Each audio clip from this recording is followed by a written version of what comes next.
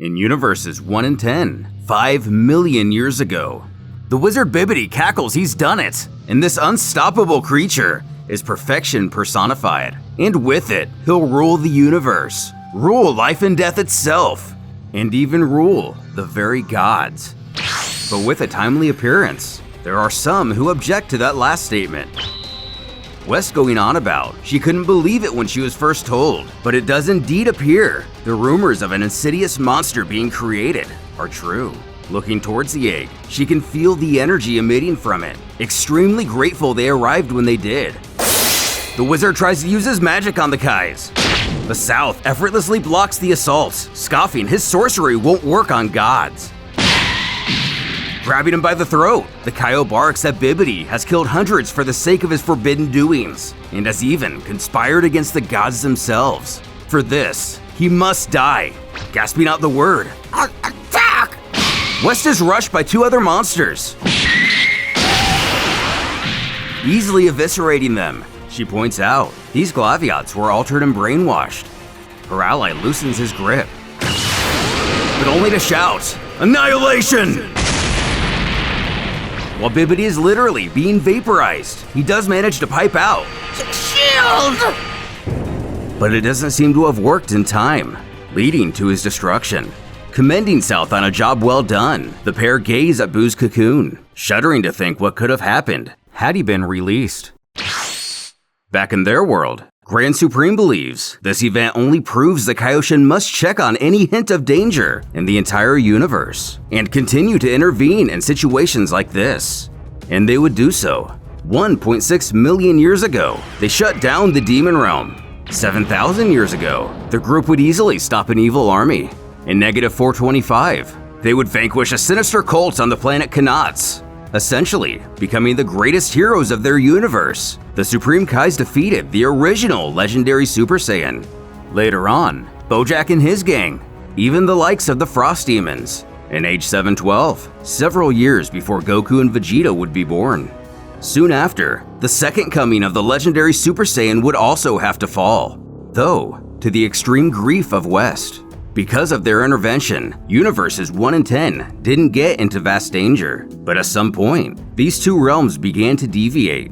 Before, in Universe 1, they would find themselves faced with a Varga, who had a particular request. Year 737. Raditz finds himself surrounded by other children, mocking him on his lack of strength and calling him weak, shouting for them to shut up, and he's not weak. One jeers he's so weak, there's no way he can even be a Saiyan, claiming his mother must be from another planet, whose low-life population was eradicated. But the youngster argues, his mother was an elite warrior, a Saiyan elite. But the kid's only continuing. Sneer, his father probably isn't even Bardock, and Raditz himself was found on some alien planet somewhere, and his parents were in fact just a couple of insects. Shouting he's not a bug. Getting himself pinned in retaliation, Raditz spots an out, gnawing on his bully's tail. He chomps down as hard as he can, sending an immense pain shooting through his adversary, growling for him to let go. Goku's brother has no intentions of doing so, wanting to make this kid pay.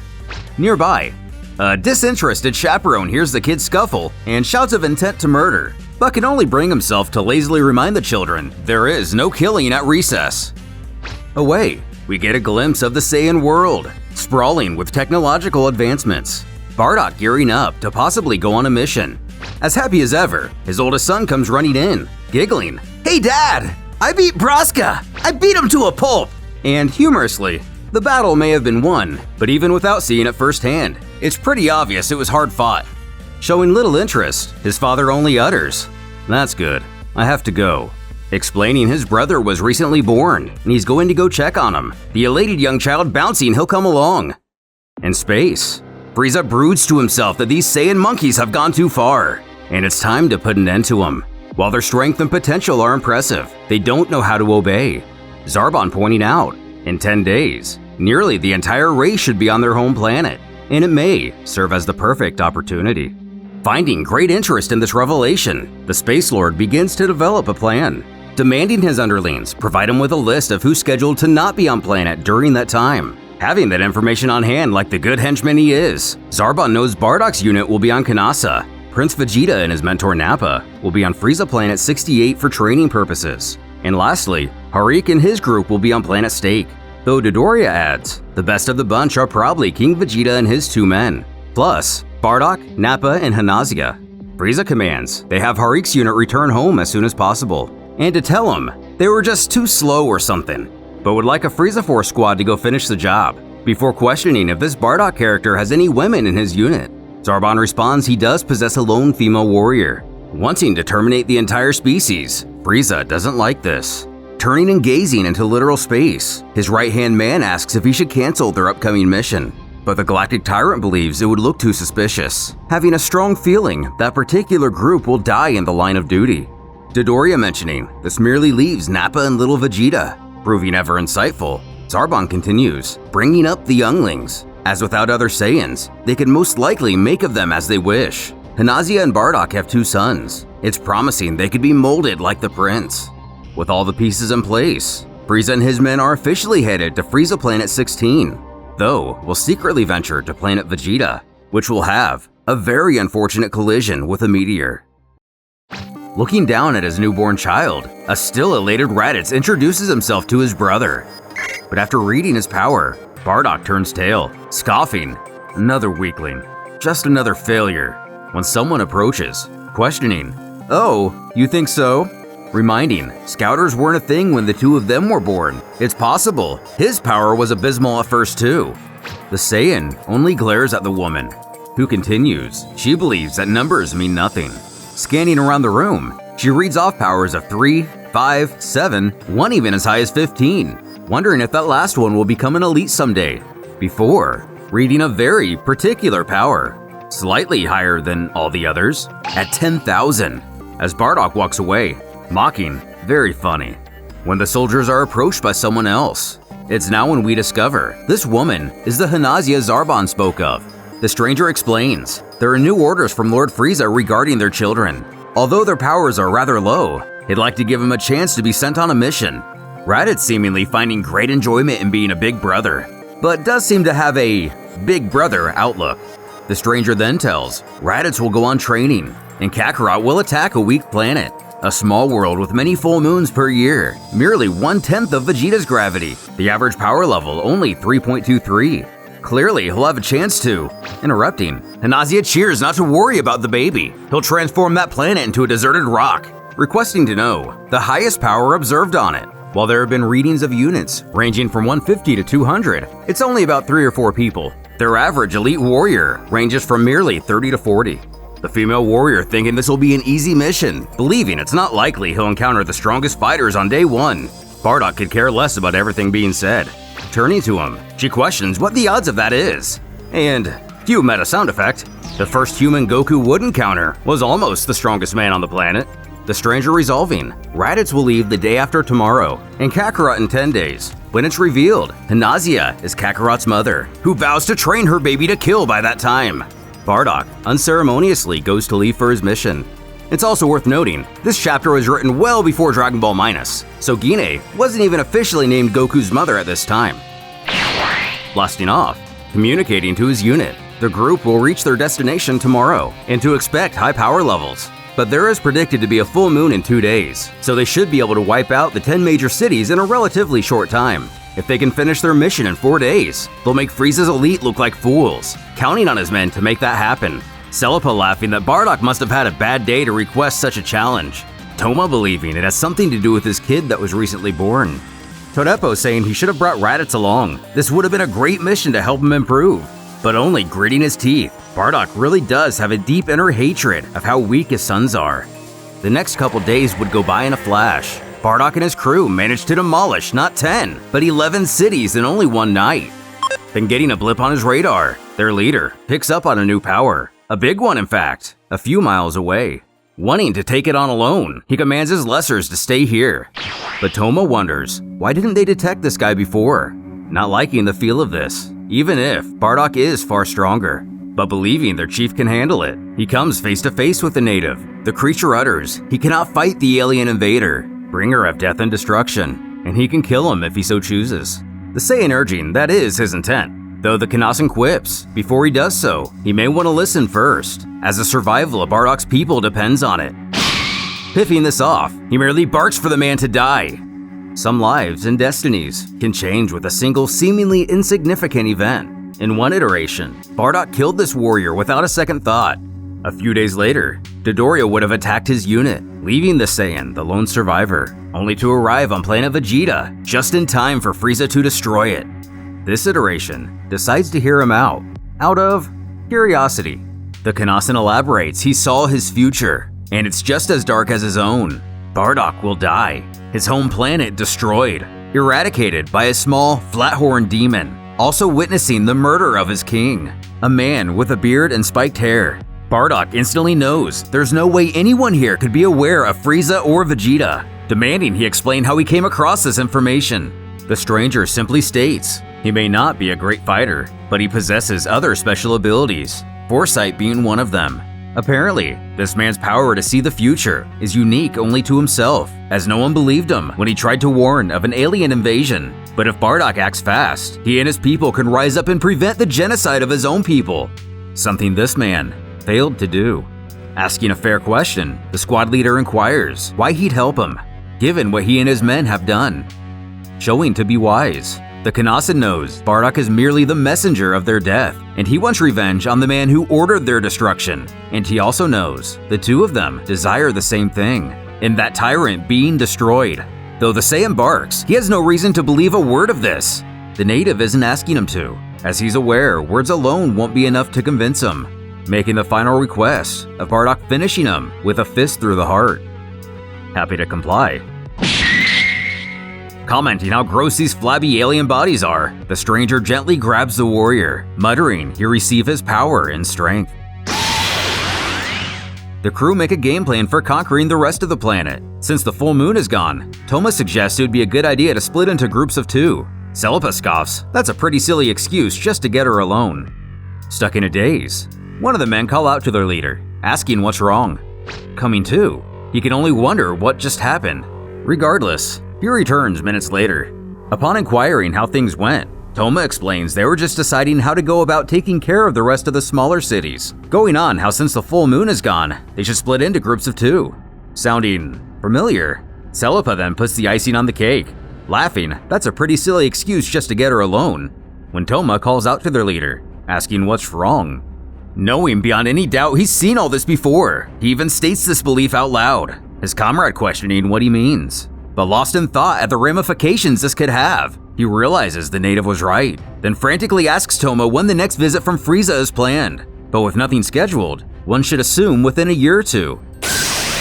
Getting a vision, Bardock sees King Vegeta, receiving a message alerting of Frieza's arrival. The ruler confused why he would just stroll in unannounced. The pompous king resolved to let him know what they think of this disrespect, as the Saiyan people are neither his slaves or servants. The space tyrant hasn't even given him news on his son. Letting themselves aboard Frieza's ship, Vegeta demands to know the meaning of this armada lined up near the planet. The Emperor only focused on the king's rudeness.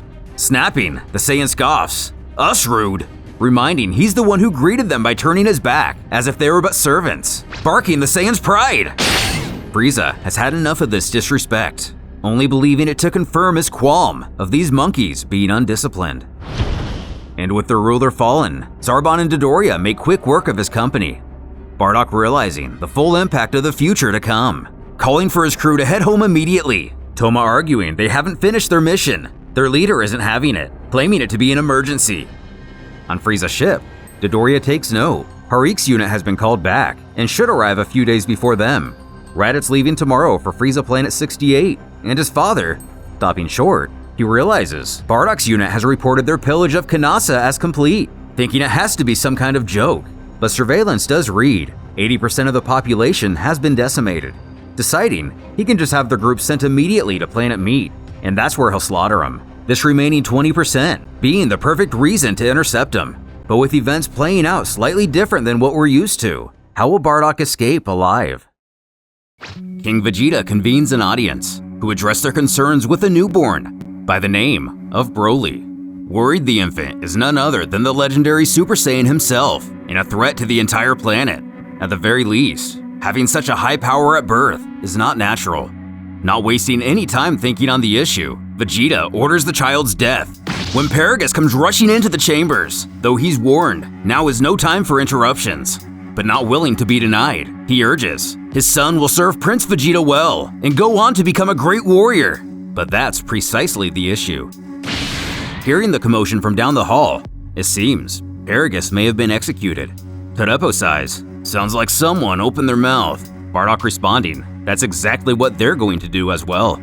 Barging in with his crew, he calls out for the king, claiming terrible things are going to happen. Turning and annoyed, Vegeta is bewildered by Bardock's intrusion. Quick and blunt, he explains Frieza's coming to their planet to eradicate them all, and they have to do something to prepare. Initially met with a stunned silence, even his crew believe he must have lost his mind, as the surrounding Saiyans burst out in laughter. Keeping his goal focused, Bardock can't blame the others for not believing him. Truth be told, even he himself wouldn't believe it if you were not in his own shoes. But shouting for silence, he states Vegeta is the only one he needs to convince, as Saiyans must follow their king. As another untimely vision overwhelms the warrior, seeing exactly how their home will be annihilated. Not waiting for his approval, Bardock decides the time for action is now. Per Saiyan tradition, he challenges the king to battle to claim the throne for his own, which comes to even more of a shock to everyone than Frieza's alleged invasion. Continuing, the rebel goes on to chide their people accept Vegeta's status as king for his part in liberating them from the Tuffles, but this will decide who the strongest among them truly is, causing one of the higher-ups to butt in, urging a stop to this insolence, and if he'd like to challenge their leader, first he must go through him, but Bardock declines. Finding out this man's name is Gherkin, the warrior reiterates he is challenging the king, not his henchman. As the others begin to utter in the background, the mutineer isn't even as powerful as Gherkin, so should he be victorious, he won't remain king for long. One scoffing if he knew he could challenge Vegeta, he'd have done it himself ages ago. Accepting the duel, Vegeta piffs at the idea that someone in the lower class could ever defeat him.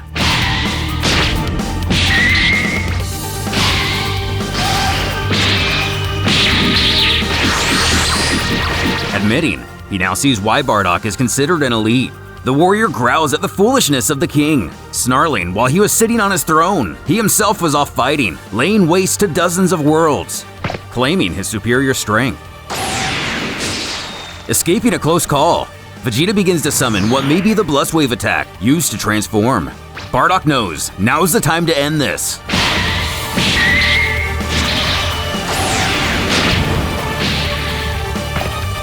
Removing the pendant from his neck, Bardock emerges the winner. One of Vegeta's former men even shouts this out in declaration, though the new king is immediately challenged by Gherkin, which is accepted, but in accordance to Saiyan tradition, Bardock will have 1 week to rest, resolving they'll fight then. But for now, he commands their attention. This order will seem strange, but they must follow. If he is wrong, they can dethrone and kill him, but for the moment, unruly behavior will not be tolerated. First, no one is to alert Frieza of the change in leadership, as none of their plans over the next few days can be revealed, informing of his idea to slaughter Frieza's forces.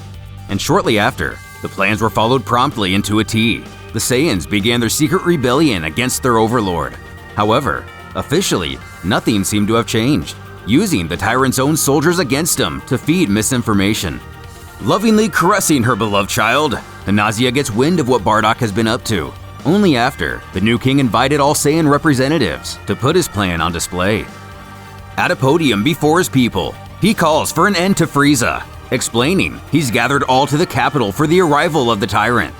Surviving their battle, even the former King Vegeta knew Frieza would never forgive such an act, so he too worked alongside of Bardock to give them the best chance possible. With his aid, even the most reluctant of Saiyans were on board.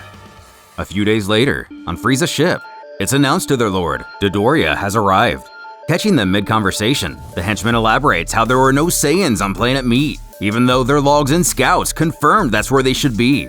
Ordering he contacts said scouts, Frieza plans to push forward to planet Vegeta, connecting with one of their teams. There seems to be a delay, but then we see the Saiyans are essentially holding Frieza's intelligence officers hostage, continuing to give them bad information and falsely confirming Bardock and his crew indeed have left for planet Meat. Upon questioning if they've arrived on said planet, One of the Saiyans coerces the officer, having to make up a story on how there was a technical incident and they had to make an emergency stop during their journey. But repairs have finished, so they should be arriving soon. With no reason not to believe this, Dodoria is only frustrated he made the trip for nothing. Inevitably, the day of the visions would come to face the Saiyan people, who all gathered in a desert outside the city. Glancing over to the father of her children, Hanazia warns if Frieza doesn't show, she will defy and kill the king herself, who calmly remarks she'll have to take her turn after Gherkin. Making his way through the crowd, Paragus shouts out to Bardock, thanking him for saving his son, who could see what the legendary child would one day become, knowing they'll need that strength. Running over, a Saiyan shouts out that Frieza has arrived. As the cadences of the massive warriors grows louder, Bardock wasn't crazy after all. Hanazia had not yet convinced. So what? All that's confirmed for certain is that it's an unscheduled visit. It doesn't automatically mean he's come to commit genocide.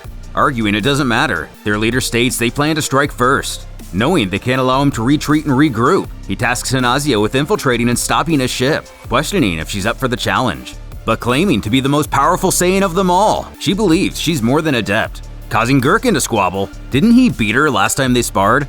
Though turns out she was pregnant. While she beelines upward, Bardock beckons. Vegeta, Gherkin, Hodanek, Zucchini, and Paprika know what to do, further instructing 3 others to hide in the shadows to launch more fake moons should any be destroyed. This plan is met with criticism, citing the cowardice behind it, but the king has spoken, continuing as they've prepared. The Saiyans transform, increasing their strength tenfold. A rough estimate should put their individual powers between 15 and 120,000. While alone, they would likely be squashed. Together, with the entire race ranging from hundreds if not thousands united, it may just be enough. A henchman at a monitor quickly alerts of the attack, stating a horde of Uzaru are heading directly towards them. Dodoria in disbelief, as there isn't even a full moon. While Hanazia makes her approach, she knows Frieza's ships are said to have the best shields available, putting that rumor to the test. Another soldier becoming aware of the attack, he's also met with skepticism, as the Uzarus aren't even in range. Changing up her plan, the lone warrior heads straight to the ship itself, breaking through the shields and penetrating the hull. Inside the spacecraft, she can finally take in a breath of air. Only seconds pass before the attack is confirmed. Frieza orders every one of his men to be dispatched, committed to slaughter these fools here and now. Though one underling argues, "Battle against Uzarus? That's madness!"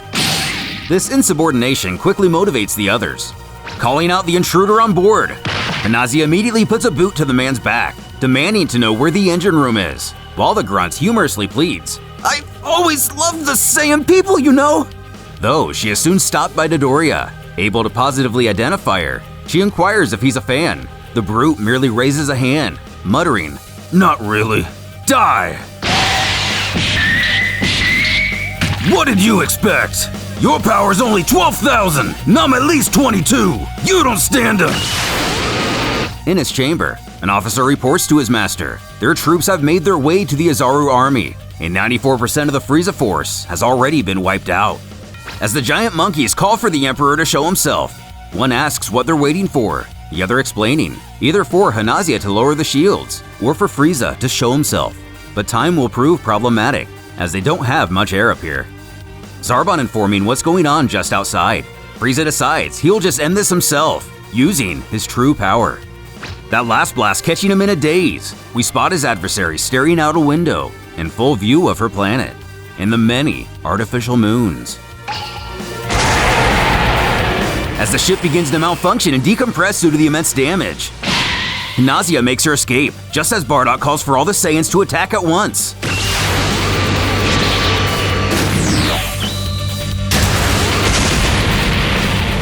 As the tyrannical dictator is over-encumbered by the blast, chants ring out through the Uzarus, praising their new king.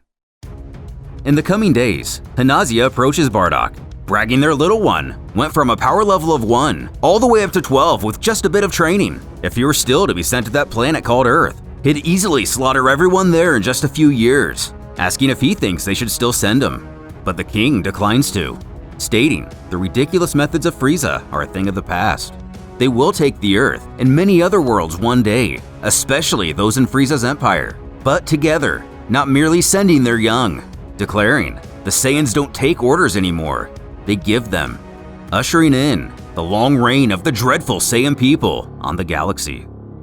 But upon the destruction of Frieza's ship, unknown to the rebels, someone happened to be peering in. As it's reported to Cooler, his brother has fallen, scoffing at his siblings' ineptitude to be done in by a bunch of monkeys. Salza points out, had he not been in his reserve state, he would have easily survived, questioning if Cooler would like to embark on the planet himself or simply destroy it in one attack.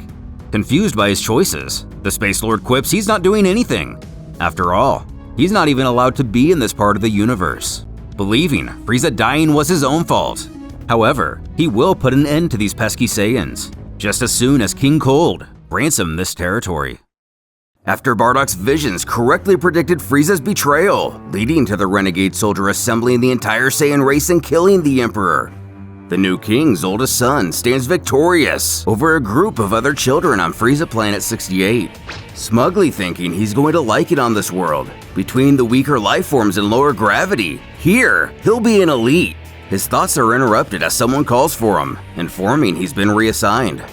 Explaining the situation while walking, the boy is alerted to everything that has recently happened, from the death of Frieza, to Bardock challenging King Vegeta and rising to the throne, to the most recent orders to have Raditz sent home. Snickering, the Empire is theirs now, the soldier remarks. Not exactly. Word of Frieza's death has spread through the universe, and many planets have taken the opportunity to reclaim their independence as well. For instance, Frieza Planet 44. An alien shouts to the young Vegeta to surrender without resistance, and this is going to hurt a lot less. Only wanting to negotiate with the Saiyan's new king. Not interested.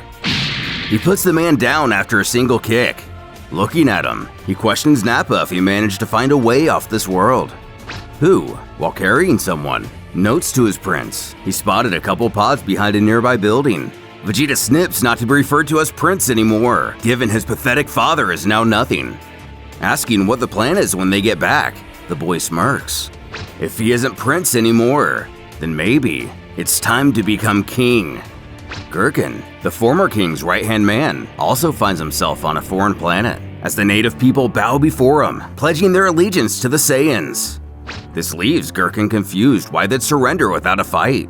One explains they are no warriors and never obeyed Frieza of their own free will, offering an old adage of their race. Tyrants come and go, but people remain the same. Still puzzled, he merely explains the new king wants a new kind of armor from them.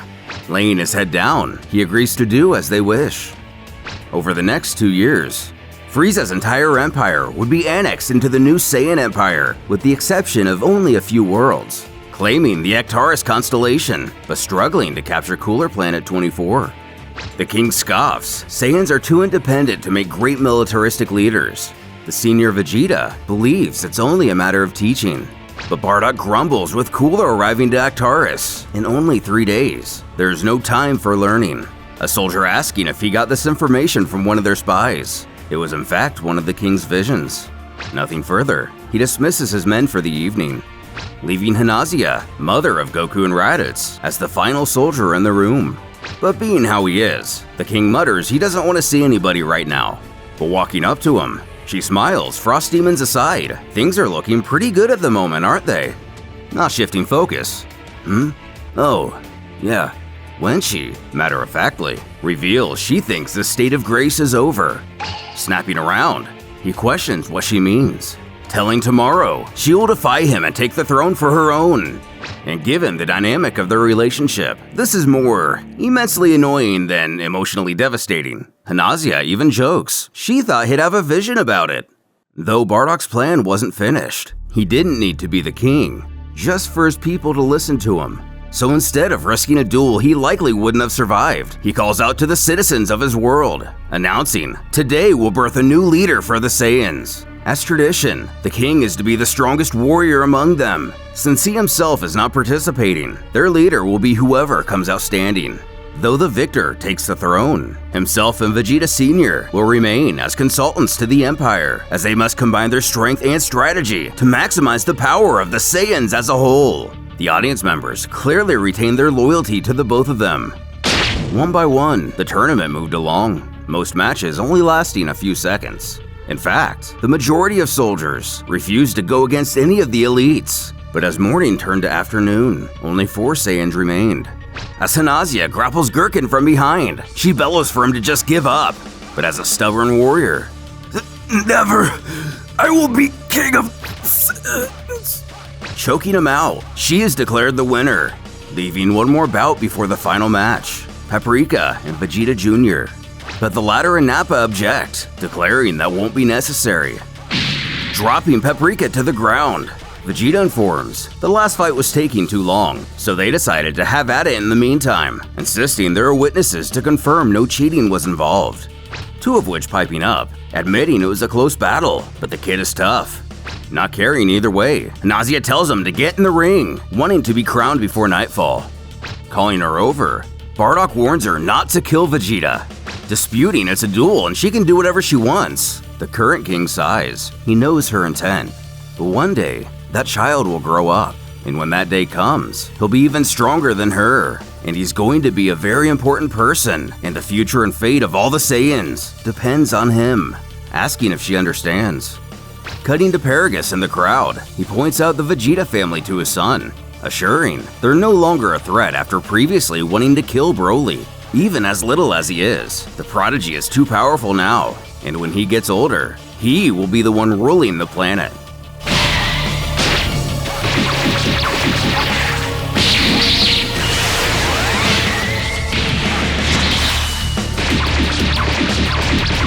Vegeta Sr. surprised at his son's strength. In his absence, he's improved leaps and bounds. But Bardock knows this is only the beginning of his glory.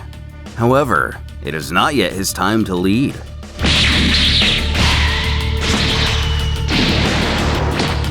His will holding out better than his body, Vegeta tries to push himself off the ground, grunting through stutters. He will be king. As Hanazia coldly quips, "Maybe in your next life."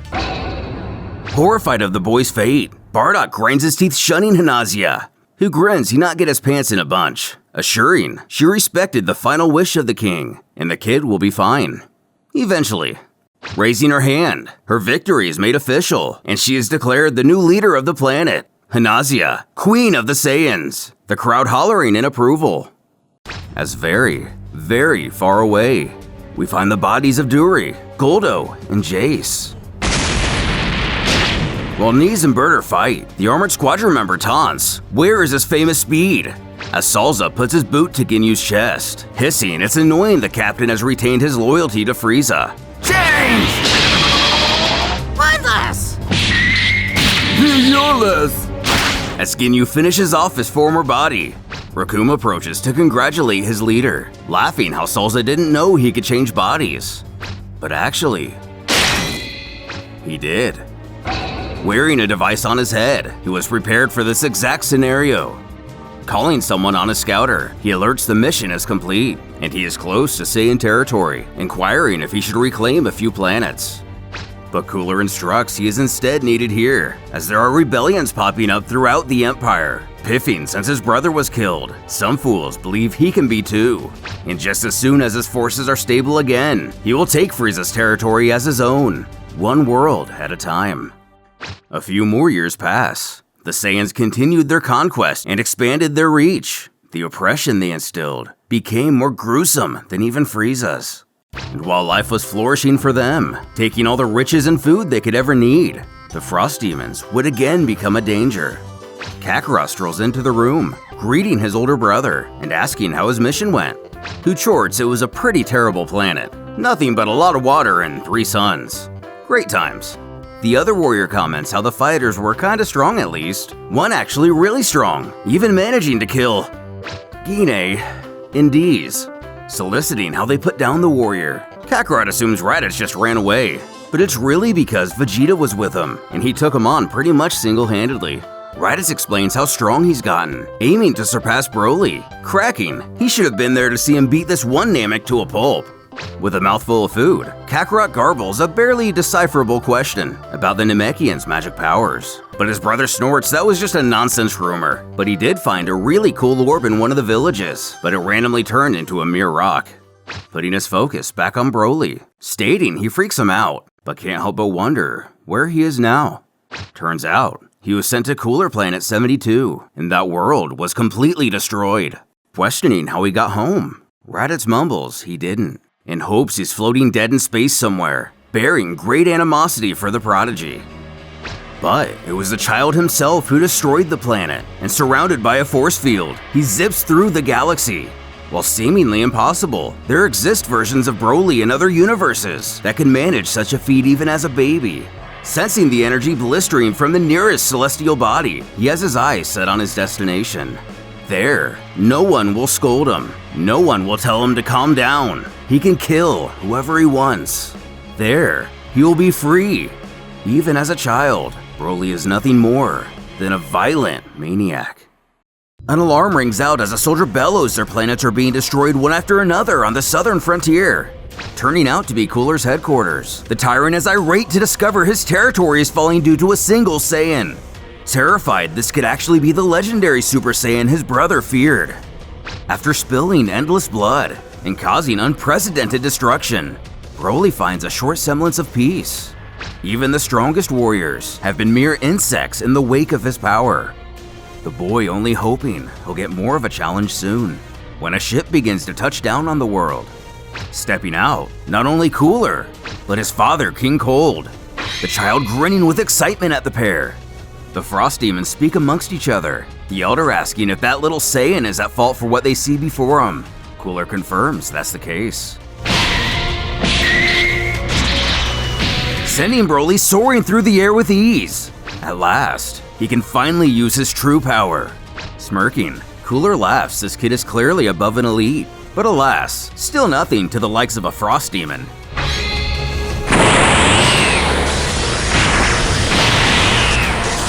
And on this day, the entire universe looks on in awe as the battle is broadcast from the cameras on King Cold's ship. The announcer on the television comments how their aggressor appears to be only a single Saiyan child who has turned into an abomination of pure power, never imagining they would witness the invincible demons actually beaten and killed by one being. The boy soon disappeared, but reports are confirmed of both Cold and Cooler's death. Vegito looks on furiously. This aura, this power, refusing to accept is for the legendary Super Saiyan alone. Simultaneously, his father has a conversation with Bardock, most likely following his visions. The former, albeit looking a bit nervous, assures, "See, it worked perfectly." Though the senior Vegito worries, when Broly comes back, he'll kill them all in a blind rage. But Bardock is convinced that as long as he is entertained by endless battles, they will be okay. At least for a few years. Apparently, despite the changes in this universe, it was yet again destiny for the Saiyans to rid themselves of the legendary Super Saiyan, one way or another. Ever since, the galaxies fell into utter chaos. The Saiyans continued with their deadly conquest. Broly ventured from planet to planet, left alone and unmanaged to do as he pleases, both responsible for the end of countless lives. Age 754, about 17 years have passed. Vegeta gears up believing today's the day as he plans to challenge Queen Hanazia for the throne. At last, he will be king. Stepping out of his room, a group zips past him, shouting Broly is back! The legendary Super Saiyan has returned! Piquing the one-time prince's interest. Hanazia being one of the first to greet the prodigy, expressing how happy everyone is he's finally found his way back home, complimenting how powerful he's become. Without adding to the conversation, he bluntly states, he defies her for the throne. While put off by this brutish approach, this was well expected all along. Taking her stance, she beckons he show everyone the power of the legendary Super Saiyan, warning she won't go down easy. Elsewhere, Bardock is happy to see the progress his people are making in taking over yet another planet. Getting a call on a scouter, he questions if this is an important matter. Celepa informs Broly has come back to planet Vegeta, and the first thing he's done is kill Hanazia. Naturally, this makes him the new king of the Saiyans. She wanted Bardock to be the first to know, since Hanazia was his mate for many years. But just like Bardock, he scoffs he foresaw this ages ago, and it's no surprise to him, informing he will civilly greet their new leader once he heads back home, ending the transmission. Though inside, he wishes Hanazia rest in peace. Her time was simply up. King Broly was as predicted, short-tempered and excessively violent ruler. But what's more acceptable in a Saiyan society? From time to time, he would even use his Super Saiyan form, but never faced a genuine challenge, so his legendary state remained dormant, leaving the king mostly sane. Vegeta studied Broly with extreme jealousy. His obsession grew from fear, to anger, to hate, and finally, suffering. Unlocking Super Saiyan for himself on a distant world, absorbing the ramifications of the transformation, realizing he's been put through the most ruthless training. Yet, he came nowhere close to the king's power. But now, due to his own self-loathing, his potential has awakened. And it's now confirmed, the Super Saiyan is not limited to only Broly. You're almost right. Spotting Bardock lurking nearby, he demands to know what he's doing here. Who grins? He's been waiting for this day for 20 years. Informing the warrior, he is now the lone fighter who can stand up against Broly. Grabbing him by the throat, the tormented Saiyan bellows. He knew this entire time and didn't say anything? Still taking satisfaction in seeing his premonition come full circle. Bardock reminds, he only makes the future known when it's something he wants to avoid. More importantly, Vegeta is going to challenge the king for the throne. But even with this most recent transformation, he is still nothing when compared to the legendary Super Saiyan. Having seen him crushed by the king in several visions, Bardock has long been searching for a way for Vegeta to defeat him. Apprehensive, but why would you help me? The soothsayer has a pretty simple answer for this. Broly will eventually go on a rampage, destroying both galaxies and the Saiyan race. Vegeta won't. Each time Bardock devised a plan, a vision would inform if it'd work. After many failures, he believes he has at last discovered the perfect strategy. Admitting to the warrior he won't like it, but it's undoubtedly the best option. Indeed, Vegeta despised the idea, but would come to accept it after seeing how outclassed he was by Broly. Back on planet Vegeta, the king joyfully accepts the challenge, happy to kill him this afternoon. But upon revealing he has also achieved the Super Saiyan state, Broly excitedly moves the fight to right now, but shouting for them to wait. Vegeta Sr. quarrels the strength of 2 Super Saiyans is unheard of. With that kind of power, their duel will kill them all, urging they instead find an isolated planet where they can both fight without any exterior concerns. Another Saiyan backs up this idea, but the king refuses to wait. Trying to appeal to Broly's ego, he urges, his king is wise, and he knows the fight will be much better this way. Who in turn offers exactly 1 minute to find such a world. And doing so, plus a bit of extra time for preparations, the pair head to their respective pods. While it'll take a few weeks for them to arrive, luckily, they'll slip into hibernation and the trip should seem instantaneous. Time quickly passes, and an alien soldier alerts his superiors. It appears 2 Saiyan ships are approaching. Baffled to find Saiyans all the way out here, he orders his men to fire. Touching down on the ship, an armed platoon rushes to greet him. One warning, they turn around immediately, as this place is very dangerous, causing Vegeta to mock. Of course it is! We're here! Making quick work of him, Broly is now ready for the real battle to begin.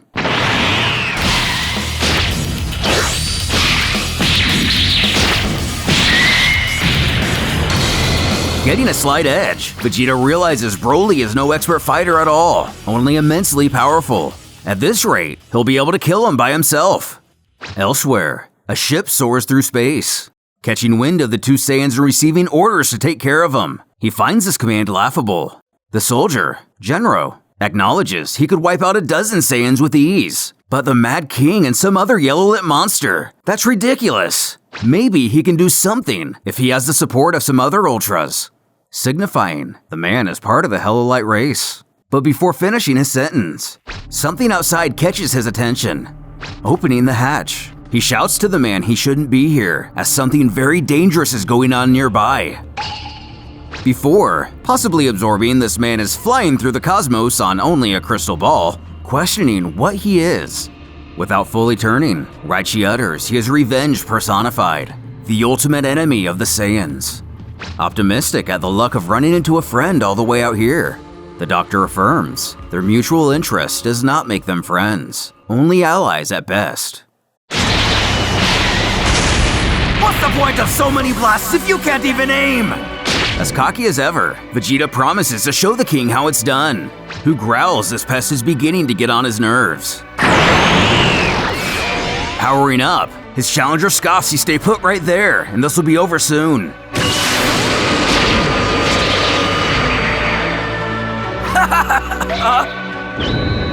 I am Broly, King of Saiyans!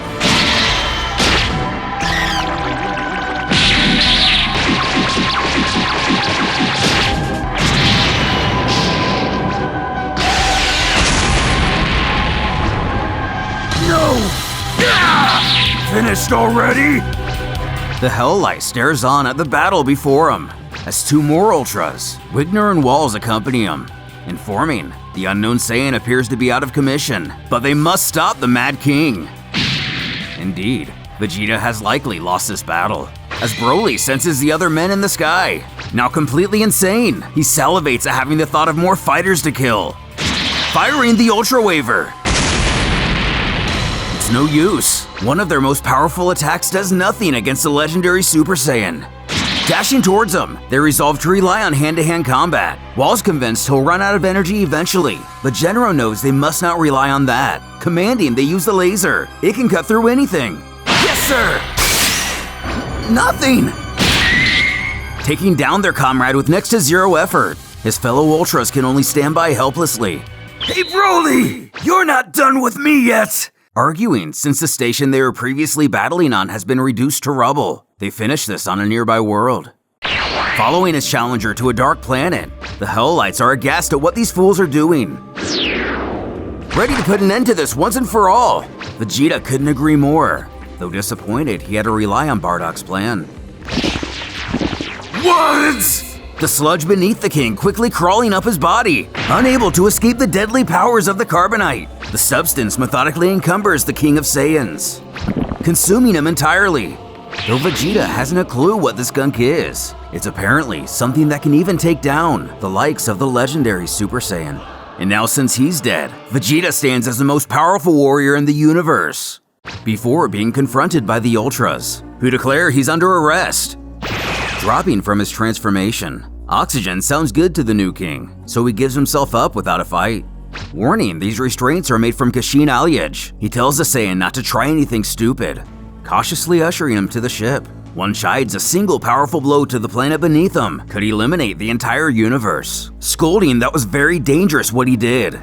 Rushing back to Helior with the Mad King dead and a powerful Saiyan hostage in their hands, Genro thinks aloud, maybe Wall's death wasn't in vain after all. However, a few weeks later, Vegeta would go on to destroy the Hell Lights planet, venturing home to claim his place as king of the Saiyans. And as before, their empire only continued to grow. But back on the Carbonite world, Download of the new and it's so complete. They were unaware of a new menace brewing in the darkness, who mumbles he has obtained another Saiyan ghost, unsure if he likes using them to his advantage or not.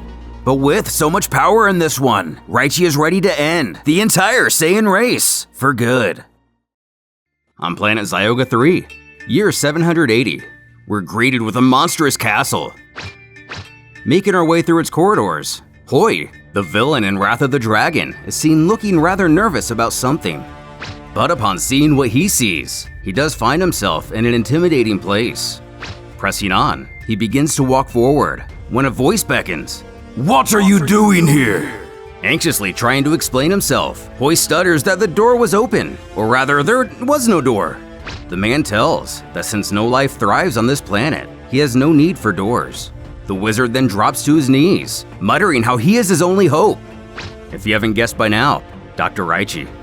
Explaining his situation, Hoi questions if the Tuffle is familiar with the great hero Tapion, as he's fallen victim to an evil music box, sealed within by horrible magic.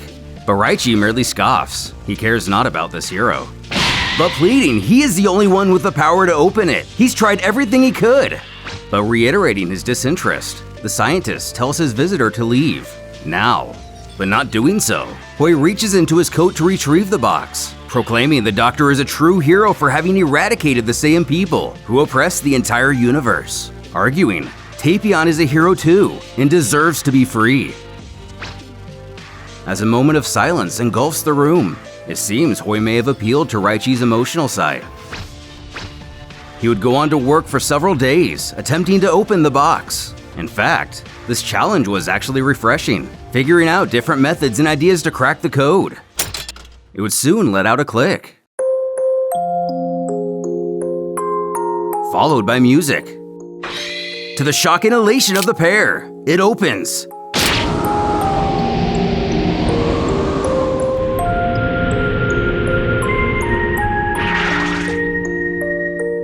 A powerful energy is trying to escape.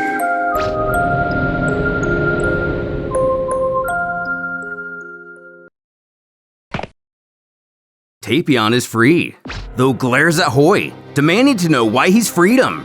Inquiring if he's happy to be rid of his prison, the Kaioshins barks he shouldn't have done this. Alertedly, Raichi questions what the problem is, while the wizard emits a vile grin, attempting to flee the area.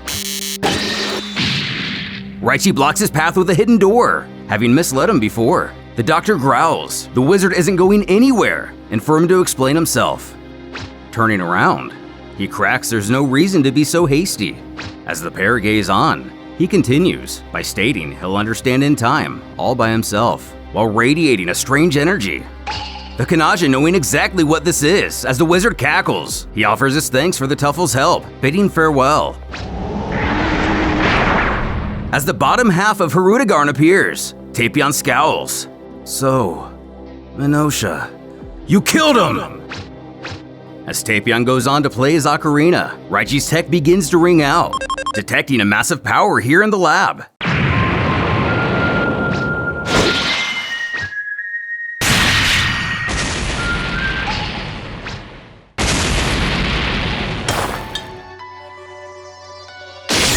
Finally, having had enough of his lab being destroyed, the doctor summons his ghost warriors. In a surprise twist, all of which are Saiyans, vastly confusing Hoi, believing them all to be dead. Raichi reveals their ghosts are now his slaves. And soon, the wizard will take his place alongside of them, giving the order. Kakarot, or Goku, dashes after him, stating it's over. But his foe seems to have something up his sleeve, mocking, "Look who's talking!" While the Saiyan hesitates to make heads or tails of what this means. Whysogurin comes to the rescue of his master. Nausea, Goku and Raditz mother in the multiverse canon, scoffs to get rid of the monster first.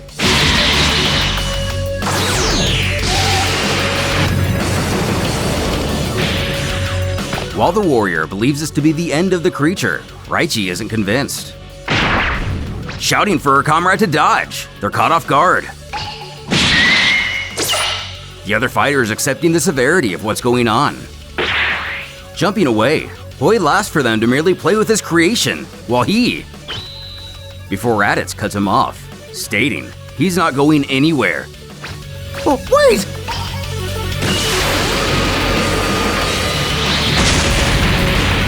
As one of his teammates careens towards him, it causes a Saiyan to roar with laughter, cackling, "Ha ha! Who's the weakling now?" His mother urging he keep his guard up, as the giant is very strong, and there have already been 3 casualties. Her son horror-struck by this discovery. Inside the compound, Tapion reaches out for his ocarina, but can't quite reach it. When someone appears in front of him, Raichi, who calmly asks how this monster is linked to him. But the musical warrior only shouts for him to give him his instrument, though the doctor once answers first. So he reveals the other half of this monster is inside of him. Gazing at the creature, Raichi takes a moment to think, finding this very interesting. Going back in time to year -425, in every universe of the Multiverse tournament, Hoi unravels his side of the story. All of this began on planet Kanats about 1,000 years ago. His people were a powerful group of sorcerers. Using a local idol, they managed to breathe life into their invincible monster, Whysogurin. Their plan was working to perfection. His people were about to conquer the entire universe. But the native Kaioshins still had artifacts of their own, linked to this idol, and fought back. Eventually, they were able to cut the creature in 2, sealing each part within musicians, Tapion and Minosha. The 2 martyrs would then banish themselves into magic boxes, which were hurled outwards through space. So the sorcerers sung out for ages, hoping to one day retrieve their lost power. While it took hundreds of years, new generations moved from galaxy to galaxy, eventually finding the both of them in year 214, residing in a territory under Prince Cold's control. Luckily, they were able to use their own powers to open one of the boxes, freeing Minosha and the lower half of Hirudegarn, who would quickly dispatch the Guardian after going on a rampage, destroying much of the planet. They were forced to seal him once more, though this time in Hoi himself. When they attempted to open the other box, Cold's army moved in, attacking the group, as he didn't take kindly to his planets being damaged, slaughtering everyone but Hoi himself, only because they feared doing so would release the monster within him. Instead, they placed him in cryogenic sleep, forever. But eons later, someone broke in and freed him from his prison. Awakened and confused, he made his escape to continue his quest for the other music box, and only a few years later, he'd find it. Though alone, he didn't have enough power to open it, so in most universes, he never succeeded in his task, and died, alone and forgotten by time. In Universe 16 and 18, where Vegito's in our own realm, he caught wind of the Dragon Balls and traveled to Earth to utilize them, but would fall in battle. And exclusive to this Universe 3, he was told of a great scientist called Dr. Raichi, but again, would die. Resuming where we left off. The Tuffle now understands everything, Tapion explaining what we just saw.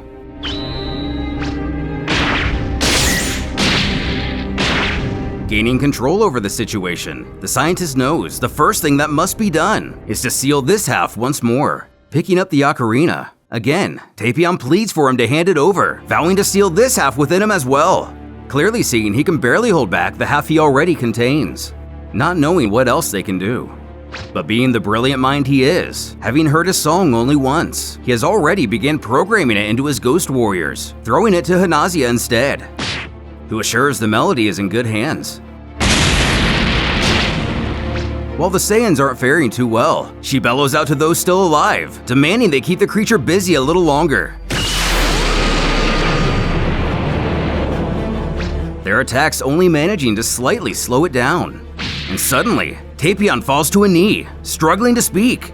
Hirudegarn is calling his other half. Raichi questions if he'll be able to hold it in much longer, but unable to answer.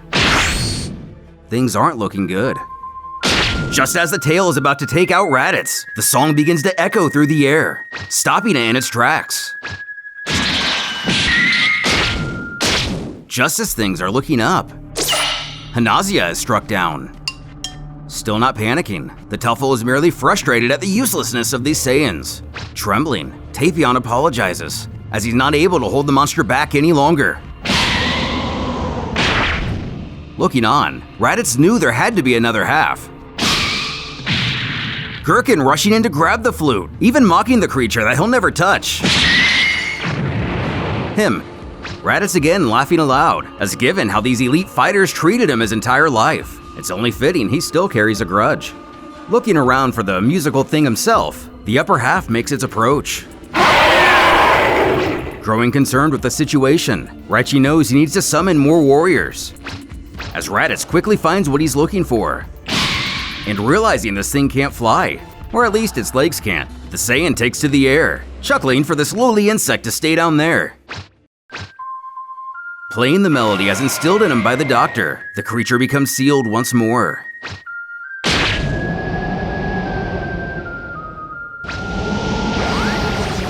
The upper half returning to Tapion. Though in a humorous moment, Raditz feels like he just indirectly kissed his own mother after playing the flute. Rejoining the others, Tapion warns Hirudegarn will escape again, and with more power each occurrence. Raichi believes they'll at least have a few hours, so that's plenty of time to come up with something. And so he did, as he was able to modify the music box into a portable device instead. A simple wristband Tapion could attach to himself and would become able to walk free without being a constant danger. A few days later, Ghost Raditz would disappear, and Tapion was able to contain all of Hirudegarn within himself. And not long after that, Raichi asks Tapion what he plans to do now, but he's really not too sure. Still absorbing the fact his younger brother was killed, maybe centuries ago, and even if he were to return to his own planet, it's not like anything will be the same. The Tuffle himself knows this feeling all too well. stating whatever he does, the dead won't come back. To which he seems to accept, and his life would continue, years passing one at a time. And time does heal the wounds of the good-willed. Tapion traveled far and wide, making many friends, growing especially close to Raichi, and would visit him often. And though he grew happier as each day passed, some never opened their heart, and the doctor would never find peace, because revenge doesn't stop hatred. One day, new visitors arrived to these two heroes. The Vargas explained the tournament. Most importantly, the prize for the winner in the Dragon Balls. With hope to resurrect his brother, Tapion eagerly bids to enter. Upon the alien asking Raichi, he declines, shocking the Kanajin, knowing he's much stronger than himself, not to mention the Ghost Warriors. But the scientist merely states he has achieved his goals and has no wish to dream of now. While disappointing, no one pushes to try to convince him otherwise. Tapion questions who else will be participating. And though he's one of the first entries, it can be assumed that others would consist of Kaioshins, Frost Demons, Saiyans.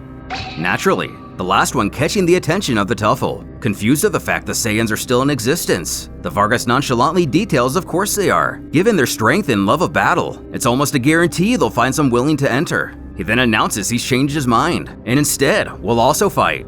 Explaining, it seems his wish hasn't been achieved after all, as there are still Saiyans to exterminate. Though he doesn't state his desire aloud, and being in the dark on this side of the doctor, Tapion utters he doesn't know what his wish is, but believing Raichi is a good person, he hopes it comes true, causing his friend to quietly scoff. Good person, huh? Not really. But upon being asked what he's muttering, he moves on from the subject. Tapion cheering they do their best to fulfill their wishes, stoically replying, I will. The pair gaze towards the ship, ready to begin a new adventure.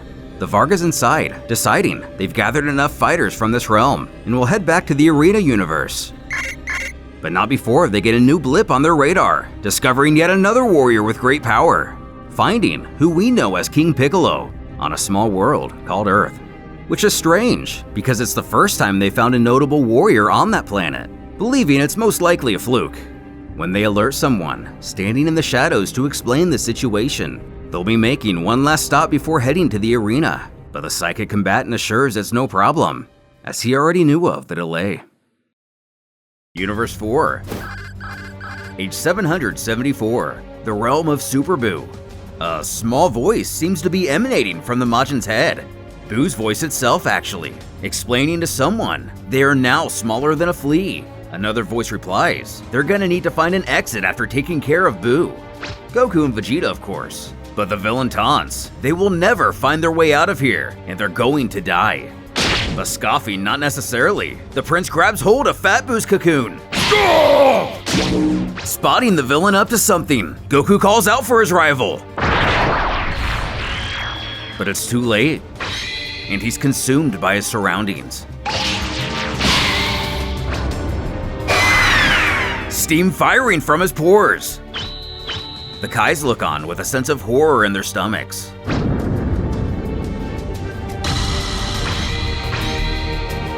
Our hero demanding to know what happened, as Goku now appears in a new area. Buu announces he's taking advantage of his new transformation to move the warrior to a part of his body where he does not house his absorbed beings. As we see Vegeta has been ensnared, mocking he's done being given trouble. Vegeta stands before us.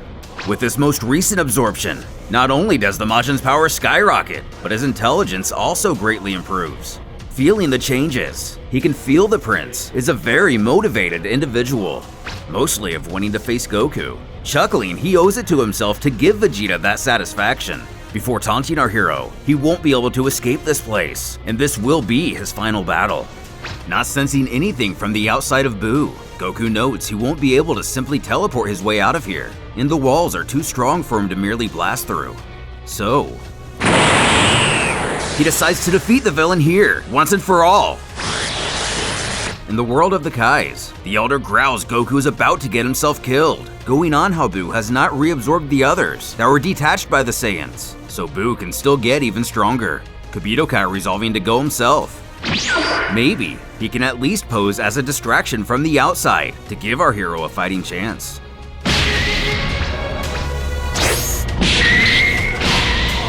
Running away is useless! Tired already? Kame!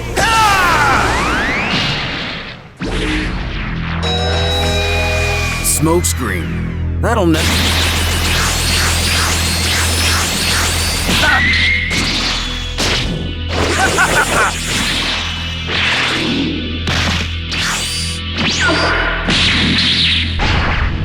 Can we not be left alone? Alright, enough! He's gone. Looking on, Dende recognizes Kabutokai in the distance. While Goku knows he must take advantage of this opportunity, believing from in here, the Earth shouldn't be at risk. And the Kaio is either unconscious or dead. Buu figures with that settled, he still has a battle waiting for him, even if his opponent stands no chance. Sorry for making you.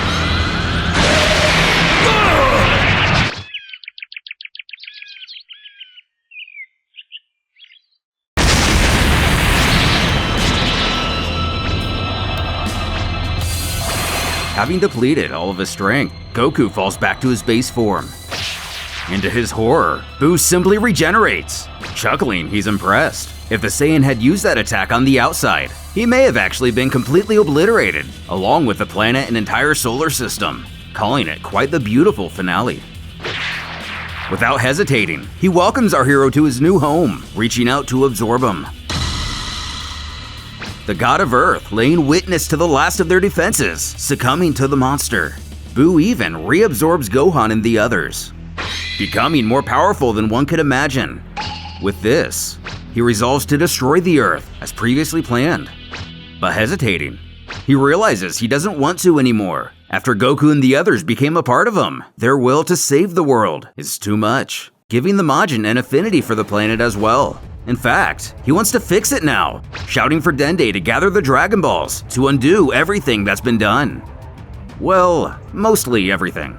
Who, shaking, notes it'll take 4 months for the balls to be usable again, but he'll do his best, not sensing any evil intent or deception within him. Satan asks if this means everything will go back to normal, leaving the pair to wonder, has he become good?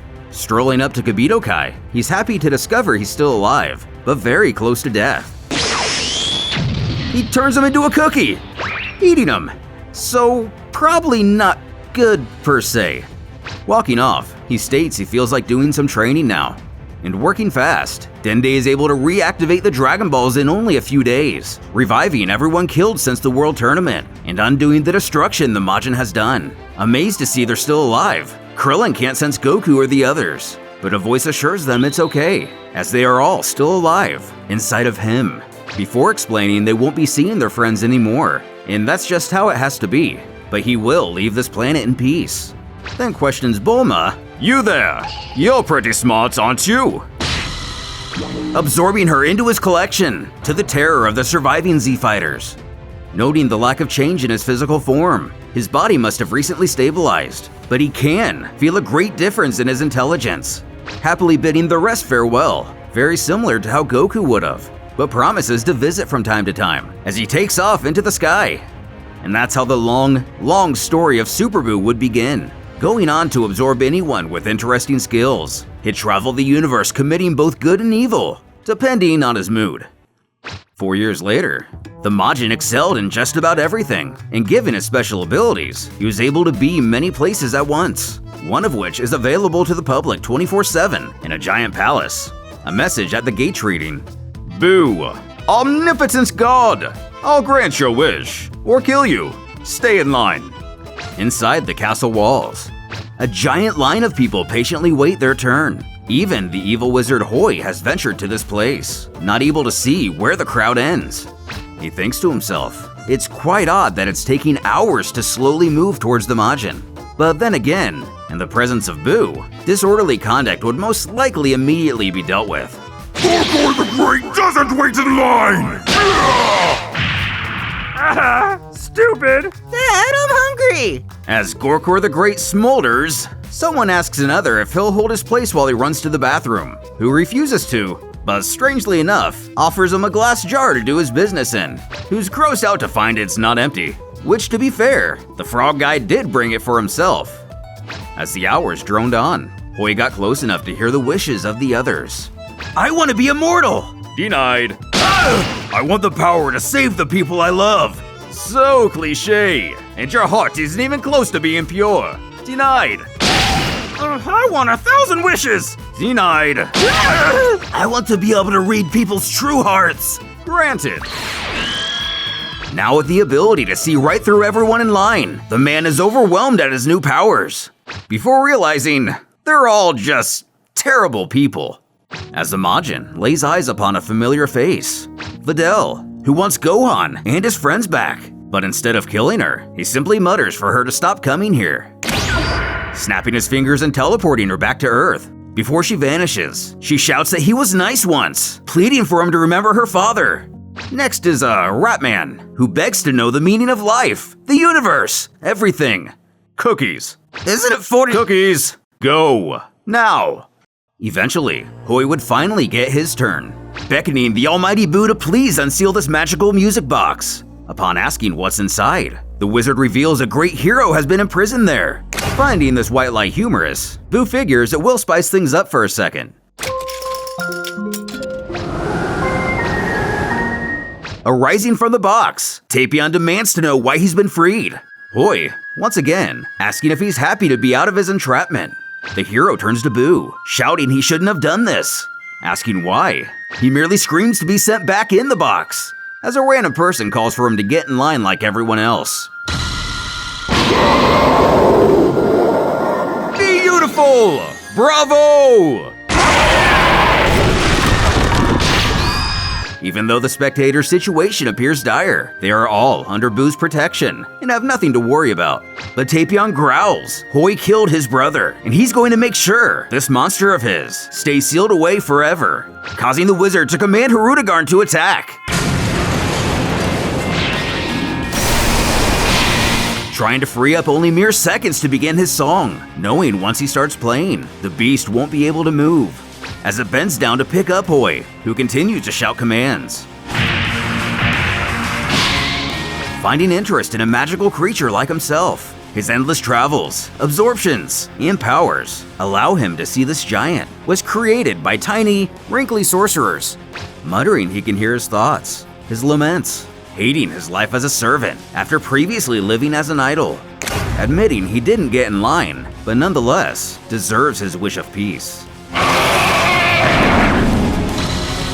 Turning Hirudegarn into stone. No! My creature! What have they done? Your time has come to an end! Don't you dare! I'm still a powerful sorcerer, you know! And with the demise of the wizard, Tapion notices the palace putting itself back together, all on its own.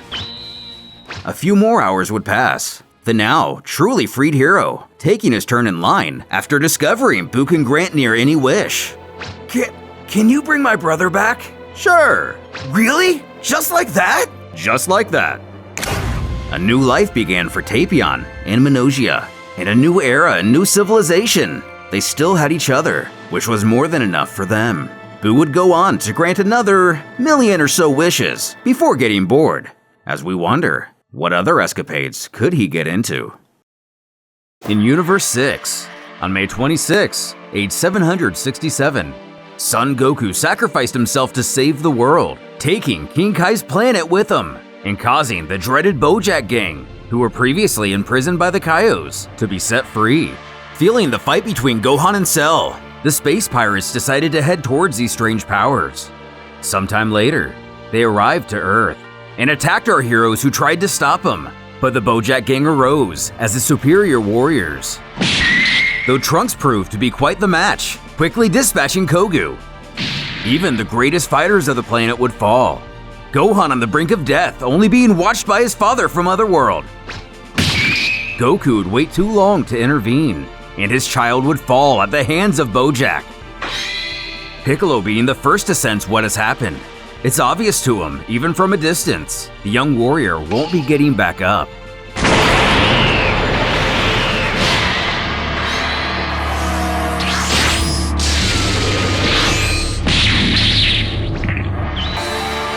of my way! Spotting the Namekian fighting solo, Trunks glances around for Gohan, also discovering what has happened. Ensnared once more, he falls out of the Super Saiyan form, while Piccolo lets himself get distracted.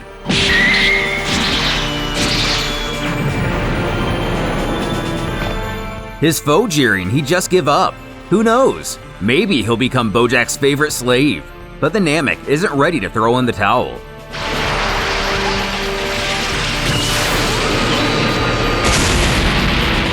Who's next? But looking around, it seems the space pirates know something we don't. Bojack quipping, his current fight isn't over.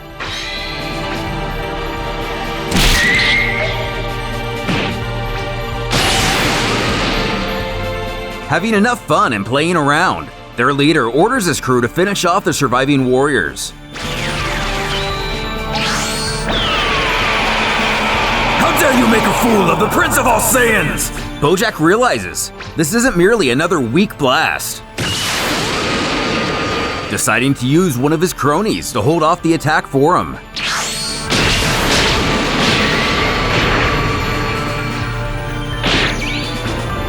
The villain wisely sneaks up on Vegeta from behind to end him for good, while Trunks looks over, calling out for his father. It finally dawns on Bojack the pair's relationship. Laughing aloud at this revelation, he assures him not to worry, as he will soon be joining him. In acceptance of what just happened, Goku senses all of his friends perish. But on the bright side, appearing at the check-in station, at least now he'll have some more company in Otherworld. The boy apologizing to his father for not being able to release his anger. But our hero tells his son it's okay, as they're going to strike back, questioning Yema if the dead can really return to the world of the living for one day.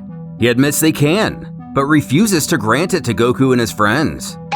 In mass confusion, he goes on to explain the dead can't interfere with the affairs of the living, and their motivations are selfish. He'd consider an exception, say if the universe was in danger, but Bojack isn't that type, like Cell for instance, to want to destroy it.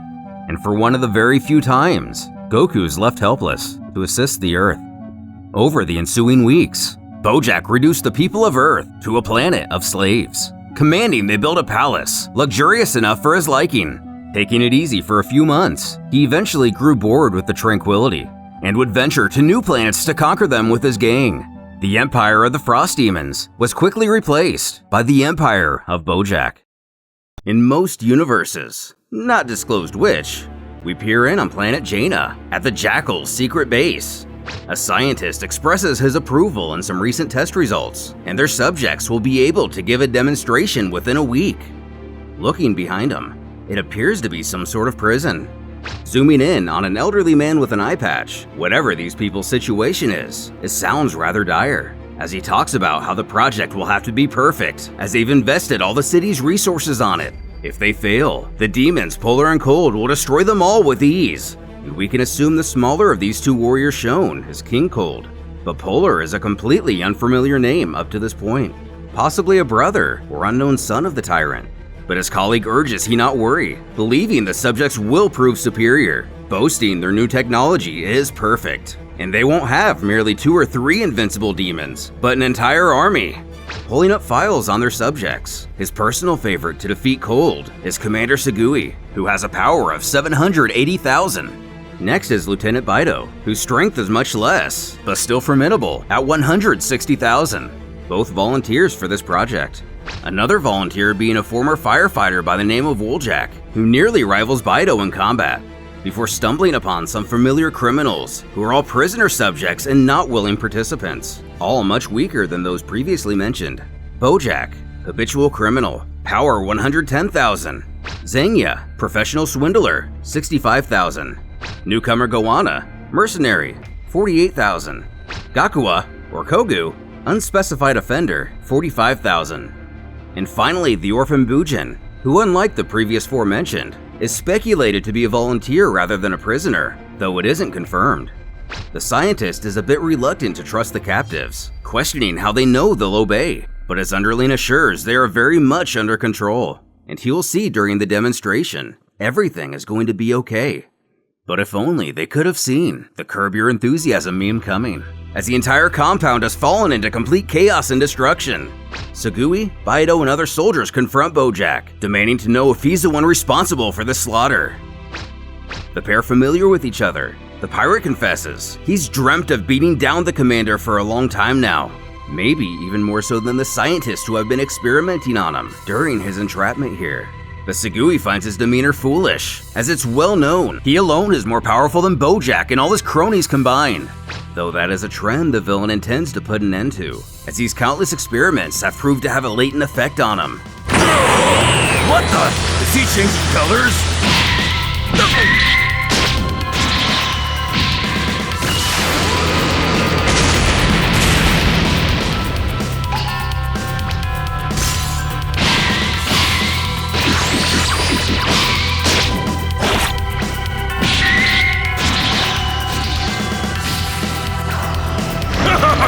I'll show you!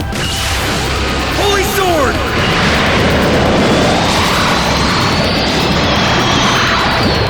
Incredible! Bojack's power is on par with Commander Sugui! No, he's become even stronger.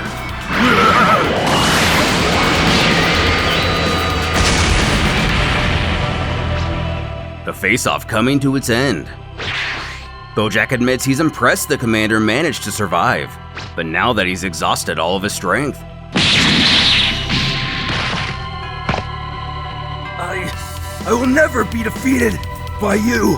Never! With the most powerful of his opposition dead, Bojack looks up at the bystanders, asking if they have something to say. Zanya piping up. She's always admired his work, wanting to join forces as his follower. He too knows of her skills, claiming there is no one more deceptive or opportunistic in this world, welcoming her to the crew. Lieutenant Baido, ripping off his sash in renouncement of his current alliance, also vows himself to his new leader, so long as his journey involves violence. One by one, the others also declare their loyalty to Bojack, though Koju seems a bit uncertain. When a man begins pleading with everyone to be reasonable, Bojack is a murderer and criminal, reminding their goals to take down Cold, Polar, and Snower, who have pillaged their planet, their civilization. The apparently not-so-shy kid then severs the top of his head, telling him to shut up, while maintaining that defeated look on his face. Nothing further. Bojack barks for everyone who approves of his leadership to follow. Hiding away, the orphan Bujin, who seems very scared and unsure of himself, peeking out to find the rebellions flying away. He decides to follow. While Bojack's story would differ greatly through the many universes, for now, we're left to wonder his relationship with Cat and the other benevolent fighters of Universe 6. Namek, December 18th, 762. Our heroes travel from Earth to find the Dragon Balls to revive their deceased friends. This story happened in Universe 7. Landing on the green planet, Bulma scolds her fellow astronauts as they immediately rushed out of the spacecraft before they could even perform an atmospheric test to see if the air was breathable. Waving the Dragon Radar in the air, she resolves they just begin searching for the Dragon Balls now. But something strange happens, as it doesn't seem to pick up their signal. Krillin joining her questions if she zoomed out. Maybe it's simply too zeroed in on their current location. But having passed IT 101, of course she did. Before he suggests, maybe it doesn't work on Namekian Dragon Balls. While the pair continue to banter in the background, Gohan calls out. He feels a great power. Could it be Frieza? Krillin, giving proper attention, senses the same. Before they realize it, it's heading right for him. Without a chance to hide, the source shows itself. Not correctly reading the tone of the situation, Gohan saunters on over to the native, chirping, "Hello, Mr. Namek!" Staring at the visitors with a less than warm expression, he demands to know who they stole this Namekian ship from, causing Krillin to nervously spout it was given to him. But Gohan points out they didn't exactly ask permission, when the Namek utters, "You will pay for," before an attack ball, or one of Frieza's pods, zooms behind the gang, landing a few miles away. Our heroes don't have to take too many guesses who may be inside of it, believing it immediately to be Vegeta. Krillin amazed how he could possibly have recovered from his injuries so soon. Thinking aloud, the warrior wonders if this is the beginning of a second invasion. While the Earthlings try to clear everything up, how they aren't with that guy who just landed. In fact, he killed a bunch of their friends, one of which being a Namekian, and they've only ventured here to revive them. But having enough talk, the native decides he'll simply read their minds to obtain the information he needs. While the pod smolders in the crater, its door slowly creaks open, as whoever is inside prepares to wreak havoc on this world. Naturally, Vegeta. Disgusted, he's reduced to relying on his scouter once again, sensing only a single power level. A giant one, pondering if Frieza could possibly be here alone. Back with the others, the man finally understands our heroes have good intentions and are not a threat or malevolent in any way, admitting their story is an amazing one, and there were indeed Dragon Balls here. But as of a few days ago, that is no longer the case. And around the same time, he himself was not the only being to inhabit this planet. Going back to less than a week ago, we find a desolated village, the Frieza Force being the culprits, going place to place collecting the Dragon Balls, leaving destruction and death in their wake. This being Frieza's first time seeing one of the Wish Orbs in person, finding the crystal intriguing. Scoping out the next, it's not far away, causing the Emperor to cackle. Immortality is close at hand. As elsewhere on Namek, the Grand Elder senses his people fading one by one, and a sinister monster is upon them. Making his decision, he believes the only way to save the survivors is to sacrifice himself, urging Nail to take his power. Naturally, Nail is scared and confused by Guru's words, vowing he could never do such a thing, but is later admitting he hasn't much time left in the realm of the living either way. At least this way, he can still be useful. Also, if the young warrior were to accept, the Elder could actually live much longer within Nail, and perhaps many more lives could be saved.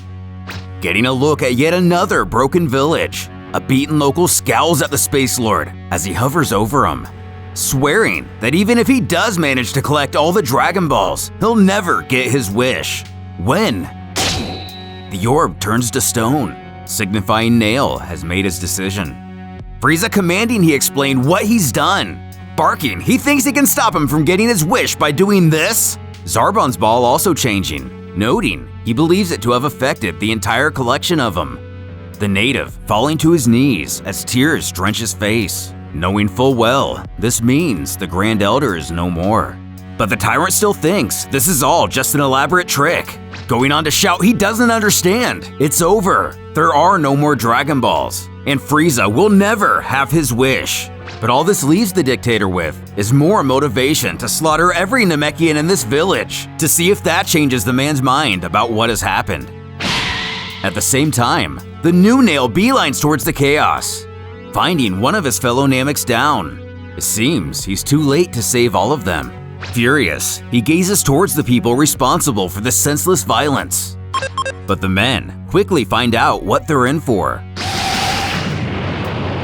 How dare you slaughter my children! Making his way to Frieza himself, Dodoria gently scoffs. This one is tougher than the others. Calling out to his lord, he's on it.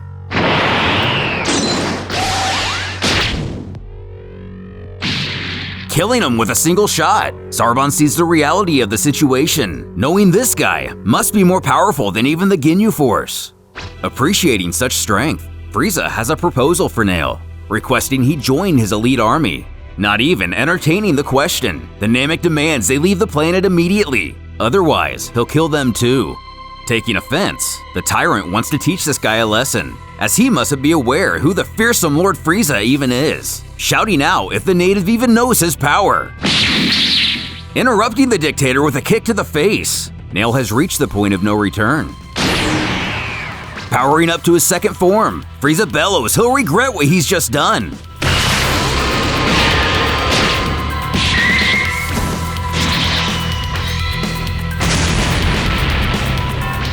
Proving too much for the combined forces of Guru and Nail, the alien invaders emerge victorious. Frieza still determined to search for the Dragon Balls. If they don't change back, he'll simply destroy the stupid planet. Seeming to be the tearful Namek from before, spots Nail lying on the ground, who has since pulled himself up as his regeneration abilities have vastly improved. Reaching out, He tells the other, I'm sorry, my son. We thought we could repel these invading forces, but their strength was more than we believed. When the man realizes the Grand Elder isn't dead after all, merely residing in Nail, that means not all hope is lost. And this is only the beginning, begging Nail to take his power as well, and the others, as the entirety of the Namekian people are willing to become one with Nail in order to defeat this demon. Living as a single being would be much better than getting slaughtered one by one. As a few hours pass, things almost seem calm on the green world.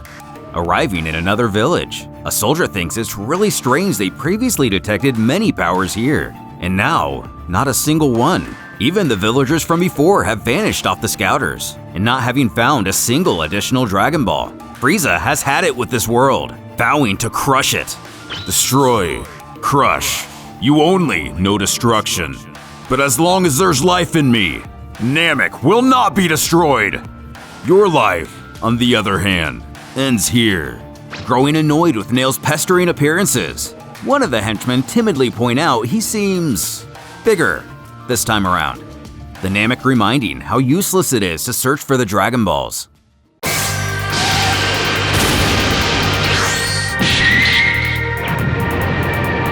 Now I'm mad! Let me reveal my true power!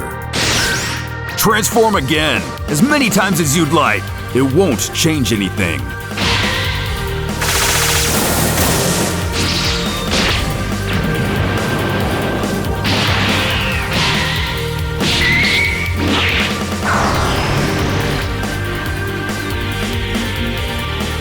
Charging his death ball and screaming for Nail to die, along with this entire stupid planet. The warrior calmly utters, He who lives by the sword will perish by the sword. As Frieza realizes he can't move, Nail has paralyzed him in place. Go to hell! And the death of Frieza brings us back full circle to Gohan and the others, elated to discover Vegito won't even stand a chance against this guy. Bulma suggesting he can just create a new set of Dragon Balls. But unfortunately, he does not possess that power, as he is a warrior, not a member of the Dragon Clan, and he's lost some abilities with the fusions. Kui and Vegeta peering in from a distance, the former trembling, this guy must be the one who eliminated Frieza and everyone else. That's why there's been no response. The prince grumbling, he better not believe this little setback will be enough to save his life, still holding on to the grudge. But putting the focus back on our heroes, he wonders, how did the Earthlings manage to make it all the way out here? When Kui, trying to save his own skin, stammers he never really liked Frieza anyway, asking if he thinks those dragon things are still here. Continuing, the Namek tells he cannot make Dragon Balls, and he cannot have children, believing himself truly to be the last of the Namekians. Apologizing, these voyagers made their trip for nothing. Without a choice, the gang decides to just turn around and head back to Earth. Piping up, Gohan questions, Mr. Nail, you look like Mr. Piccolo. I'll help you if I can. Thanking the child for his generosity, the Namek has decided he won't go by that name anymore, given that he's changed so much. And from here on out, he will be referred to as Gast Karkle. And leaving us with a smile, Gast sneaks up on Vegeta and Kui, knowing they were watching all along, explaining he plans to commandeer the spaceship of their leader to explore the universe in search of a solution to revive the Namekian people. And this pair should know how to operate such a vessel. If not, he could just kill them now. And though the ultimate fate of the prince and his Frieza Force rival isn't revealed today, Gast wouldn't find a solution to his problem until the Vargas inevitably tracked down the Namek to invite him to the Inter-Universal Tournament. At the edge of the galaxy lies the planet Icarion, famous for hosting a city as large as a small country, whose sole function is to collect and preserve knowledge and cultures of all known worlds. Its people, the Alkmenians, are neutral by nature and ensure the safety of their city through treaty agreements with the planet's neighboring civilizations. Though, such alliances are quite useless when it's the Frost Demons who seek your allegiance, as inside this gigantic structure, someone shouts, You're slow on the uptake, great sage! In such detailed talent and artwork that is so not right for Dragon Ball, a man barters with Cooler, beckoning their knowledge is for all who seek it and are willing to learn. But the Frost Demon declares the information of this world is now his and his alone, as is the planet itself. The native pleading, their people have enjoyed peace for eons now, so why do this today? Cooler snipping, the man misunderstands. The only reason their world has been left alone for so long is simply because its distant location in the universe. Nothing more. Demanding the natives of the planet surrender power immediately. Further barking, he takes solace in the fact that he sees their information as a potential weapon. Otherwise, this kingdom would already be reduced to ashes. When Salsa shouts out for his leader, spotting Frieza's ship in the sky. But as we know, and as Cooler knows, Frieza met his end on Namek somehow. So his brother deduces, whoever is piloting that ship is either a scavenger or the executioner. Spouting, this is the ship of his brother, Prince Frieza, and this man is going to tell him exactly how it came into his possession, bluntly inquiring if he was the one who killed him. But calmly emerging, Gast merely questions if Cooler really wants to challenge him, or will he instead be wiser than his sibling? Not taking kindly to resistance, Salsa powers his blade, shouting how dare he speak to Lord Cooler in that way, begging his master to let him take him out. But surprisingly, his leader advises against it. Even Gast growls the armored squadron member should listen to his boss. But bellowing for silence!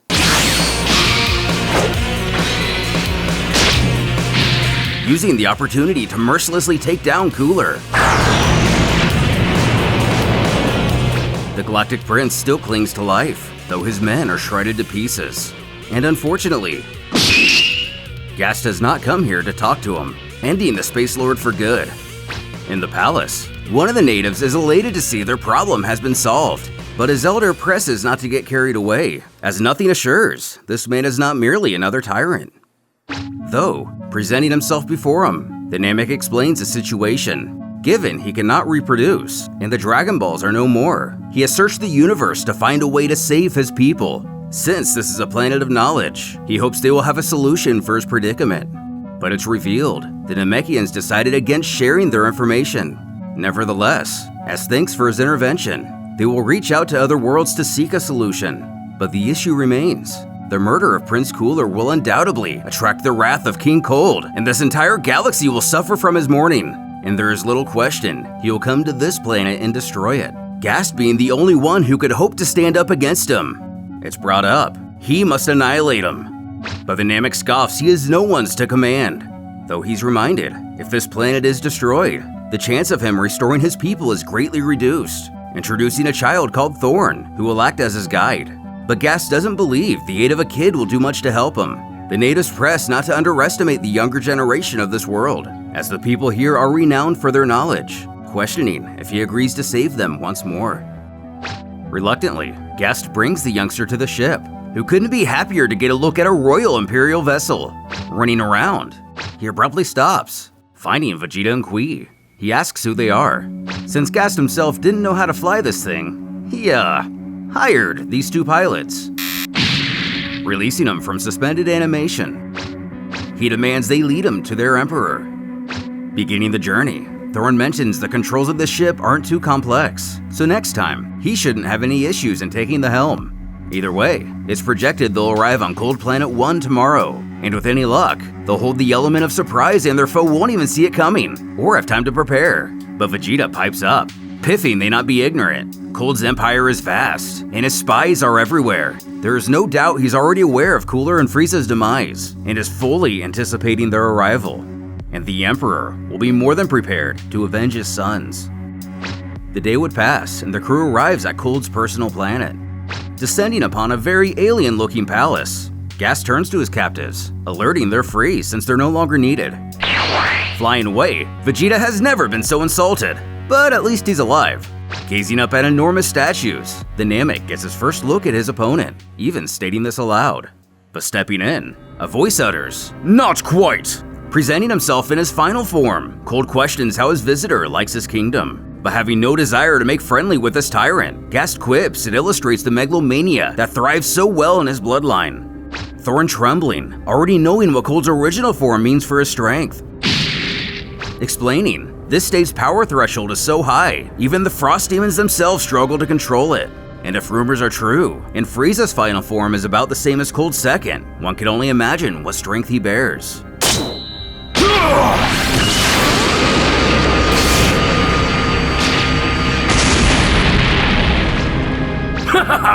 Whoa! Did that wake you up? You're completely irresponsible. You could have destroyed the whole planet.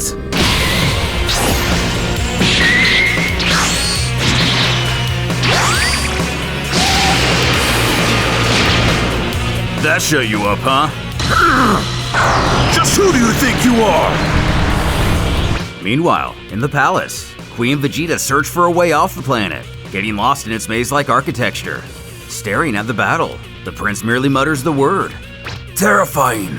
Coming over to question what he's talking about, the pair get a look at Cold's death ball, amazed he could pack so much energy in such a small attack. Knowing the impending massacre, they resolve to get out of here quick. But upon finding only a single space pod, Qui seems to have had a change of heart regarding his rival, having survived so much with him during their imprisonment by Gast, deciding it won't be comfortable, but there is enough room for the both of them. But Vegeta hasn't changed. Proving to be just as sinister as ever, the prince laughs aloud he'd even consider the idea of sharing it, leaving Qui to die on this world, one way or another. 5 seconds until shuttle launch. Good! That's enough! Thorn, find some cover. Even with the ground beneath the pair rumbling, the kid tries to find a safe place, if at all possible. When Vegeta's pod is seen dashing through the air, but it seems the vessel can't move fast enough, as the sheer force of energy and debris send it flying off course, causing the prince to believe that idiot Cold will turn this planet to ashes before he even has time to escape.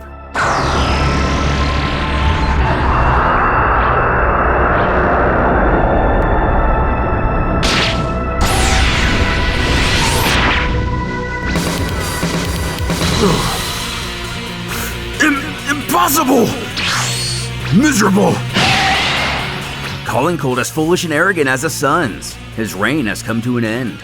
But not believing the battle to be finished yet, Cold screams that Namek doesn't know what he's talking about. With a final blast, Cold is no more, Thorn and Vegeta looking on in disbelief.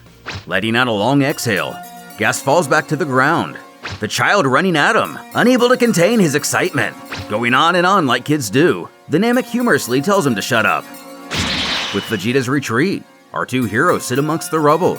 Upon healing the child's minor injuries, Gast admits it'd be a good idea to train Thorn, not wanting to have to worry about him in the events he faces any dangerous encounters. Walking off, the kid questions what about the other two? Even if they are a lot weaker, won't they still be a danger to others? But the fused warrior doesn't think so.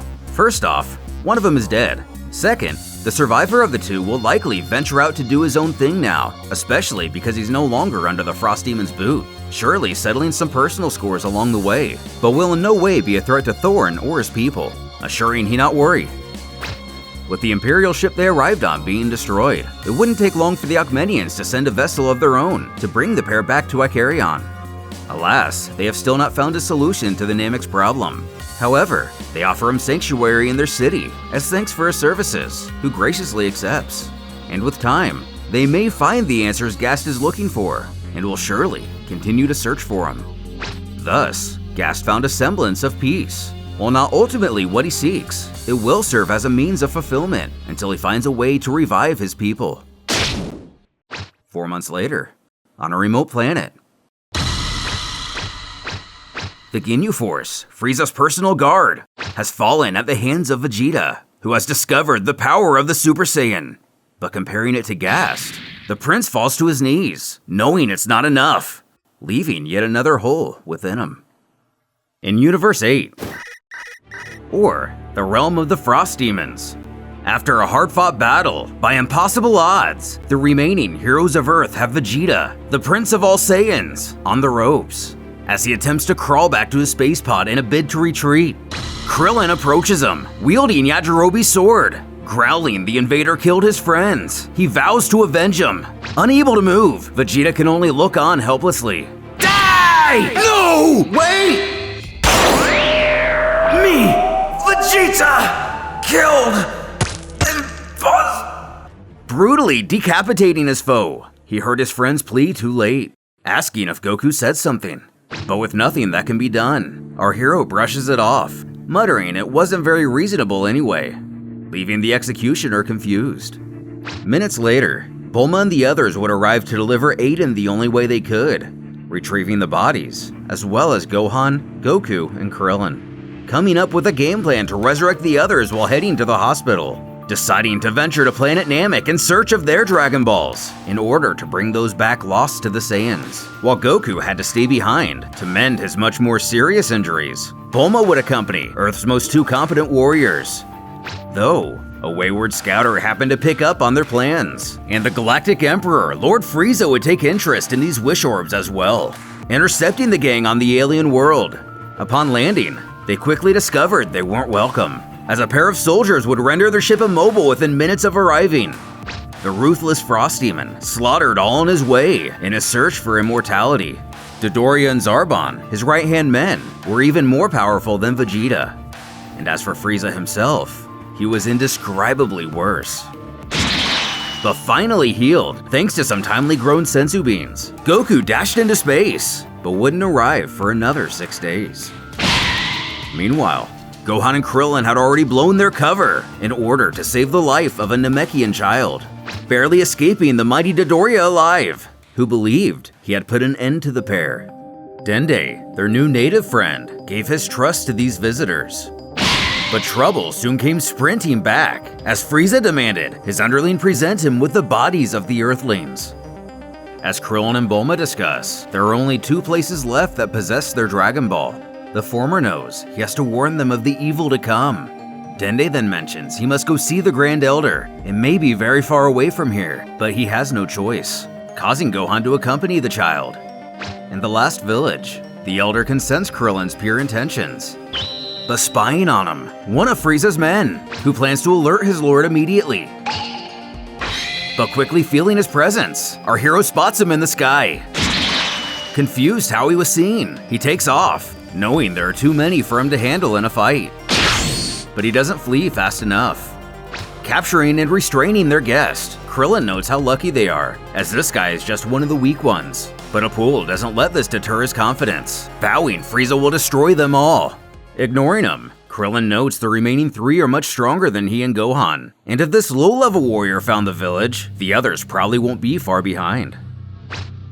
Making his way back to the spot where he believed the Earthlings to have perished, Dodoria resorts to even searching underwater to find them. Bearing no trace, he figures they surely escaped after all. But without at least one of the pair, he knows Frieza will have his head, deciding to scour the globe endlessly at maximum speed. On their way to Guru, Gohan questions if they're getting close, but it will actually be quite a while until they arrive, so he suggests they take a short break, ironically enough, mentioning it's not like anyone is looking for them. As the hours passed, Dodoria continued his searching, and after their rest, the boys quickly approached the Grand Elder, but would soon be found, as Frieza's underling spots him. Though struggling to catch his breath, he promises this is where they die. Nail! I sense something outside. Go and see. Shouting for Dende to run while he slows them down. Nail arrives to shield both the children. Frustrated, Dodoria demands to know who this is now, before stating it doesn't matter, as he's just going to die like the rest of them. Dende calling out to his hero, explaining this is one of the evil invaders that killed everyone in his village, while Gohan can't help but notice the parallels between this man and Piccolo. One-shotting him, Nail puts a quick end to the skirmish. With a giant grin, the little Saiyan gets excited to see how strong this guy is, his friend explaining how Nail here is the personal guard of the Grand Elder and the strongest warrior on the planet. Though at first, appearing a bit cautious of the Earthling, he ushers them both to follow him, as the Grand Elder awaits them. Back with Bulma, Krillin brings in their first Namekian Dragon Ball, while the very anime-eyed scientist tries to think of a plan. With the capture of the soldier in the village, that means there should only be 3 bad guys left. Cutting her off, a mentally defeated Krillin argues, with the terrifying power their enemies possess, the only safe option is to wait for Goku to arrive, which is still 5 days away from now.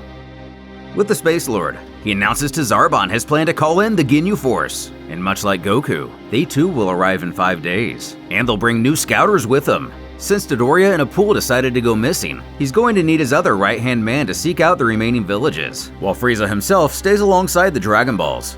With no argument, Zarbon agrees. With Gohan, the Grand Elder thanks him for saving Dende, as well as deducing he's an Earthling, before going on about how terrible all of this is. The Dragon Balls were supposed to inspire prosperity and wisdom, not bring about the destruction of his children. Making a suggestion: if they will aid he and his friends in gathering the Dragon Balls, they will resurrect Piccolo, which will bring back their own dragon, and everyone can be saved. The name Piccolo coming to the curiosity of the great leader, placing his hand upon the boy's head. He reads his mind to see the history of the Earthlings, also taking this time to notice how immense Gohan's potential is, stating he will unlock it. Hold on for a second, what? Feeling power within himself like never before, Gohan questions if he could do this to Krillin too, taking off to retrieve his ally. But before leaving, Guru would tell his life, and by extension the Namekian Dragon Balls, will soon come to an end, so they'll need to hurry in this endeavor. Less than an hour later, Krillin senses Gohan approaching, but in disbelief at his new strength. Explaining everything from Nail to Guru, he insists he has to come get his potential unlocked too. But with his focus on that Nail fellow instead, Krillin thinks if they have a new powerful ally, then maybe. Stopping short, the pair sense an incredible strength nearby, as Zarbon has found the last village. Though the leader tries to usher him away, assuring there is no Dragon Ball here, the villain doesn't believe him for a second. Already seeing where this is going, Krillin goes to stop Gohan from doing anything rash, but the revitalized young warrior has a new sense of confidence. He thinks they have a chance to save the villagers. But arriving, they're already too late, as every one of them lie dead. Untying Apul, the soldier immediately fills Zarbon in on the doings of Gohan and Krillin, attacking Dodoria, and most importantly, stating they took the ball. Chuckling to himself, Zarbon wonders if that idiot Dodoria is also tied up somewhere in a village like this.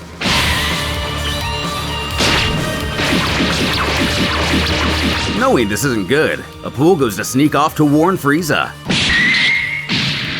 But Krillin doesn't let that happen, spouting to the invader he isn't as nice as the Namekians. And with a sinister gleam, Zarbon growls, this little brat here holds his own well.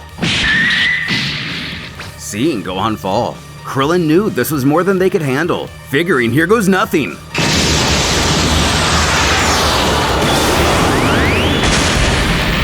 Using a scatter bullet, it fools the enemy, leading to a direct hit. But of course, this barely manages to ruffle his hair, though Zarbon admits he is getting irritated. Furious, Gohan demands to know how someone could do this to all these innocent people.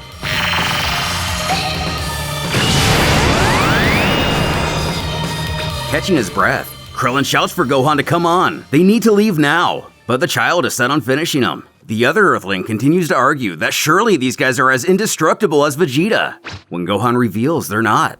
In fact, the pink one was killed with a single attack. Rising from his crater, Zarbon asks, Dodoria? Inquiring who managed to kill him.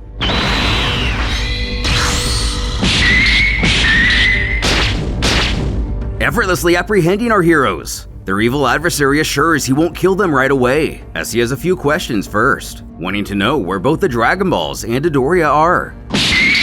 Saying aloud, he'll roughen them up a bit first, before bringing them to Lord Frieza. Continuing the events of Universe 8, with a hand at his throat, Krillin gasps for Zarbon to wait. He will reveal the location of their Dragon Ball. Despite Gohan's protest, he points behind himself, slowly muttering, he gave it to. Barking, he finishes sentence. The sneaky fighter puts his fingers to his head, hitting his foe point blank with a solar flare, momentarily stunning their captor. Krillin does what we've always wanted him to do, combining the previous technique with his Destructo Disc.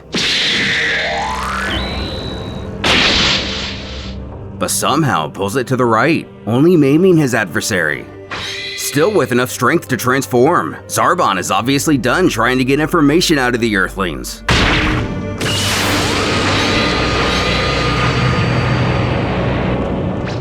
And not missing, Frieza's underling believes the two of them are surely dead. Knowing he must return to the ship for medical attention, Gohan arises from the rubble. Though battered, he's set on keeping his word and finishing Zarbon here.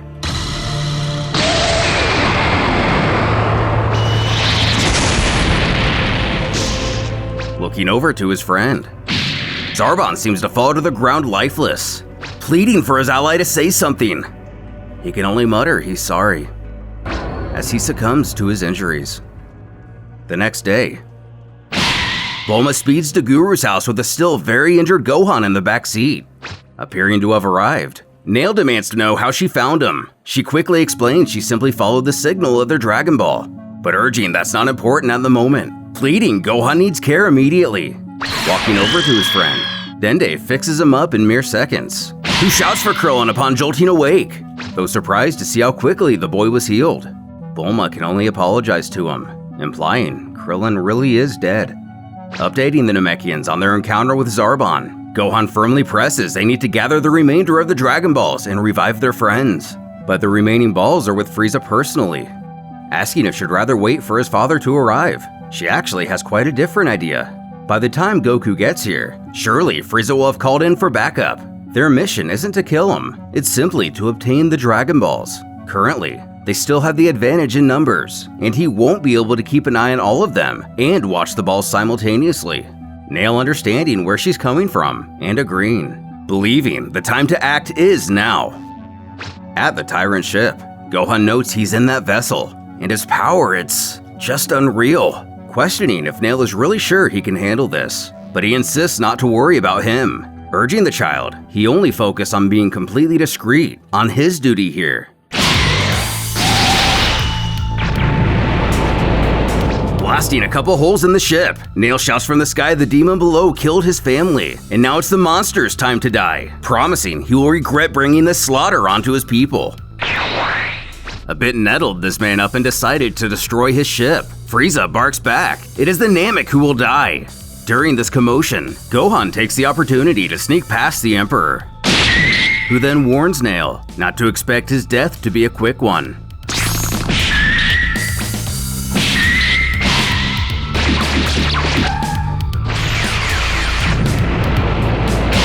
As our hero creates a smokescreen in hopes of buying himself a little more time, Gohan finds the Dragon Balls at last. But the Namek's tactic was quickly saw past, Frieza demanding to know what he takes him for, taking shelter behind a giant boulder. The Space Lord is done playing around, swearing he will not escape, remembering being told the Dragon Balls are quite durable. He punts them away, Bulma taking notice they've started moving on her radar. With only one left, Gohan decides to just take this last one by hand, as Bulma and Dende rush to recover the others. And while they're a bit scattered, they know they are now the only ones on the planet possessing the ability to track them. With Nail on his last leg, Frieza offers him a deal. He will allow him to live a little bit longer if he hands over the rest of the Dragon Balls. And foolishly, the warrior scoffs. He doesn't understand a thing, before catching himself and not revealing the plan. Fiercely scowling, the demon will never have his wish, as the Dragon Balls grant their power only to those truly deserving, to those who want to save their friends, not to a monster like him.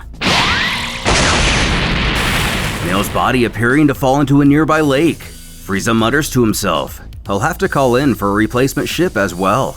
And given the time that has passed, surely Zarbon is dead now too.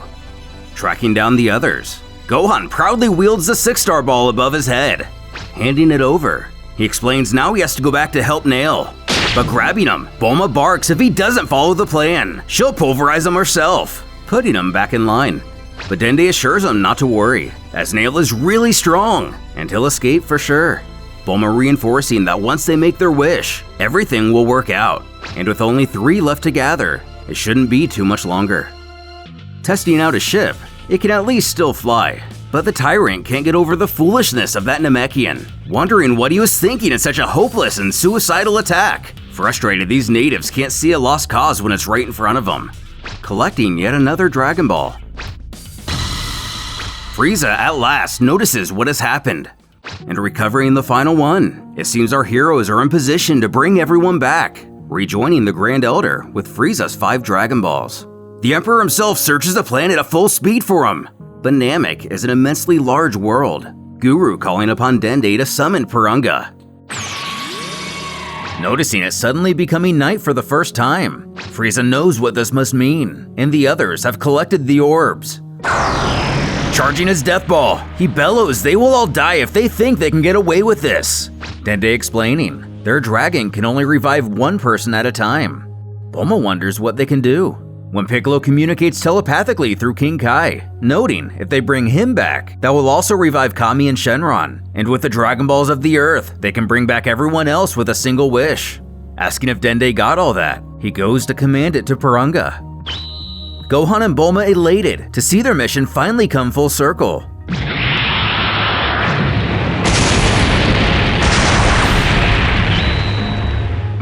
Cackling, that'll teach you.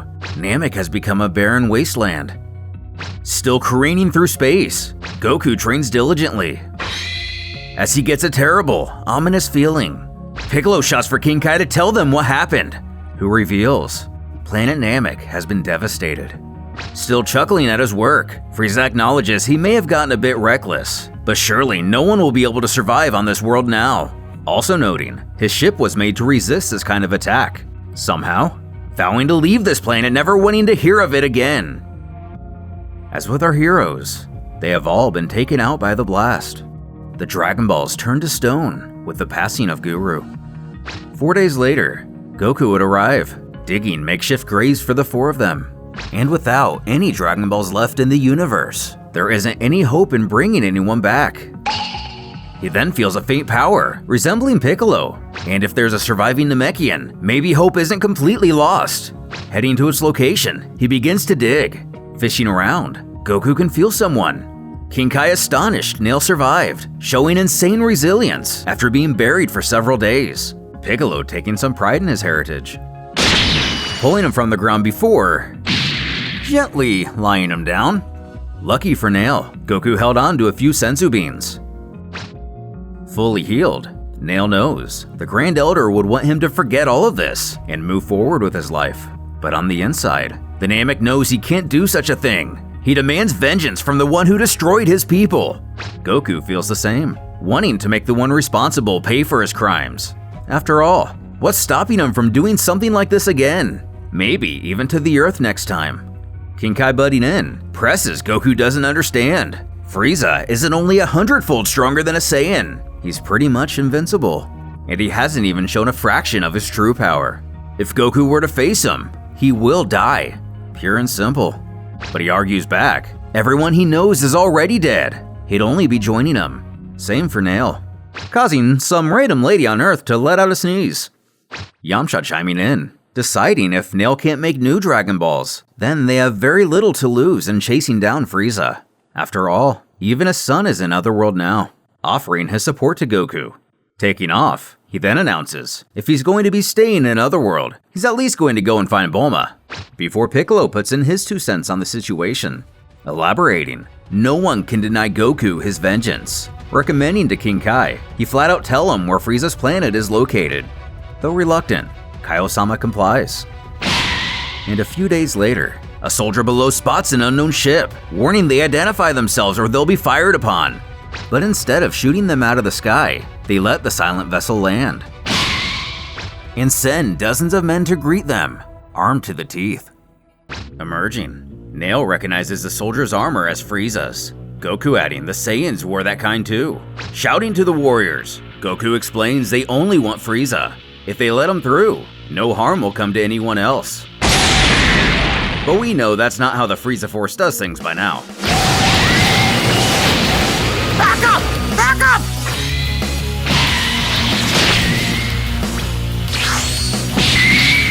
Yeesh, what strength! I ended it quick in case more come.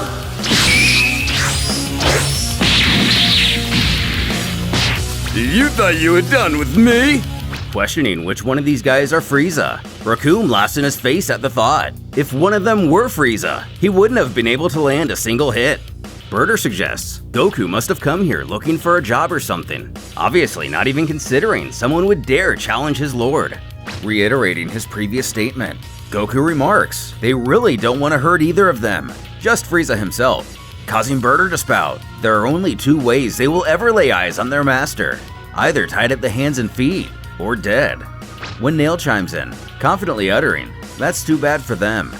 The Ginyu amazed to see a Namekian, under the belief they were all dead.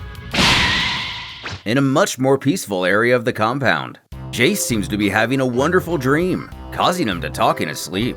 In his fantasy, Captain Ginyu has decided to make him the new captain and rebrand themselves as the Jace Commando. His lady friend grabbing her, I guess, alien version of a cell phone, giggling she needs to tell the girls about this.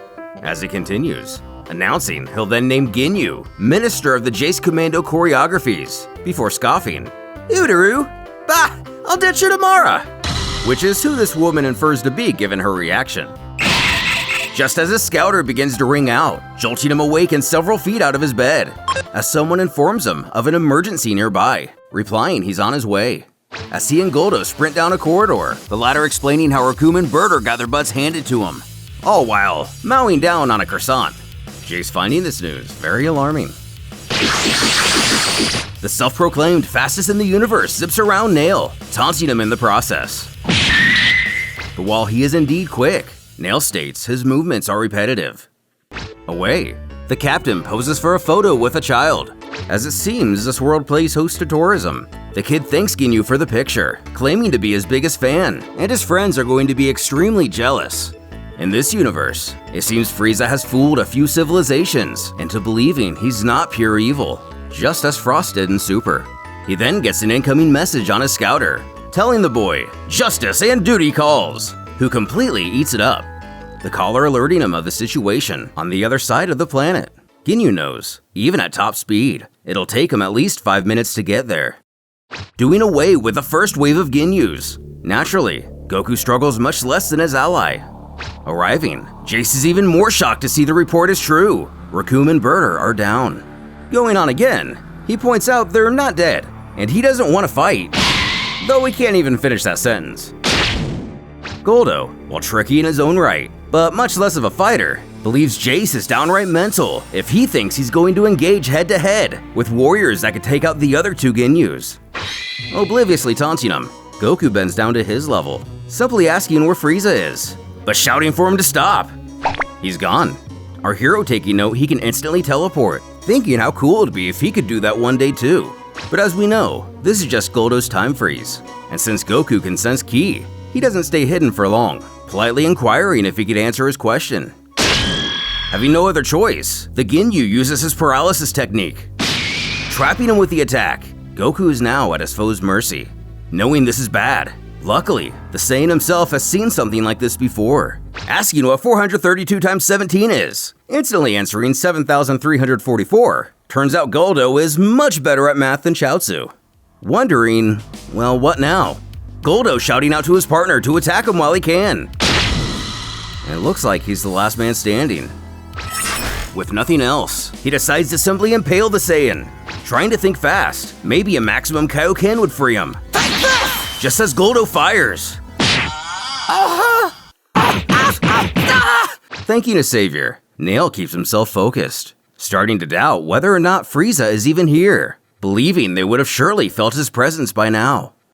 When Ginyu enters the room, confirming, no, Lord Frieza is not on this planet, finding it astonishing they came here only to defy him. Surely they are insane. Before giving in to his natural Ginyu theatrics. My friends! Proud warriors! All dead! Raccoon correcting they're all fine actually. His commander a bit deflated in at least the moment being killed. Powering up, Ginyu vows this little escapade ends now, as their strength is completely insignificant against not only their ruler, but even he himself. Nail admits he's immensely outclassed on this one, but Goku still has one more trick up his sleeve. While in space, a soldier begs for Frieza's attention as an urgent message has come from the capital, reporting a Namekian and Saiyan are causing a lot of trouble. But he finds this information ridiculous. Both those species are extinct, but his minion assures it's true. Regretfully, he orders the ship turn back to base, and whoever's at the end of this stupid joke is going to pay.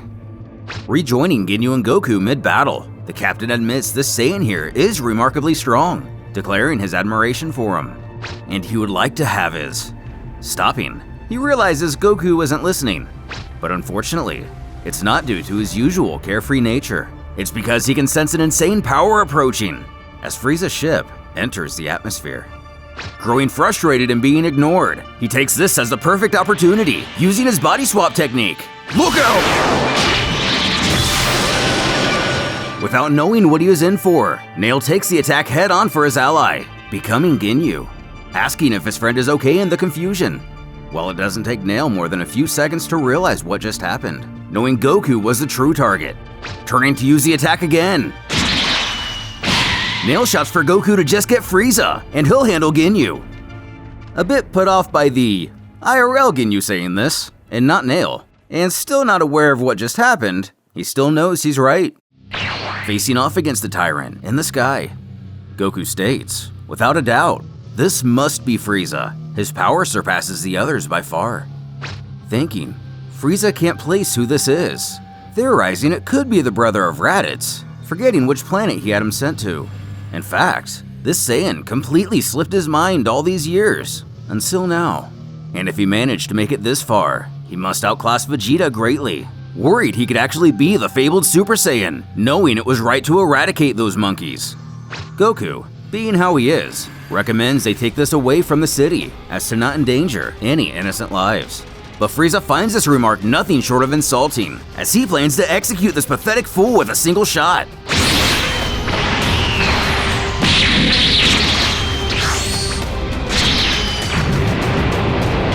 Knocking the Space Lord to the ground below, Goku feels guilty for not forcing him away from the metropolis, standing and popping off his armor.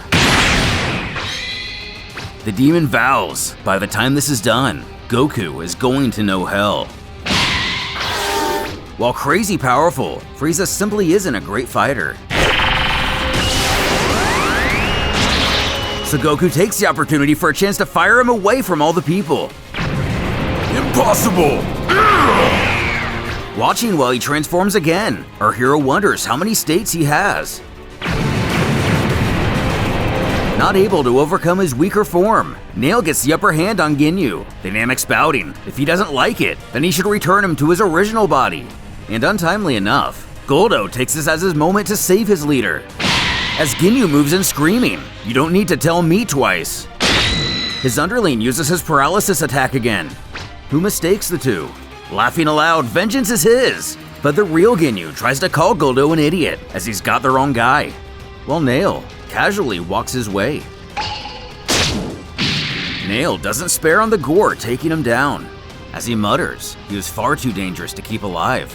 Ginyu bellowing what a moron his subordinate is, or was. Now in his assault form, Frieza admits he's been pushed to his limits, using his glue box seeker, and makes a direct hit on Goku, but the Saiyan manages to brush it off, deciding he has to take this to Kaioken times 10. Though the Tyrant is amazed, he managed to survive that single shot, let alone be perfectly fine.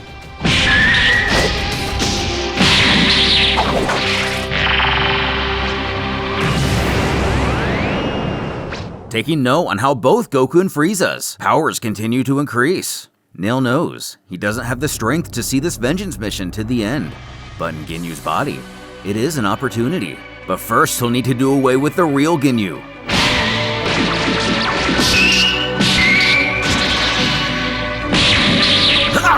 Having lost his family and his planet, today, Nail chooses to also lose his identity. Finishing off Ginyu and killing his own body, Nail thinks if Goku falls, then at least he himself will have the ability to exchange bodies. That way, he can stay hidden in Frieza's ranks and hit him when he least suspects it. Though the biggest challenge may be teaching his mind what this body already knows. Getting Frieza down in the dirt, Goku states the demon has lost, telling him to promise he'll never hurt anyone again for the rest of his life. But once more, the demon is only insulted by the Saiyan's words.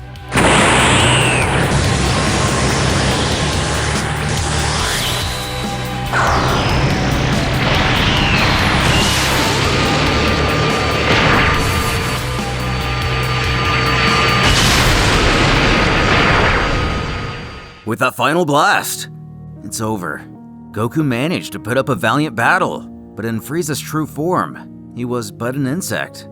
The Galactic Emperor's rule will continue, and the Z-Fighter's place in the universe has come to an end. Feeling Goku's aura fade away, Raccoon makes his way over. Stammering, Nail explains to his subordinate that it's all good, as he eliminated the Namek. But the Ginyu Force brute scoffs. His bluff isn't taking. Change! Finally! Coming full circle to Frieza's flashback, which may or may not be at the 1 hour 52 minute 11 second mark in the tournament marathon video, whenever that's up. Ginyu sees Frieza changed his form. But arriving, he screams to know what they have done. The capital of his perfect empire is destroyed, a magnificent gem of beauty. There's nothing left. But even though the Ginyus know who is really to blame, they dare not speak it.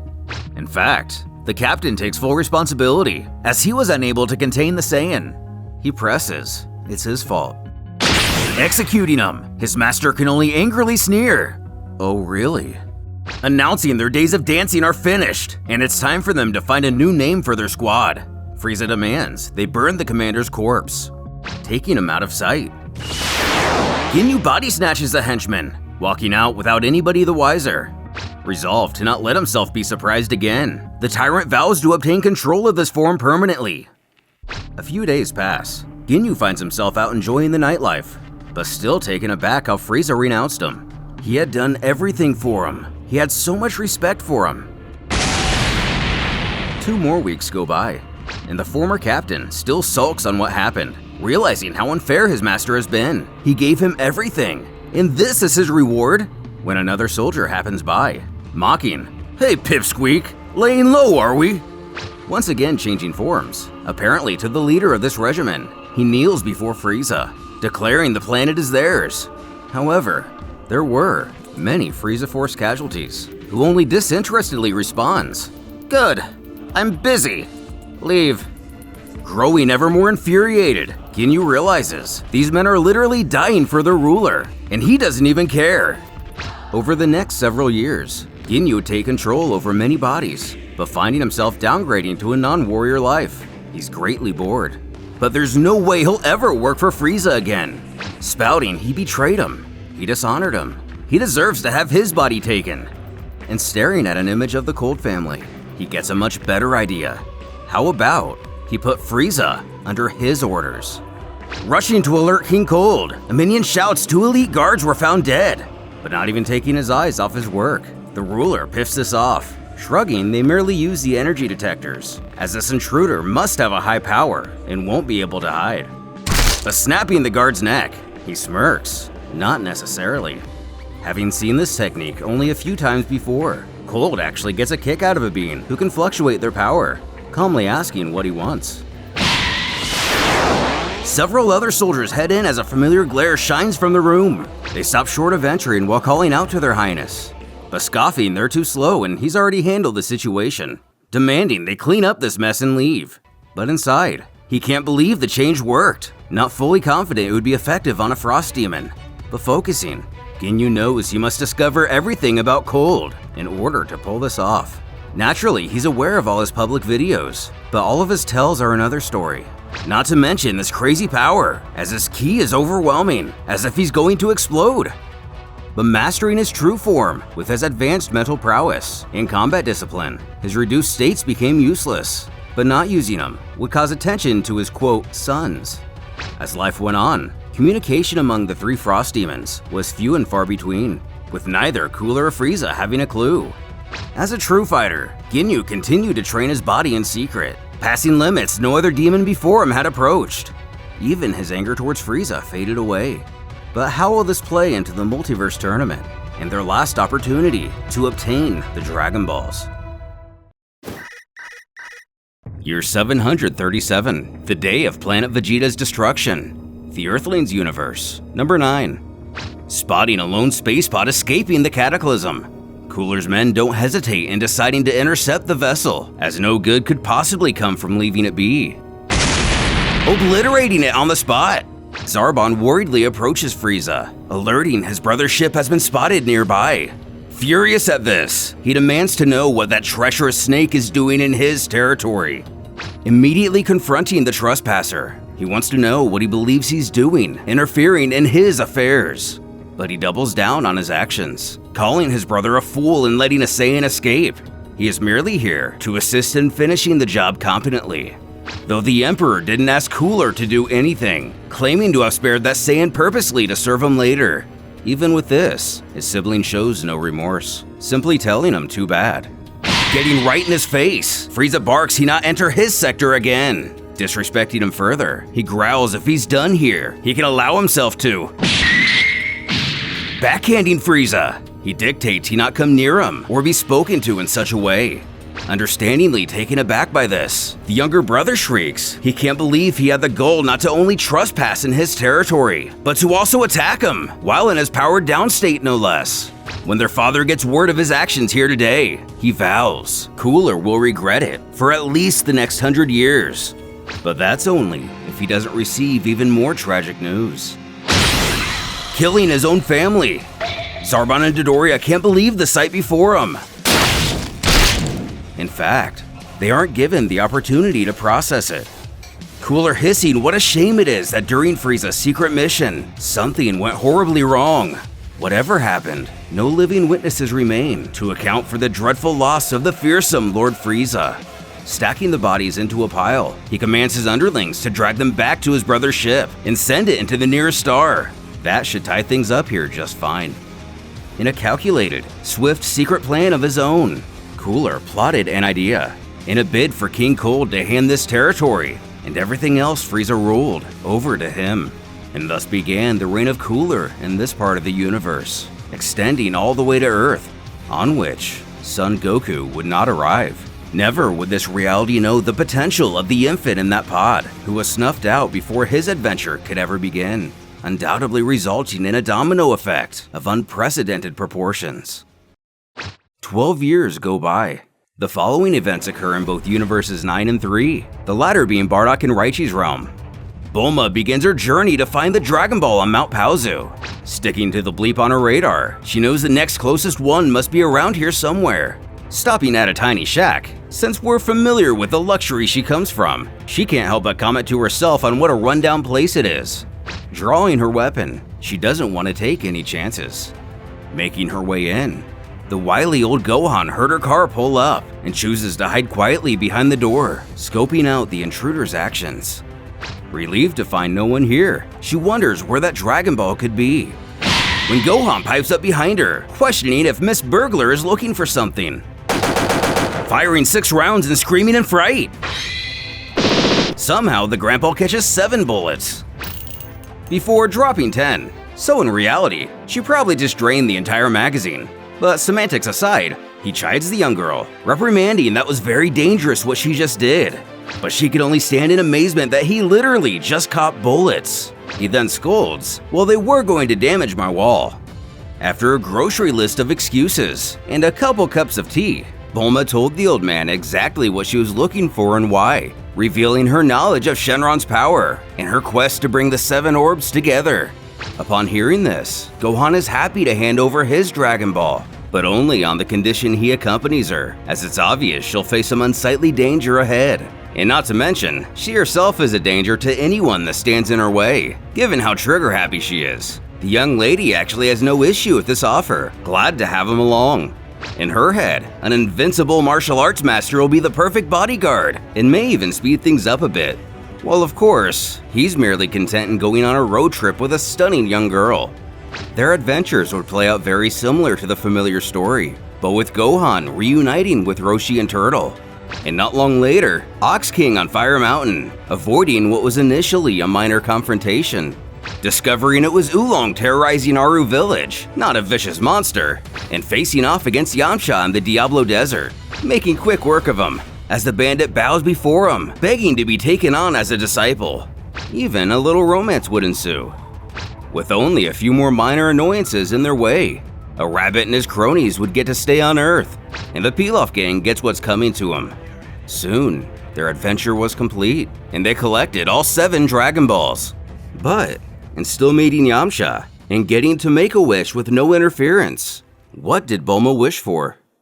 45 years pass. The Vargas land on the lookout to invite the Earth's heroes to their tournament. Tien, never one to turn down a challenge, is the first to accept the proposal. Yamcha, banging his fists together, boasts they've already fought the entirety of their own universe. What could possibly be worse than the others? When 2 young students of Krillin, also sporting turtle shells, hop up and down begging their sensei to allow them to come with.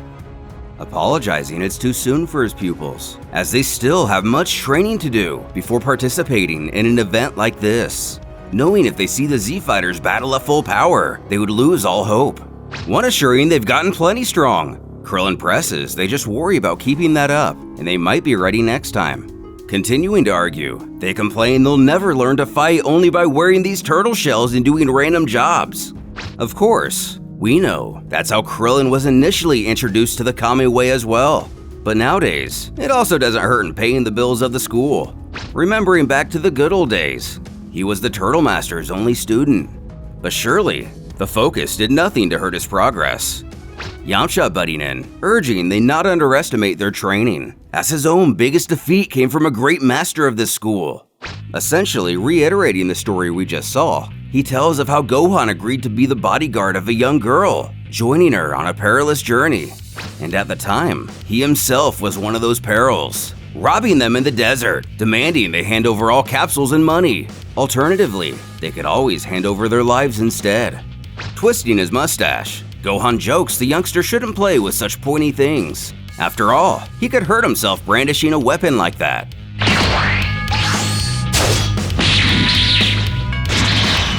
Oolong cheering on the old-timer from a distance, while Puar can only look in horror, deducing what's going on from the stories he's heard. Yamcha, now much more alert, questions if this man happens to be the great martial artist son Gohan by chance. Keeping up with his lighthearted humor, the master has to admit it's kind of embarrassing to be recognized under these circumstances. But instead of backing down, Yamcha is more determined than ever to win this fight, believing it will be an honor to defeat him with the strongest attack.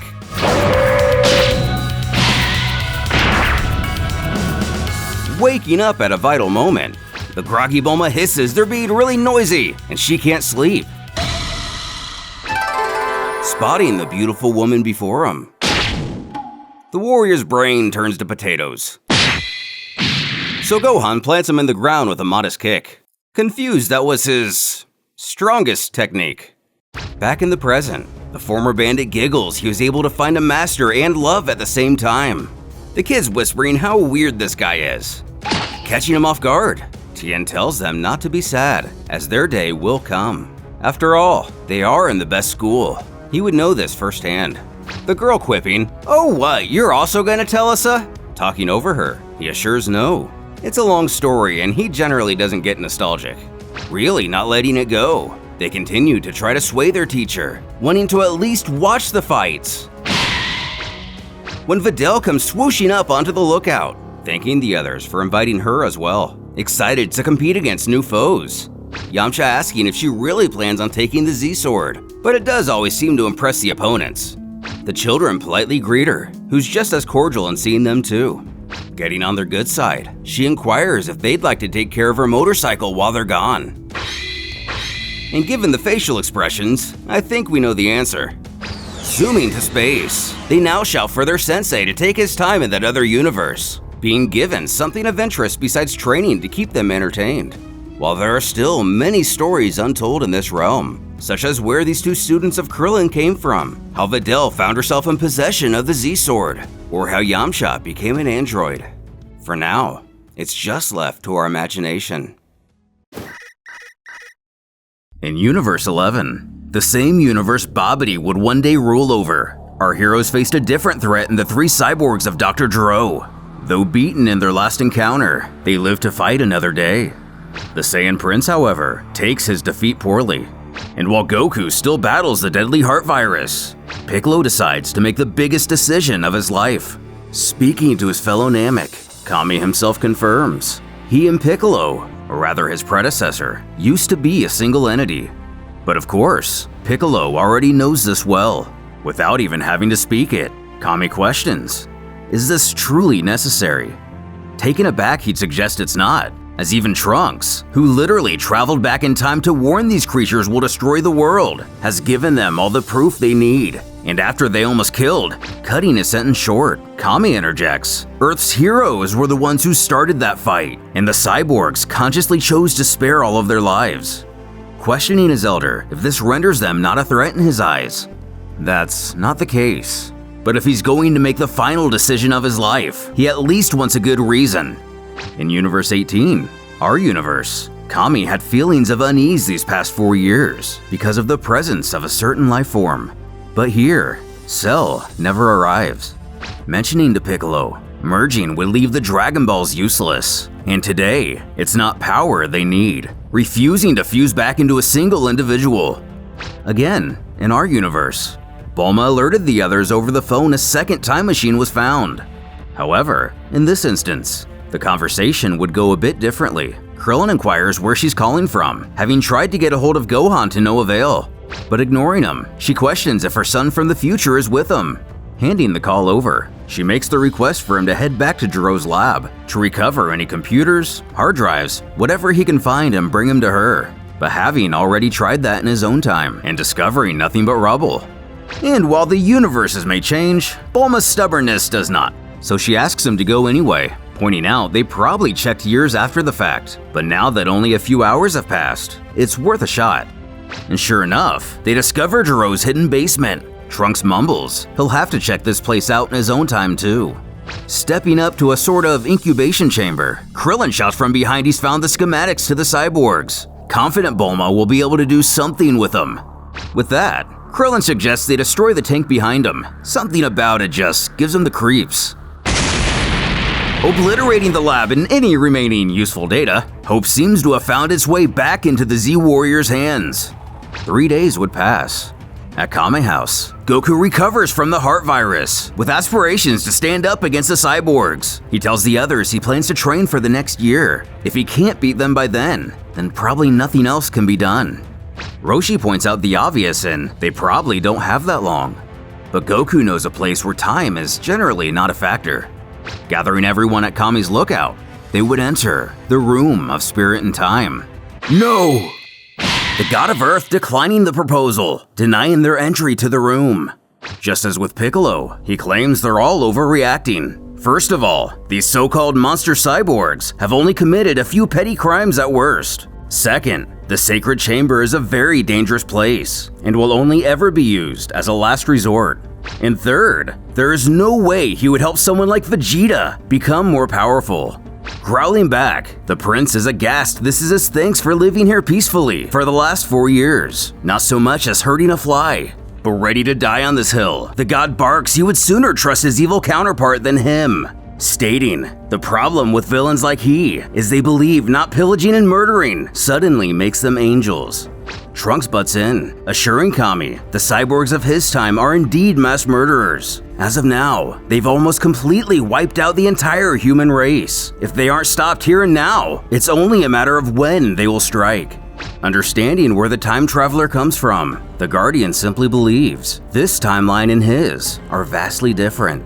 Krillin, agreeing with Kami, admits he too doesn't feel they're all bad, and now that Goku's back, they shouldn't be much of a problem. Scoffing, Piccolo reminds the cyborgs clearly stated their goal is to kill Goku, but ready to risk the world for some… Krillin continues to make his case, arguing at one time Piccolo and Vegeta also vowed to kill Goku. Even Tien, but now they're all friends. We are friends! I will kill Kakarot! I'll terrorize this world! Either way, at an impasse with Kami, the gang would train the old-fashioned way, just out of earshot of the cyborgs. But having such a short time frame, will Goku be able to find a level above Super Saiyan soon enough? The would-be villains arriving at Kame House. 18 squabbles with her brother, since he just had to travel by vehicle instead of just flying. Goku has probably had long enough to find the perfect hiding place, having searched Mount Paozu as well. 17 admits he too is getting a bit bored at their lack of success. Pointing out to sea, 16 announces Son Goku is roughly 3,400 kilometers in this direction. Questioning how he knows this, the android has detected him training several times now. Then asking the obvious, and if he's so motivated to kill Goku, why didn't he mention this earlier? This goes unanswered as 17 is ready to fight. Instructing his son, Goku explains just making your ki larger isn't going to do it. To go Super Saiyan, Gohan must release his anger. When Krillin spots something in the sky, the cyborgs have arrived. 17 mockingly shouts out to the hide-and-seek champion of the world, Goku himself, challenging the Saiyan to a fight to the death outright. 18 adding, if anyone tries to interfere, 16 and herself will put them down instantly. But 16 refuses to. Maybe because he's only programmed to kill Goku? The Saiyan agrees, but wants to go to a more deserted place first, yelling this is a deserted place, as only his house is here. But with Bulma inside, the scientists are quickly alerted to the presence of our villains, working feverishly to finish their latest device, blocking the blast. Trunks screams for them not to attack his mother. Keeping her word, 18 stops him with ease, piffing these guys really can't help themselves.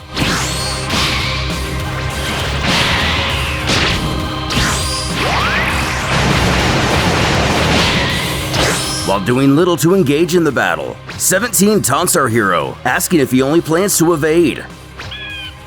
While in the forest, it seems Vegeta chose to take to solitude for his training, sensing the fluctuating ki. He knows what must be happening.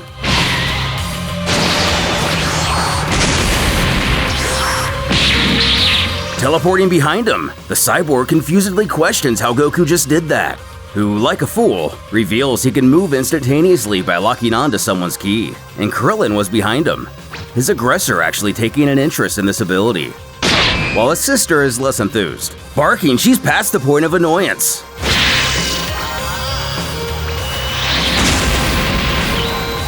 Now's our chance! Together! Even their combined efforts only frustrate 18.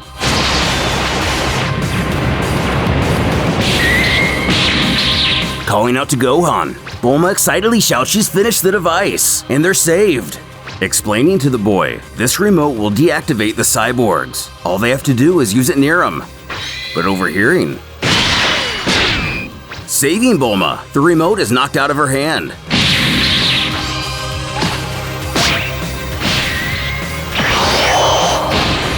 Getting clever and teleporting out of the dog pile, Goku claims the device, but doesn't feel it's all too fair to kill him with the press of a button. Bulma, after being unintentionally bodied by Tien, shouts for him to get close to him and use it already, threatening to blow up the entire planet if they come anywhere near him. The scientist questions if he can use instant transmission to get close, but the Saiyan needs to be able to feel his ki to do so.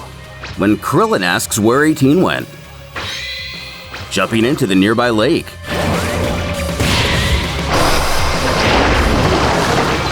She uses her energy to cause a flood in the area. Before quipping, she hopes 16 doesn't rust. But more importantly, she destroys the remote, Bulma screaming she didn't intend it to be kicked and drowned. But the ramifications of this quickly swells over the fighters, believing now they're doomed. Vegeta scoffs, as if this plan would have worked anyway. Before 17 scowls they've gone too far now, and he's going to kill them all. But jeering that won't change anything. Bulma had the forethought to send the plans of the remote to scientists all over the world, and it's only a matter of days before they'll build another one that can work from miles away. So, this is the end for the cyborgs, causing the villain to scream their new mission is to hunt down every scientist on the planet. Trunks stating they've finally shown their true colors, but 16 merely utters, no. Turning to 17, he urges he not be a criminal. Before all of this, he was a decent person. He never killed humans or animals for fun. Arguing the Z fighters can kill them at any time though. Krillin chimes in, but they don't want to. If the cyborgs don't go on some kind of rampage, the Dragon Team won't bother them. And if they ever just want a good fight, he's sure Goku would be willing to accept at any time. Who adds, that sounds great, but if he wants a real challenge, he'll have to give him a bit longer to train. But 18 is convinced they're lying, pleading her brother not listen, as there is no way anyone would just let him go after almost killing him.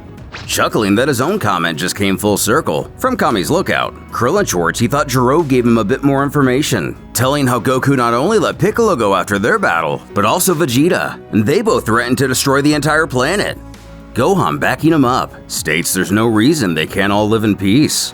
And doubling down on his hate phallus, Tien chimes. He for one would actually be glad to have their help in case they ever need assistance against Vegeta. As our hero approaches him, admitting it was an awesome fight, asking if they can have a rematch tomorrow. Who is still a bit apprehensive.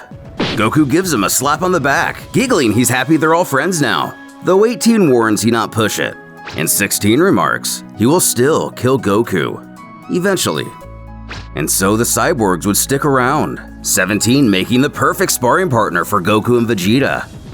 It wouldn't take long for them to become a part of everyday life. The more time passed, the closer they got. And naturally, the day arrived when Goku would actually surpass his newest training partner. Standing victorious, the Saiyan can't help but laugh at how jealous Vegito will be when he finds out. Who's busy finding out something else at the moment. Krillin and 18 falling for each other as they would in our realm.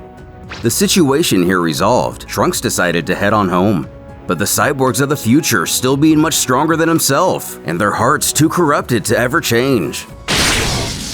He would easily defeat them with his mother's remote. And devastatingly, as he was about to venture back to see his friends once more, Cell caught him by surprise, killing him.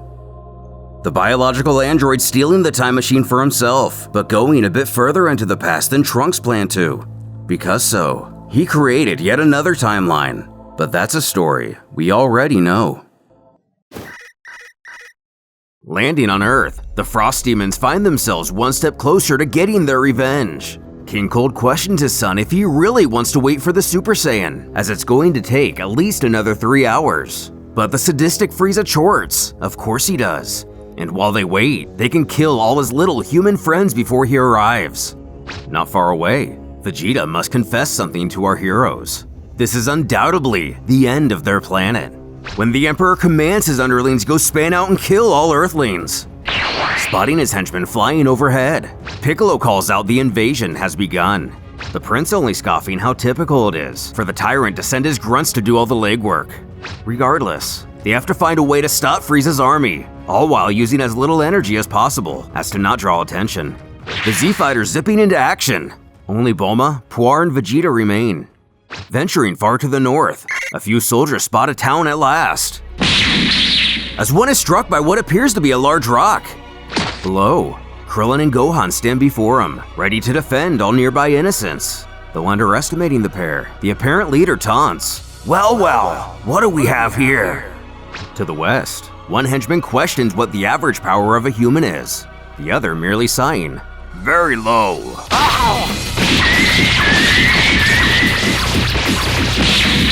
And to the south, What's happening? I'm not detecting anybody. finally, the east. A few land in the middle of a crowded area, but Yamcha arrives at the same time. But even while being heroic, he manages to pull him. Exerting himself a bit too much, Gohan senses his power. Vegeta fuming that idiot just blew their element of surprise. Bulma brings up a fair point, and at least he's doing something. Reporting back to his master, a soldier alerts they've lost touch with all forces. They've all simply vanished, noting they spotted powers of over 5,000, but only popping up on the scouter for a very short moment. Knowing they've been found out, Tien and Piccolo rush back, the Namekian volunteering to hold him off as long as he can, apparently learning nothing in his death against the Saiyans, urging Tien to regroup with the others and not make his presence known. The Frost Demons rise into the air, as Frieza is aghast to see Piccolo here. All the Z-Fighters together as planned. Tien is furious Piccolo is going to be the one to pay for their screw-up, as something else catches Gohan's attention. Goku! His father is returning home! Frieza telling this to Piccolo, and the Namek telepathically relaying it to the boy. Krillin excitedly spouting this changes everything. Now they only need to hold out long enough for him to arrive. Predictably overpowering Piccolo with ease. Frieza goes to deliver the finishing blow, when Gohan screams for his mentor, but showcasing the same result. The tyrant growls the pair can die together, when Goku arrives, commanding Frieza stop. Amazed to see his adversary on this world so soon, the Saiyan taunts he attack him first, if he dares. Not hesitating to do so. The Emperor barks Goku is no match for him anymore, his father believing he's dead already. Frieza knows there's no way a single blast would be enough. Tightening his hold on Gohan, screaming for Earth's hero to show himself, or he'll start the slaughter by killing this child. Bastard! Yamcha of all fighters charges the invader, with tears in his eyes. Though his foe is able to dodge, This causes him to release his hold on Gohan. Reaching out, he calls out once more for Goku to show himself if he's not here on the count of 3. Interrupting, Gohan coughs Frieza must really be stupid, as that wasn't his father he just saw. It was their shape-shifting friend Puar, and that attack undoubtedly did kill him. Not believing the kid, the demon screams he's lying, and he will kill them all. A beam coming out of nowhere, stopping Frieza in his tracks. Even King Cold wonders who that could have been. This time, the real Goku! His friends surrounding him with elation. He apologizes for being late, feeling they were managing quite well for themselves at first, so he wasn't sure if he should step in or not. But not everyone is happy to see him. The Space Lord growling at him, amiss how he managed to get here so soon. At any rate, he can still deliver on that desolation he promised, but not willing to let happen to Earth what he did to Namek. Resurrection effing Frieza. Goku kills him with a single Kamehameha.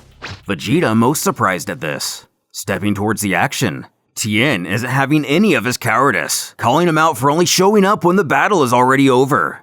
Though the prince sees things differently, confused why any of them would expect him to throw his life away, fighting alongside weaklings, knowing there is no chance at victory without Kakarot here. Adding, he's not willing to die before defeating the legendary Super Saiyan himself. While this chatter ensues, Cold begins to look a little off. Goku calls out to him, informing he has nothing against him, only Frieza, and he'd be best to get back in his ship and forget about this planet and its inhabitants. Powering up and shouting that isn't going to happen. Cold takes on his assault form, Vegeta grunting in terror what a fool Kakarot is, who only stares on in silence.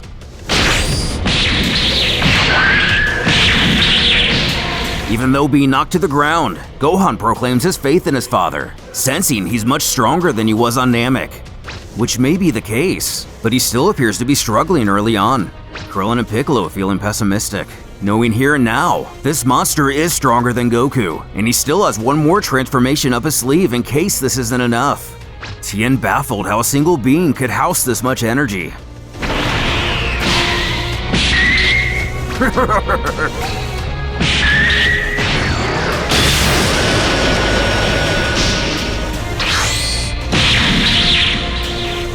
Pinning Goku to the ground and relieving him of his Super Saiyan form.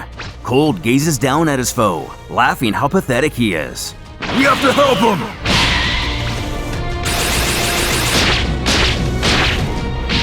Earth-Zero's powerless against the might of the Frost Demon, when one of its villains screams this pitiful excuse for a king is going to die at the hands of a Saiyan, just like his feeble son. Knowing he doesn't have the power to destroy Cold, but he won't be able to escape this planet's explosion. Krillin shouts that's even worse than outright losing to the invader. Easily deflecting the blast, Vegeta can't believe he sent it back without breaking a sweat. Panning again to Krillin, he can't believe the irony of King Cold saving the Earth. Furious with the prince, Piccolo realizes that last attack may have actually scared him, gaining hope they can take him down, asking if he remembers their fight against Raditz, which causes Goku to let out a smirk, only hoping this time it ends a little more in his favor. Without having to say anything further, he agrees to buy the Namek a little time, who adds he will idiotically yell like Vegeta did, so Cold shouldn't see it coming. Powering back up, this fight isn't over.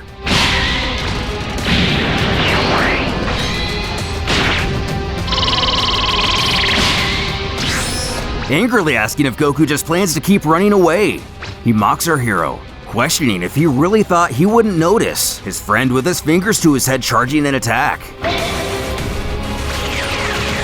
But it's actually Tien he's referring to. Blocking the technique, he chorts. Was that supposed to hurt?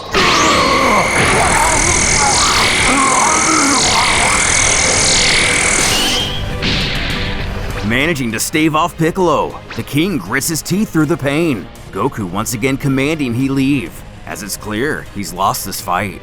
Staggering towards him, Cold stutters he will never retreat, not until he kills every last one of them. Arguing he's no longer in a position to threaten anyone, Goku insists he should consider himself lucky to be alive. You're so naive, Kakarot! Taking his opportunity to blast the king head on. This time, Vegeta succeeds, reiterating what he shouted before. Death at the hands of a Saiyan. Condemning the prince for his actions. Piccolo has to actually stand up for Vegeta on this one, agreeing he indeed can be quite naive. Even Yamcha on his side. After all, he probably would just come back mechanized and ready for revenge. But no matter how many choose to side with logic, Gohan is merely happy to have his father back, embracing him and joyfully expressing how much he and Chi-Chi missed him. Remembering his wife is a thing, he resolves to head home, putting his fingers to his forehead, about to show off instant transmission for the first time. Bulma comes barreling towards him, screaming to know what took him so long to get here. She demands he explain everything this instant, who promises to do so just as soon as she stops yelling. And while he may not have been the MVP in the fight against Cold, Goku nonetheless arrives yet again at the very last moment, saving his friends. But how many more times would he manage to do so? The androids rain hellfire on a defenseless city. As in the air, Gohan peers in on the destruction, knowing he can't defeat him. But suddenly, he senses an unfamiliar key. Finding the source, he's grateful he decided to suppress his own energy, believing this man to be an alien soldier. Surely it couldn't be one of Frieza's men. But no, it's Pui Pui. Gohan doesn't want to leave the androids, but needs to know what this guy's up to. Leading Earth's hero far away, we find ourselves in a small countryside village, where several residents have been slaughtered. Women, children, no one spared. Landing, it's even worse than he thought, but nearby, Pui Pui heads towards an active ship. Throwing his energy drainer, Babidi shouts, That's all the power you could find me! Being a bit of a change of pace for Gohan, he's confused why the wizard isn't happy there are so few warriors to resist here. Then, senses an ungodly key signature. While Dabura on his own is a force to be reckoned with, he informs, I found its master! Holding Majin Buu's cocoon. Happy to see his minion after what felt like forever, the villain grows concerned, as there clearly isn't enough energy on this planet to hatch the creature, resolving to reluctantly travel to another world. Though the Demon King warns not to judge a book by its cover. Even Pui Pui chimes in, mentioning a couple of Earthlings he'd spotted earlier. They had no energy at all themselves, but the blasts they were firing generated 250 killies. Astonishing Babidi, deciding not to leave the planet after all, he instructs Dabura to get the egg to the ship. When Gohan calls towards him, growling, leaving this planet was actually the best choice they had, urging they get in that spacecraft and leave this world. Elated at such a surprise, Dabura sees the power lingering inside our hero. Playing the part, Babidi waves goodbye as he promises they'll leave. Gohan's surprised they'd actually do such a thing, as Dabura bids farewell. Yep, just a trick of course. The Earthling amazed he's even faster than the cyborgs. It seems the plan for the demon is to merely hold Gohan while they absorb his power. Somehow able to wriggle free with an explosion of energy. The Demon Lord praises his enemy for having the ability to hide his power well, admitting he let his guard down, as the Half Saiyan himself feels the same. It's not just everyone who can get the drop on him like that. I'm not everyone.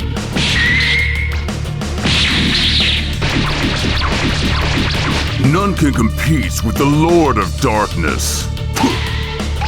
Dodging the spit, Gohan believes his adversary is just being a dirty fighter, but little does he know. Finally taking Piccolo's advice to heart, saved his skin this time around. As the loogie hits Pui Pui, he turns to stone. What do you think you're doing, you idiots? Yes, you're right, Master. With a cocky smirk, Dabura insists our hero should thank his master. Because of him, his death will be postponed. And if he wants them to leave, he better follow the demon inside the ship. Not knowing if this is a bluff or another trick, Gohan does know he can't allow them to stay on the planet. Cautiously entering the spacecraft, the warrior takes a look around. Coming to a door, he barks that he knows they're watching him, and if they don't open this door, he'll simply destroy it. With our antagonist, Babidi scolds the Demon Lord, not for turning Pui Pui into a statue, but for almost doing so to their power source. They won't be able to get a drop of energy from a stupid rock. Sorry, Master. You've told me he's quite strong. So, I've sent them to a realm where he will have the advantage. Gohan panically wonders where he is and what has happened, as Yakon lurks in the shadows. explaining they've been sent to his planet, one drenched in darkness, the perfect environment for him to seek his next victim. Then someone says, So you're back, little brother? apparently, Yakon has a sibling named Merkit and pleads they must spare this one from death for now and merely neutralize him for the master. And not under Babidi's control, Merkit sneers. Still a slave to that worm. Say, the light from your prey is magnificent. Why don't we share it instead? Which causes Gohan to ponder what they mean by sharing his light. The two continue to squabble as Yakon urges he cannot do such a thing, Merkit pressing. You would prefer to share this wonder with that stinking midget instead of your own sister? And just like myself, Gohan is shocked to find out this thing is a girl before taking control over the situation, mocking, "Your sister's right, you know. Family comes first." With sinister eyes and a drooling mouth, the creature bellows. Well said. Come to Merkit, little dear. Quickly taking a chomp out of the light, the other Enkoku Saiyajin darts over, demanding she stop, but his sister brushes him off, quipping he'd keep his words for that dwarf in the petticoat. Though, unknown to her, a certain gown-adorned little person is listening in very closely and thinks he has a resolution for this family conflict. Instantly, Merkit falls under the control of the wizard. Now is when Gohan realizes these warriors are actually slaves to Babidi, not willing servants. Wondering what he should do, gaining a little distance, he thinks back to Vegeta's advice, believing he was right. He himself is too soft and needs to be ruthless. Looking up at the halfling, they snark how stupid Gohan is. Having moved so far away, surely he can no longer see him. But little do they know, our hero doesn't need his eyes to win a battle. Laughing, he missed. Gohan assures he didn't, and that was merely a warning. Illuminating the area, it seems he may still be on the ship in some capacity after all. Shouting out to the villain, he demands to be brought back, or he'll destroy this entire vessel. Calling the Saiyan a fool, he scoffs he'll be stuck here forever in this world if he does such a thing. Bluffing, he replies that he's a Saiyan, and it won't be hard to find his way back, giving him to the count of 3. But inside his head, he really hopes Babidi doesn't know a thing about Saiyans.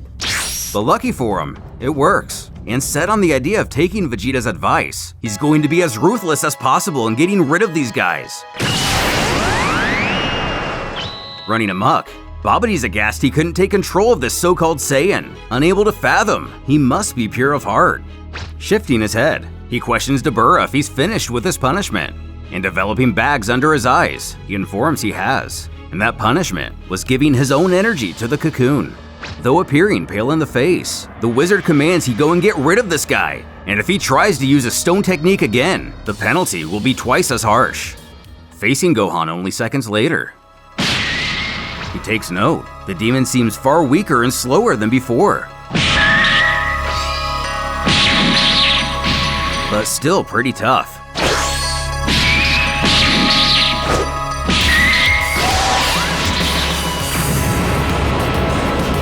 Taking down the vastly deluded Dabura, Babidi believes he has one final plan, moving behind his minion to position him as a shield. Narrowing his eyes, Gohan barks he'll get rid of them himself, spaceship and all, as they have no reason to stay in this world.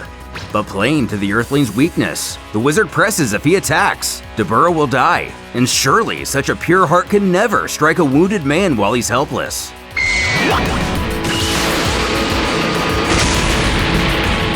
Proving the villain's plan to contain some fallacies, he struggles to get to his feet, wondering how he could do such a thing. But the egg appears undamaged. Babidi cackles no one can damage Buu's cocoon, as his power exceeds imagination. Casting a spell, he attempts to unleash the Majin on the universe, believing the energy he's gathered to be enough for his resurrection. As it splits open, the wizard calls for Buu to answer, but only smoke emerges, causing Gohan to slightly retch at the smell of rotten food and candy, strangely enough. With his last-ditch effort in vain, Babidi baffles at the situation, screaming in fury and frustration. His plan to rule the universe has been all for naught. Knowing his father would spare the life of this miserable creature, Piccolo and Vegeta would have blasted him into oblivion, and years of fighting the cyborgs have given Gohan a different perspective on what it means to be a hero. proving once again he is indeed worthy to succeed his father, saving the Earth and entire universe without even knowing it. A few days later, Babidi's ship was seen going to Earth. What? in Universe 12, age 790, Trunks hovers over a mountain range, spotting a manhole, seemingly in deep thought. He suddenly shouts his hatred for this place. Descending, we find him in Jiro's lab, asking aloud, "So, where are you?" Quickly turning to discover Android 16, exactly what he came for. A few days pass, and Trunks' time still lies in ruin. Within Capsule Corps, Bulma appears to have been working hard on the android. Finished with the testing, they go to switch him on, and with the click of a few buttons. Cautiously, Trunks beckons. 16? Who calmly responds. Yes? First things first, being to let the robot know Son Goku died a long time ago, causing a short silence in 16, before muttering. Okay. Still guarded, he explains, from what he understands, 16 is a kind creature and wants to protect the Earth and innocent beings, questioning if that's correct and applies to humans, which, with a smile, he confirms it indeed does, and having one last thing to prove.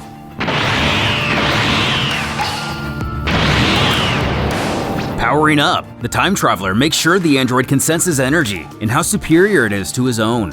So if they were to come to blows, he knows who would win, which the android acknowledges, even going as far to admit Jiro never fathomed such power, which Trunks takes pride in. Powering down, he makes an offer. If he and his mother repair him, he will devote his existence to helping humanity rebuild itself, checking to see if that's okay. And 16 actually finds great joy in knowing he can aid the planet, but reaffirming, if he were to hurt anyone in any way, he will not hesitate to destroy them, just like he did to 17 and 18. With everything crystal clear, Trunks' timeline begins to look brighter and brighter. Bulma, Trunks, and the survivors of the android's decimation would gain a powerful and ironic ally that day. Having it been the androids and scientists to start the destruction of the world, it would now be the same that seek to put it back together. Universe 13, year 737, planet Earth, home to humans, humanoids, and animals. A mysterious child screeches as an old man attempts to calm him down, who insists he doesn't mean any harm. Trying to get a hold of the infant, no matter what he does, all the baby wants to do is kick and scream, simply full of violence. The elderly fellow thinks how fortunate it is that he was the one who found him, as this little guy is strong enough to probably kill someone. Raising the boy, Grandpa Gohan writes a letter to Kami-Senin, or Master Roshi, detailing how he found and adopted a strange human infant with a monkey tail. However, he is very violent and aggressive, but only towards him, not animals. Yesterday, he nearly fell to his death from a cliff during one of his outbursts. Seeming to be just a year old, the boy also appears to understand when Gohan speaks to him, and has even spoken his first words himself: kill humans. He's only calm when eating, and when learning self-control through martial arts. Beckoning his master if he knows someone who could offer counsel regarding this kid, not able to bring in a normal person as it would put him in danger.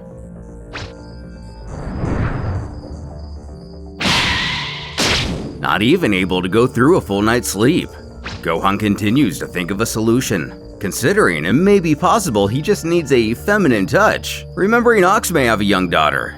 But thinking it through, he probably wouldn't respond well to the request of introducing a hyper-violent homicidal maniac to her, when the demon himself comes tugging at the old man's pant leg, simply saying, "Martial arts!" But Gohan tells him it's too late to train. With that, he barks, "Wanna eat?" causing him to simply reply, "Wanna sleep?" when Goku's heart begins to thud, as he appears to fall into a trance. Gohan bending down to see if the boy's okay. Tonight is the night the Saiyan would transform on the Earth for the first time. Running back to his home to fetch the Niobe. The situation gets more intense by the second. Gohan tries to think of something else he can do, and since the tail kind of stands out a bit, he thinks that may be his weakness.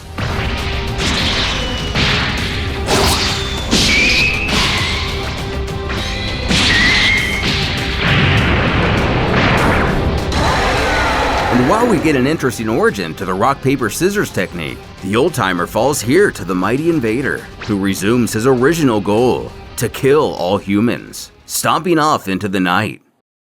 For years, a savage beast has been destroying villages, methodically one after another, causing an entire continent to live in fear, as with each night of devastation, it is known to leave no survivors. But upon closer inspection, we see the one terrorizing these people is something we already know. A shadow casts down on a giant, ape-like footprint. As Roshi sighs, what a terrible sight this is. Appearing to him, the monster has no desire to eat or rest, only to kill, as his violence is not random. Krillin even producing a few tears at the sight, but contradicts his master's statement, as he points out the pigs were mostly devoured. The hermit replying that may be true, but the villagers weren't, signifying this creature has a penchant for death, only eating when necessary, and not eating what it doesn't like. Further theorizing, it conveniently goes missing between attacks. Maybe there's someone behind the beast controlling it. Either way, this time around, the monster didn't finish the job, as there are still houses standing, directing Krillin to venture into the forest to search for survivors, while he snoops around here a little more. But he warns, this enemy is no simple animal, it's a fierce and well-skilled killer. We're then confronted with a vision of a young boy's past. His mother training him only to kill, and abusing him to instill this message into him. Also, Raditz was there. Nudging the kid awake, Krillin checks to see if he's okay, questioning if he's from the village. But the stranger, only able to barely open his eyes to see the sun gleaming off his visitor's head, can only mutter, "Human?" Before his opposite points back to the way he came from, explaining they should both return to the village and regroup with the Turtle Master, piquing the Saiyan's interest. Knowing this guy smells like a human, but inquires if he's actually a turtle, who spouts he is, as a member of the famed turtle school. Goku, or Kakarot, merely piffs at this and walks away, but Krillin doesn't take it to heart, only thinking he must still be in great shock. After all his family and friends are gone. And he's probably exhausted having run throughout the entire night. Surely, this is what must be causing his strange behavior. Catching back up with him, the bald hero suggests they stick together. Seeing a river nearby on his way here, he thinks the two of them should go wash up. Thinking for a moment, Kakarot remembers. Of course, turtles love water. Soon after, they find themselves at a remarkable landscape. Not hesitating to jump in, Krillin actually gets a kick out of seeing how innocent his new friend is. Even though they're about the same age, he just acts so carefree. Speaking of carefree, Krillin decides to hop in himself. Kakarot is astonished to see the so-called turtle can remove a shell, causing the Saiyan to think he sure doesn't look human, plus humans normally live in packs. Hitting him with a water gun. He screams for the stupid turtle to stop running. Krillin finding great humor in this, uncontrollably laughing as he tries to evade his pursuer. As the sun moves in the sky, playtime is over. Figuring it's much better than what he was wearing before, he gifts Kakarot with his Orin Temple gi. Just happy it fits, he thinks it suits him well. Back at the village, Roshi spots a victim who he recognizes, having faced him at the World Martial Arts Tournament around a year ago. But of course, as Jackie Chun, he would have even made it to the finals had he not landed in the same bracket as the Turtle Master. Knowing full well, he must have protected his people with all of his strength, but it still wasn't enough. Even getting a clue his abilities went far past hand-to-hand combat, as an axe sticks in a rock. Then he gets curious about something, noticing rather small footprints on the ground. Deducing somewhat, he was able to make this monster disappear, only to fall to the fists of a man. The man who controls the beast. As the boys continue to walk, Kakarot has a question, inquiring why the turtle here is so nice. Insisting he call him Krillin, he explains it's normal to want to help those in need, shocked how alone Kakarot must have been, causing the Saiyan to look at the ground, uttering, he's always been alone. Krillin quipping, but we're friends now, right? Taking a modest pause, Kakarot has to think what that word even means. As the boys continue to walk, Kakarot has a question, inquiring why the turtle here is so nice. Shocked how alone Kakarot must have been, causing the Saiyan to look at the ground, uttering, he's always been alone. Krillin quipping, but we're friends now, right? Taking a modest pause, Kakarot has to think what that word even means. when the torment of his mother begins to push itself into the front of the young man's mind, screeching at him his new friend is a human and must die. But he convinces himself the kid is actually a turtle, just an animal, and he doesn't have to kill him, gritting his teeth thinking how much fun he had, and he doesn't want to be alone again. Amidst this intense mental battle, Krillin formally inquires what Kakarot's name is, who simply replies with the easy answer, as his turtle friend ushers him back to what he believes is his village, assuring no monster is there anymore. Just as Master Roshi discovers the boy's severed tail. Spotting a shell, Kakarot is amazed to find another turtle, as his companion shouts to his master he's found a survivor. Turning to him, he congratulates Krillin on a job well done, before sympathetically bending down to speak to the young villager, begging he explain what happened here. But growing a cold stare, Kakarot grunts this man looks like a human, which of course he is. It's not something Roshi ever tried hiding. Calling them imposters, the Saiyans' assault resumes, catching the hermit off guard.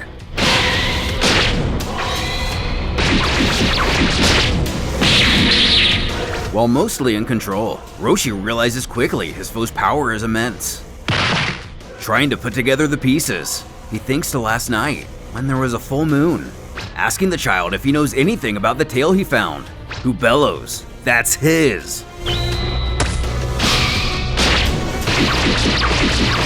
Krillin finally interfering, tries to hold Kakarot back, but his master barks for him to get away from the crazed fighter, believing him to be some kind of new werewolf.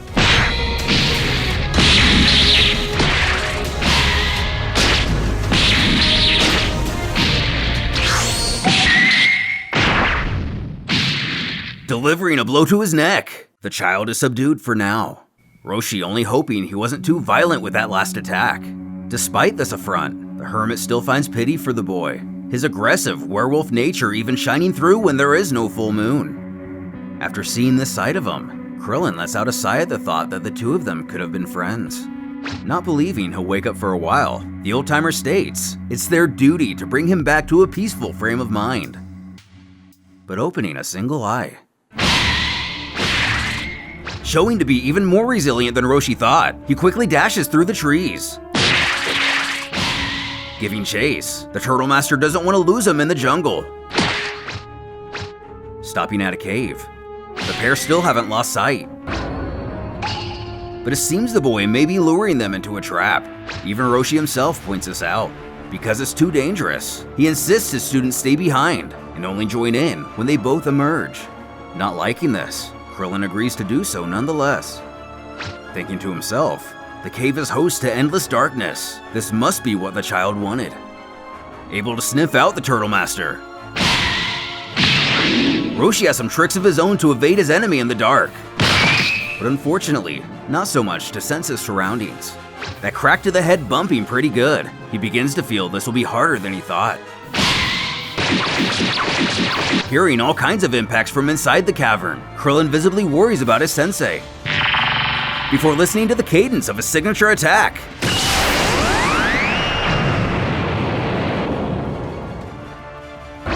But Kakarot emerges the winner, dragging the beaten body of Master Roshi. His lone student rushing over in disbelief. Tears fill his eyes as he bellows he wanted to save the savage child. But unfeeling, he looks into Krillin's soul, informing his mission is to kill all humans. And one day, he will kill him too. Walking past him and dashing back into the forest. Making his way through the trees, he stops momentarily, taking a look at the only human to call him friend, even if just for a day. Alas, the brainwashing he underwent as an infant proves too much for him to change his ways.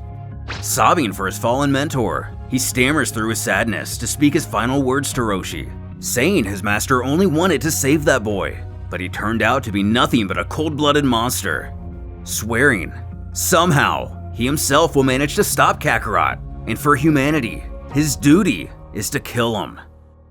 Not long before the arrival of Raditz, Earth is now shown to only bear host to a small pocket of animal life. The vast majority of, if not all, humans and humanoids are dead. What are you doing, Krillin? I'm coming to stop you, demon! You'll die, Krillin! You'll die like all the others! Take that! And that! Oh! See? Now you're dead too. Earth, on October 12th, year 761, in Universe 13. Raditz beelines towards the planet.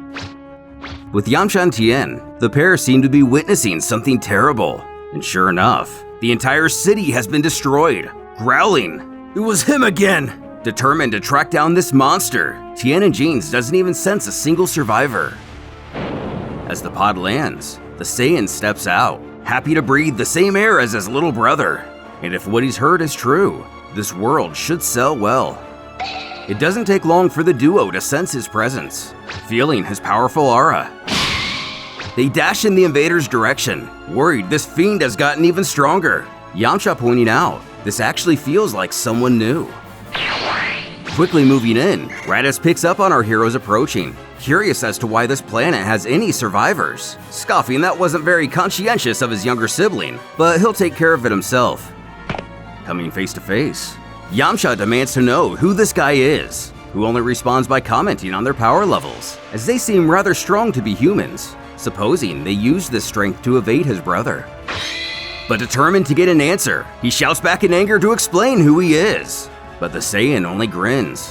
What does it matter to you? You will die!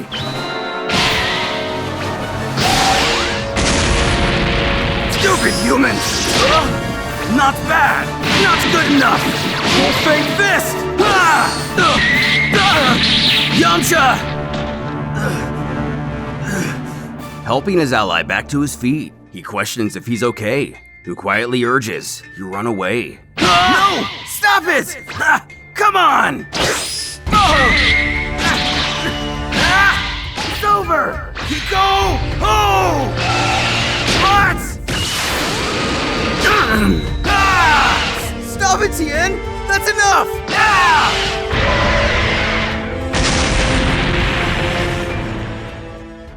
Away from the battle, Kakarot finds himself in the middle of a forest, gazing out into nothing.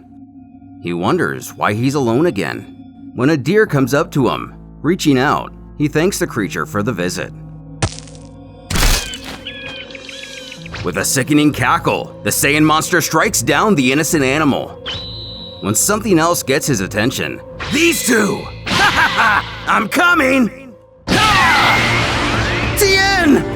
as a series of Kikohos did nothing to injure Raditz, he piffs at the idea that such a pitiful attack would have been enough to defeat him. Returning the advice, he weakly grunts for Yamcha to run. Shut up! Savagely kicking his head into the ground, Yamcha takes the opportunity to retreat, but his foe isn't about to let him get away. While searching, it seems the Earthling has managed to give him the slip, and having destroyed a scouter, Raditz grows furious at the situation, screaming to know where he's hiding. And below, Yamcha wonders what he should do, as the villain screams. What if you won't come out? Then I'll make you! While he tries to evade the explosions. Looking for an escape, he's approached by someone else. Creepily licking his chops, the man utters, "Yum, tender flesh."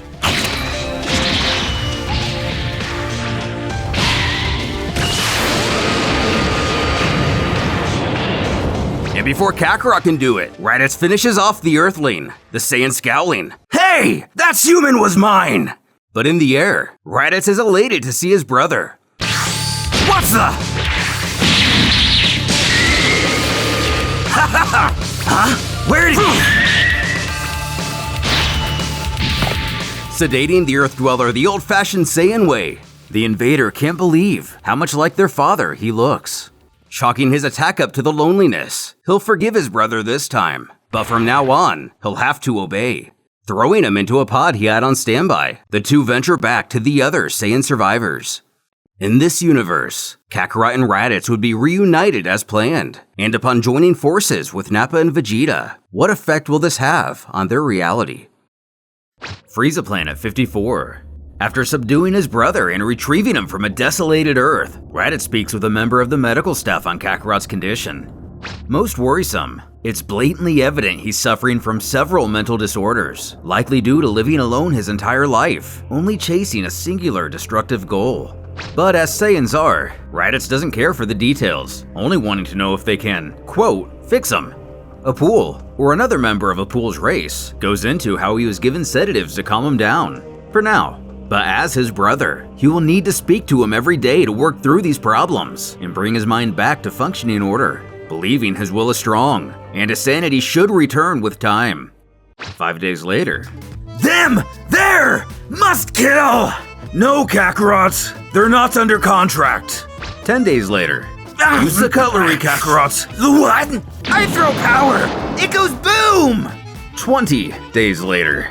You must concentrate your energy and know where it comes from for you to attack efficiently. While the sibling trains, Raditz has a conversation with somebody on his scouter, saying aloud he believes Kakarot is ready to join him. Although he isn't very strong, he's gotten back on track pretty fast. He simply needed some real Saiyan training. Ending the communication, we find out it was either Nappa or Prince Vegeta he was speaking to, and they'll be regrouping with them in less than a year. But this news only frustrates the savage warrior, not wanting to sit idly for that long before asking if they had a planet to slaughter. But the more experienced fighter doesn't feel it's the best idea for only the two of them to attack, wanting to increase their numbers first. But pressing the issue, Kakarot questions if they really need these other guys. But in full transparency, his older brother tells Nappa and Vegeta are each 10 times stronger than either of them, and it's not enough to be the most powerful individuals on Frieza Planet 54, admitting that's why he searched for his younger sibling in the first place, as alone, he is nothing in the eyes of an elite. Showing not one for manners, of course, Kakarot quips, So without your lack of confidence, I'd still be on Earth.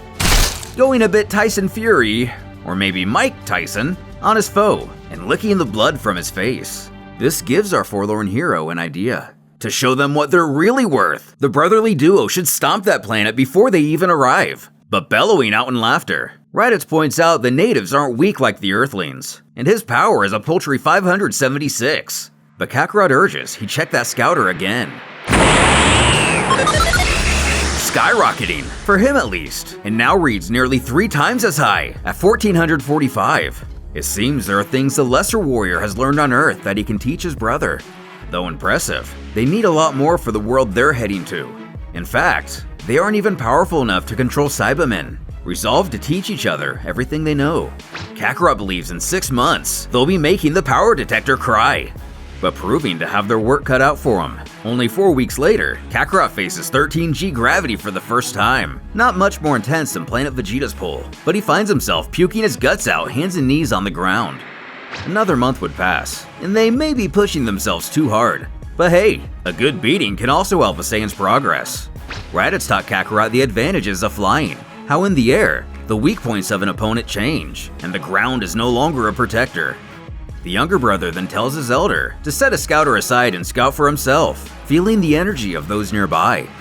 Studying up, they learn the scientific process of how the full moon transforms them into Ozarus. As Raditz states, there are no celestial satellites orbiting their target. Kakarot theorizes they don't need one, just the strange light the moon emits. Maybe they can harness it into some kind of device. Between that and the Cybermen, they'll trash that planet.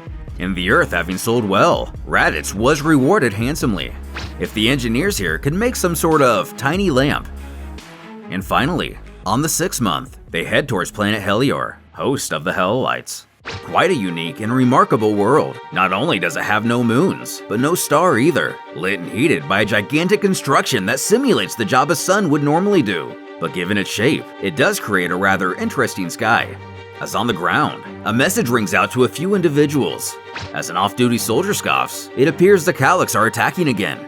So unfortunately, his leave is canceled. His family gripping him, crying he just got here. But nothing can be done, as duty calls. His wife and daughter staring on as he flies away. The girl's mother grunts she's gonna go find her a new dad, who couldn't be happier in the betrayal. Though familiar with fending off attacks, the Hellites never expected to be invaded by an army of only 2 people. No, Kakarot! I told you not this building! You didn't say anything about it! I said not the scientific instructions! Learn to recognize them! While the Saiyans squabble about what building is what, a couple of soldiers aim a giant weapon. Sprinting towards the action, the bloodthirsty Kakarot is excited to find more people to kill. Raditz warning to leave the ones in white coats alive. At the Helior's militaristic headquarters, an officer panically reports to his superior. The troops they sent were quickly slaughtered, leaving the commander to wonder just who these guys are. Resolved to send the Ultras to take care of them, but devastatingly, they're currently battling the Calyx on Anshot 1, and it'll take at least 2 days for him to return. Butting in, another informs they actually do have one Ultra ready at the helm, as she just recently got back from a mission. With the invaders, Kakarot still brushes up on his architectural education, inquiring what to do about the buildings with flags. Raditz snipping those are priority targets.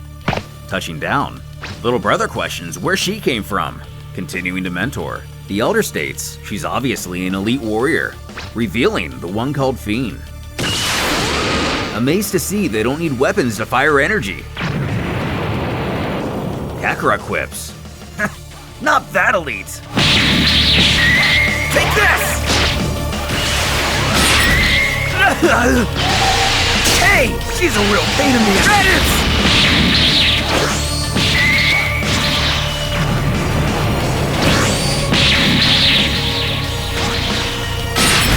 After vowing to teach Kakarot some manners and blocking the other with a shield, she shouts to the latter to explain who they are and to tell her everything, or she'll end his friend here.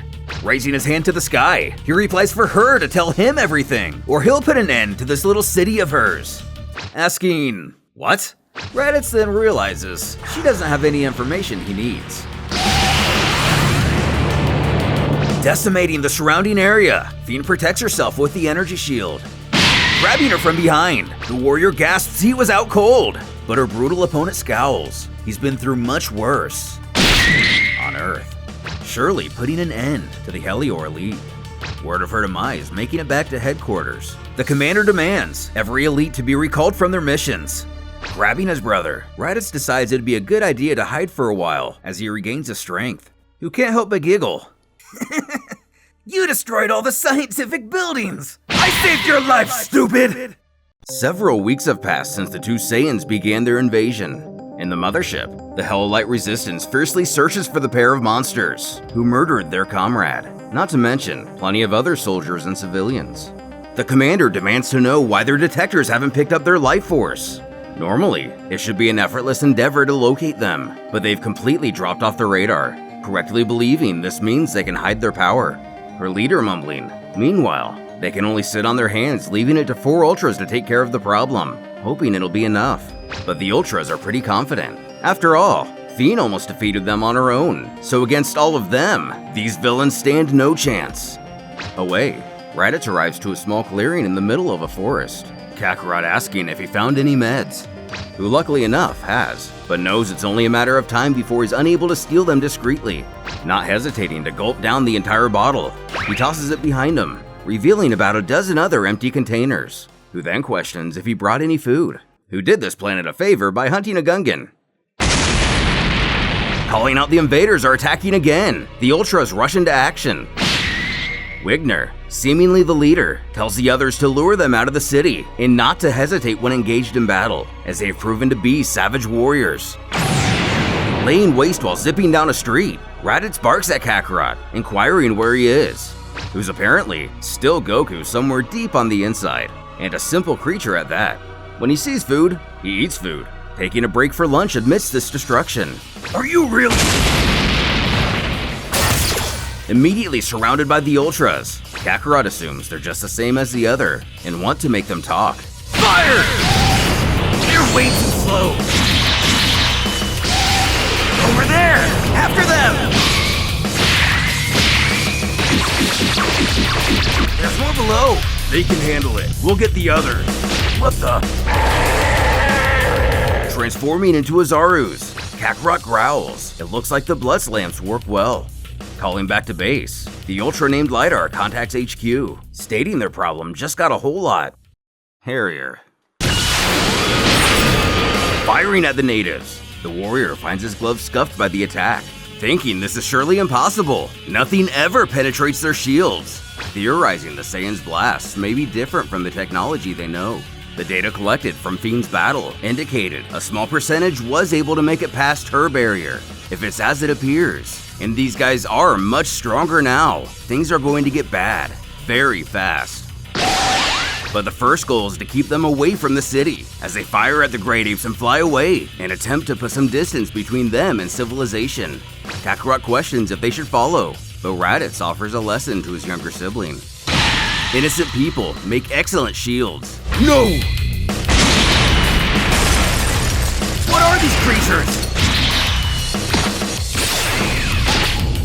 I'll finish them myself. Go help the others. Not you.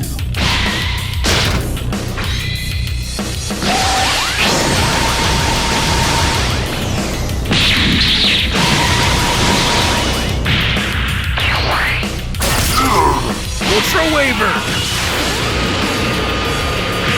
Incapacitated for now. The commander screams at Wigner for using the Ultra Waver in a populated area, demanding to know if he's lost his mind. But the soldier made sure the beast took the full impact of the blast, believing the Ultra Waver was the only thing strong enough to hurt these guys. And on an open line, the burly Ultra gets this message loud and clear. Eat this! He's getting weaker. Returning to normal after having his tail destroyed, things are looking more and more grim for the Saiyans, as the Helllight shouts out this newly discovered weakness to his team. The lone female warrior wants to end this now. That's what you think.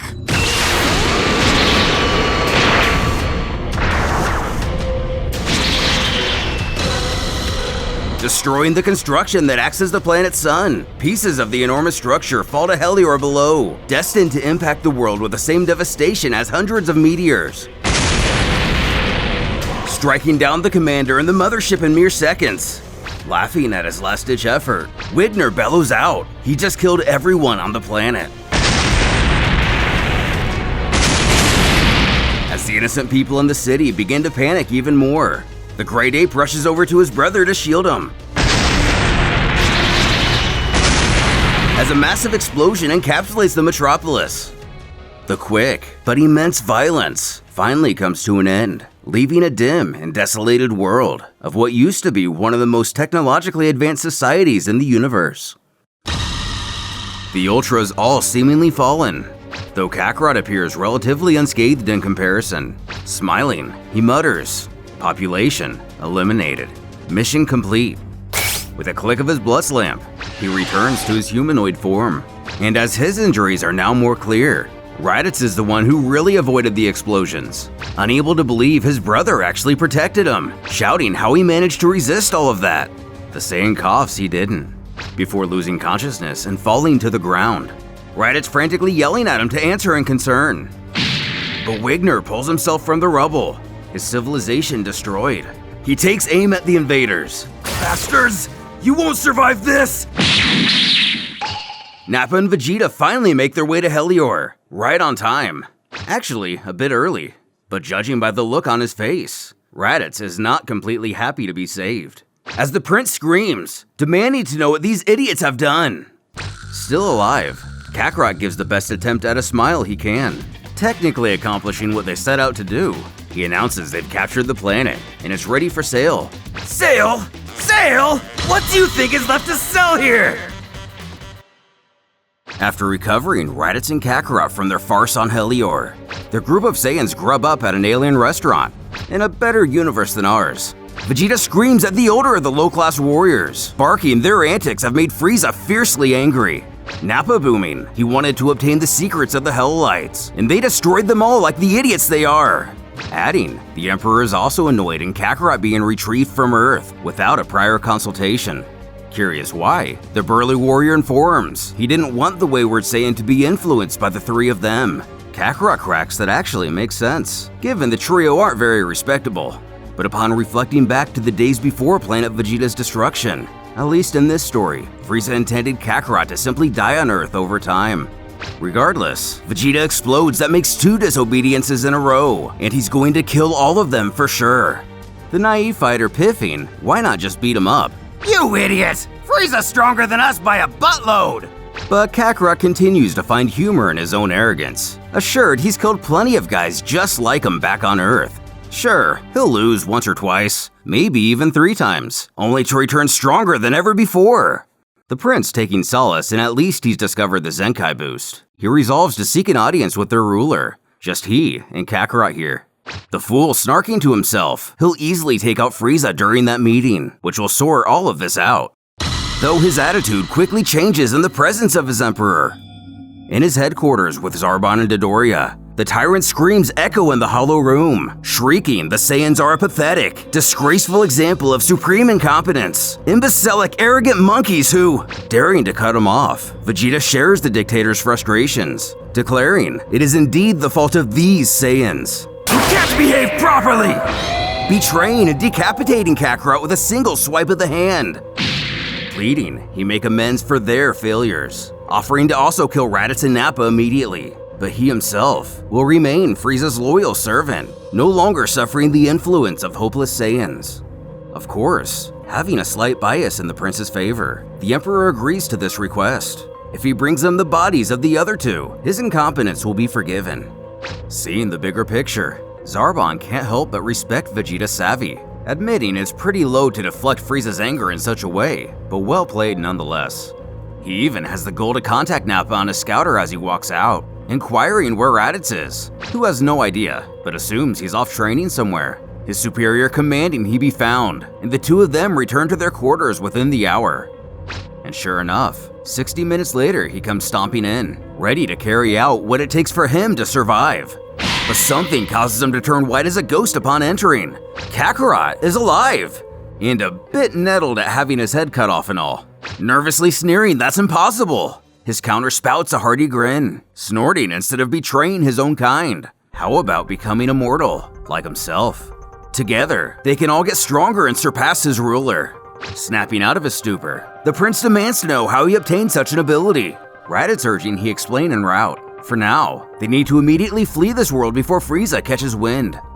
Escaping, the Saiyans head towards the SG sector, an area where Frieza's forces have been pushed back from. With any luck, it will offer relative peace. After changing ships many times, in a bid to throw the oppressors off their trail. Kakarot tells his story in person to the elite warriors. Vegeta convinced these Dragon Ball things can't possibly exist, though the low-class Saiyan urges, and yet their effects are apparent firsthand. Nappa fully buys into the idea, excited to go to Earth to find them. Alas, they don't work anymore, turning to stone ages ago. Before, they only used to be rocks for a single year. Either way, the prince knows Frieza would immediately spot them if they go to Earth, as Raditz enters through a door. When questioned on what his informant had to say, it seems Kakarot's description of the Dragon Balls has caught some interest, wanting to take the Saiyans to his master's planet to learn more. A few days pass. As some kind of militaristic compound, Raditz admits he's getting cold feet, sensing too many high powers here. His brother deducing, this master is being guarded by a group of strong warriors. Politely welcoming the outsiders in, Angela of Lord Slug's demon clan, who quells his master is eager to meet them. Introducing his overlord properly, Angela presents the strangers to Lord Slug, powerful emperor of Sector SG. But something else has caught Kakarot's eye.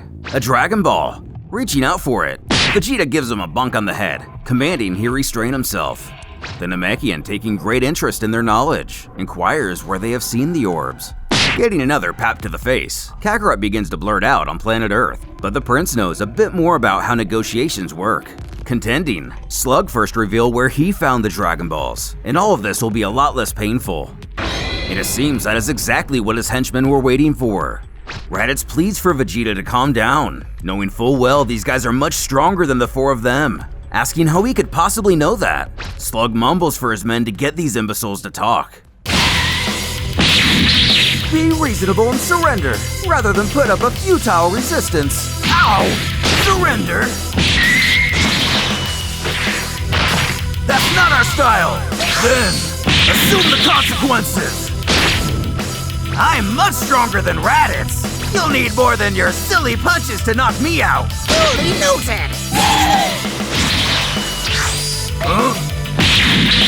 It's time to put you back in your place. Get out of my sight. Now, it's your turn. I'm gonna make you eat your teeth. No thanks. Enough. Painlessly neutralizing the Saiyans, the room suddenly falls into a quiet standstill. Before Slug calls out, You, village idiot, come. Using his kinesis, he ushers Kakarot his way. Grabbing his head, he insists he will tell him everything. Where we learn, he was granted immortality by Shenron, created by the one named Kami, who is dead now, and thus, the Dragon Balls. Snatching the helmet from his head, it's only now discovered to our characters. This man is a Namek. Kakarot astonished to see he looks just like Kami. Vegeta also surprised in this revelation. With everything they need, Angela proposes. Their guests are still important prey for Frieza, believing it would be a wise diplomatic gift to deliver them straight to him. That is, if they're of no further use here, as their current defenses are still not enough to withstand a large attack from his empire. Liking this idea, his only request is they remain alive, for now. In a massive complex, the Saiyans find themselves locked away. Raditz beckoning Vegeta if he's able to break his restraints, who of course is certain he can. So the lesser thinks the best plan is to make an escape when sufficiently healed. Having studied these people during their time in captivity, he's noticed the powerful bodyguards are gone, unable to feel their energies anywhere nearby. Nappa shouting they really need to teach them that ability. Later. Ha ha ha! You're dead! Dead! You're all dead. Kill the humans. Watching the show before him, the prince has to ask if he always screams in his sleep like this, which is met with a reluctant, "Yup."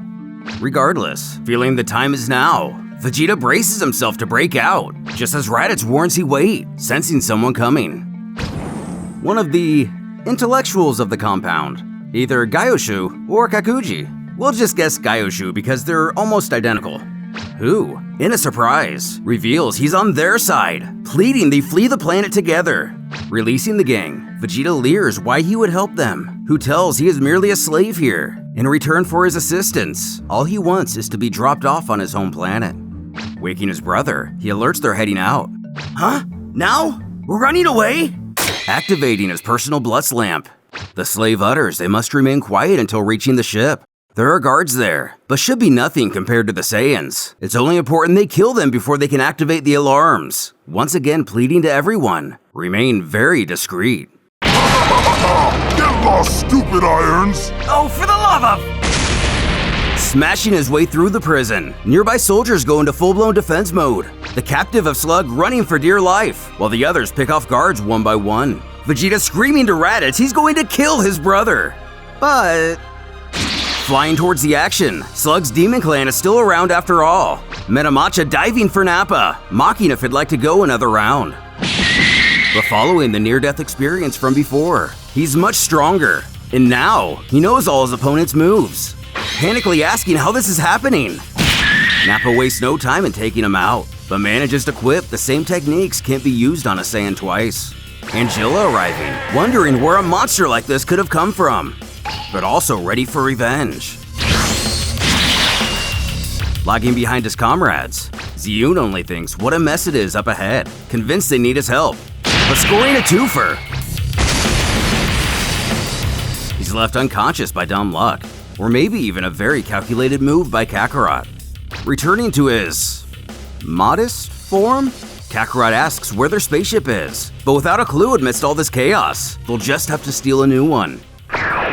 Zooming off-world, they manage to get away. Inside, while Raditz takes the controls, still with their eyes on the prize, Nappa believes it's clear the Dragon Balls and Namekians are somehow linked, so the next destination will be planet Namek itself. Gyoshu informing he's able to hide any tracking Slug may have had on the ship, so they should be, essentially, invisible to him. Also pointing out the Nameks live in isolation and have zero technology, so they should be able to remain hidden for a good while. Satisfied with this, the Saiyans are ever closer to getting their wish. Meanwhile, back at the remains of Helior and Frieza's quarters, a soldier alerts they have found the Saiyans, as well as their intended destination. Bellowing out, I won, suckers! we're at the moment where Vegito allowed himself to be absorbed by Super Buu in the original series, and given the title, The Birth of Vegito, It may be safe to assume this is Vegito's Universe 16 in the Multiverse tournament. Using a shield of ki, our hero believes he's in the clear. At first thinking to lower the barrier, but in this iteration, he decides against it. Just a gut feeling. Searching around, it doesn't take him long to find his friends.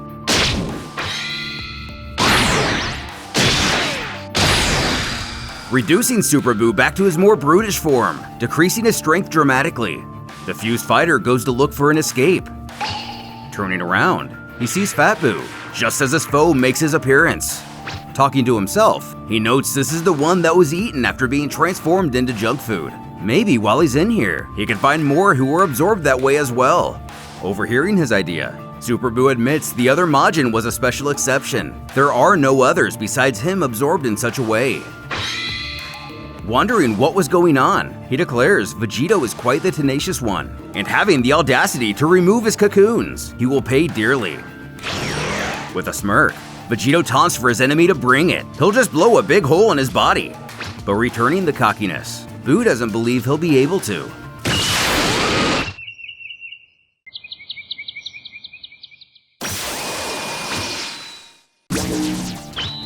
Confused has attacked it very little.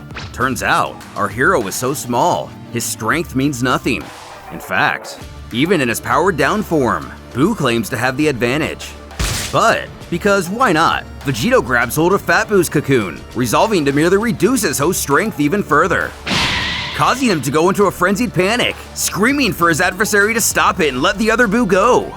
Liking the look of dread on his face, Vegito finds the situation very interesting. As the Majin goes on to yell, if that one is removed, he won't be himself anymore. No! Ripping it out of place, Super Buu falls to the floor, as the Saiyan knows it's time to leave. Realizing his surroundings are narrowing, whatever his foe is going to transform into, it seems to be happening sooner than later. Finding an escape, everyone returns to normal, placing his family and friends in a safe area. Oddly enough, Vegito actually senses an increase in energy from the Majin. Not as much as when Gohan was absorbed, but nonetheless unexpected. Becoming Kid Buu, our hero now senses a drop in power, noting how peculiar this all is. But still, at least he's less dangerous now.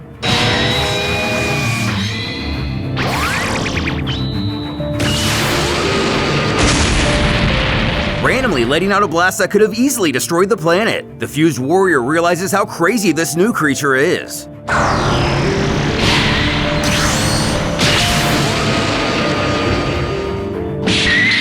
Vegito knows he has to finish this quick.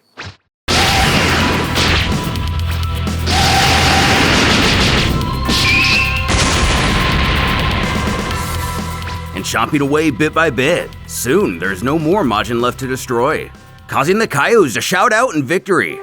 As the others begin to regain consciousness, our hero questions if they're feeling okay. But upon laying eyes on the fusion, all three have to ask, "Dad?" Not really addressing the confusion at hand, Vegito simply inquires if Dende can arrange gathering the Dragon Balls, so all the innocent lives lost can be wished back. And while it'll take another 4 months for them to be restored, he'll do what he can in the time being. And a few days later, they would be gathered. The Namek even able to activate them early, undoing all the harm and destruction caused by Majin Buu. But not everyone's lives could return to normal, as there is no Goku or Vegeta anymore, only Vegito. Trunks rejecting this man, claiming he is not his father, who admits that's true. But he does have as much love for Trunks as his father did, for both the son and Brief family actually, causing some initial discourse between Chi-Chi and Bulma, but letting out a laugh and shedding a tear. Chi-Chi asks what she's thinking. Goku's been dead for 7 years now, and she isn't going to steal Bulma's husband, merely requesting Vegito come and visit them and remain a father to Goten, which he is happy to do so. With this, life would resume, keeping his promise and being a father to 2 households, constantly teleporting between the two. He and Bulma would have a daughter with enormous potential, and around the same time, Pan was born to Videl and Gohan. A few years later, they both became students of Vegito, ushering in a whole new adventure of their own. Kabiru Planet, X-Frieza 38. A party of some sort seems to be taking place. As Brawl, Pan and Vegito stand by, not appearing to be enjoying themselves greatly. Suddenly, Vegito pipes, "Buffet lunch 3 o'clock," while looking to his 9. Grabbing a small bite, Brawl doesn't know what the heck they're doing here, scoffing at the idea it's supposed to be some kind of diplomatic mission, and it only feels like a waste of proper training time. Then hearing, Oh, what a ravishing goddess! as who looks to be Pizza the Hut from Spaceballs approaches, stating it to be an honor to host the daughter of the great Vegito-sama, greeting her with a kiss to the hand. Brawl clearly has more of Vegeta's personality than Goku's, but her father calmly requests she not assault the diplomats. In age 774 on Earth, 2 Saiyan warriors, among the most powerful in the universe, fuse thanks to the sacred Pataras of the Kaioshins, thus creating Vegito, the strongest being of all time. Resolved to aid the Kais, he was tasked with handling conflicts across the universe. None of his foes ever survived. He quickly became known to every civilized world as a great warrior, some even revering him as a god, as he trained his 2 companions, Pan and his daughter Brawl. At the latter's birth, the fused warrior held his child with pride, asking if his wife has any names in mind, Brawl being the only one. Thinking to himself, Brief, Bulma, Trunks. Ah, now it makes sense! In Universe 16, age 778. Pointing out she has a tail, Vegito pleads they let her keep it, having never seen Trunks with one. Though Bulma has one question. Is becoming a totally insane giant monkey hellbent on destroying cities and attacking friends a trait only unique to Goku when he transforms, or is it common among all Saiyans? In an extended fantasy sequence, we find Uzara Brawl manhandling her older brother, who shouts to his father his sister is bothering him. And in accordance to Namekian battle law, section 372-B, Piccolo has lost one of his arms. Being held up by Gohan, he stutters he must save the planet. But the half-breed can't hit his own niece. She's not even a month old. Or is it his sister? Half-sister. Even the great scholar doesn't know. Clamoring for Vegito to do something, he snaps back into reality, just love-stricken by how healthy his daughter is. Returning to actual reality, amidst the awkward silence, Bulma questions what he's thinking about, then asks his wife if she plans on staying in bed for long. Pointing out his endless compassion, she reminds that childbirth is a rather demanding experience. Trying to make heads or tails of it, Bulma then piffs at how clueless he is. Thinking back to about 41 years ago, on planet Vegeta, a young prince happens in on a female Saiyan, going at a punching bag. Noticing his presence, she happily greets him. Confused, Vegeta thought she was due to deliver her baby today, informing, "Well, yeah, but that was like hours ago, earlier this morning." The boy believing it to be a more difficult task, the woman merely continues her training, growling, "What do I look like, a sissy?"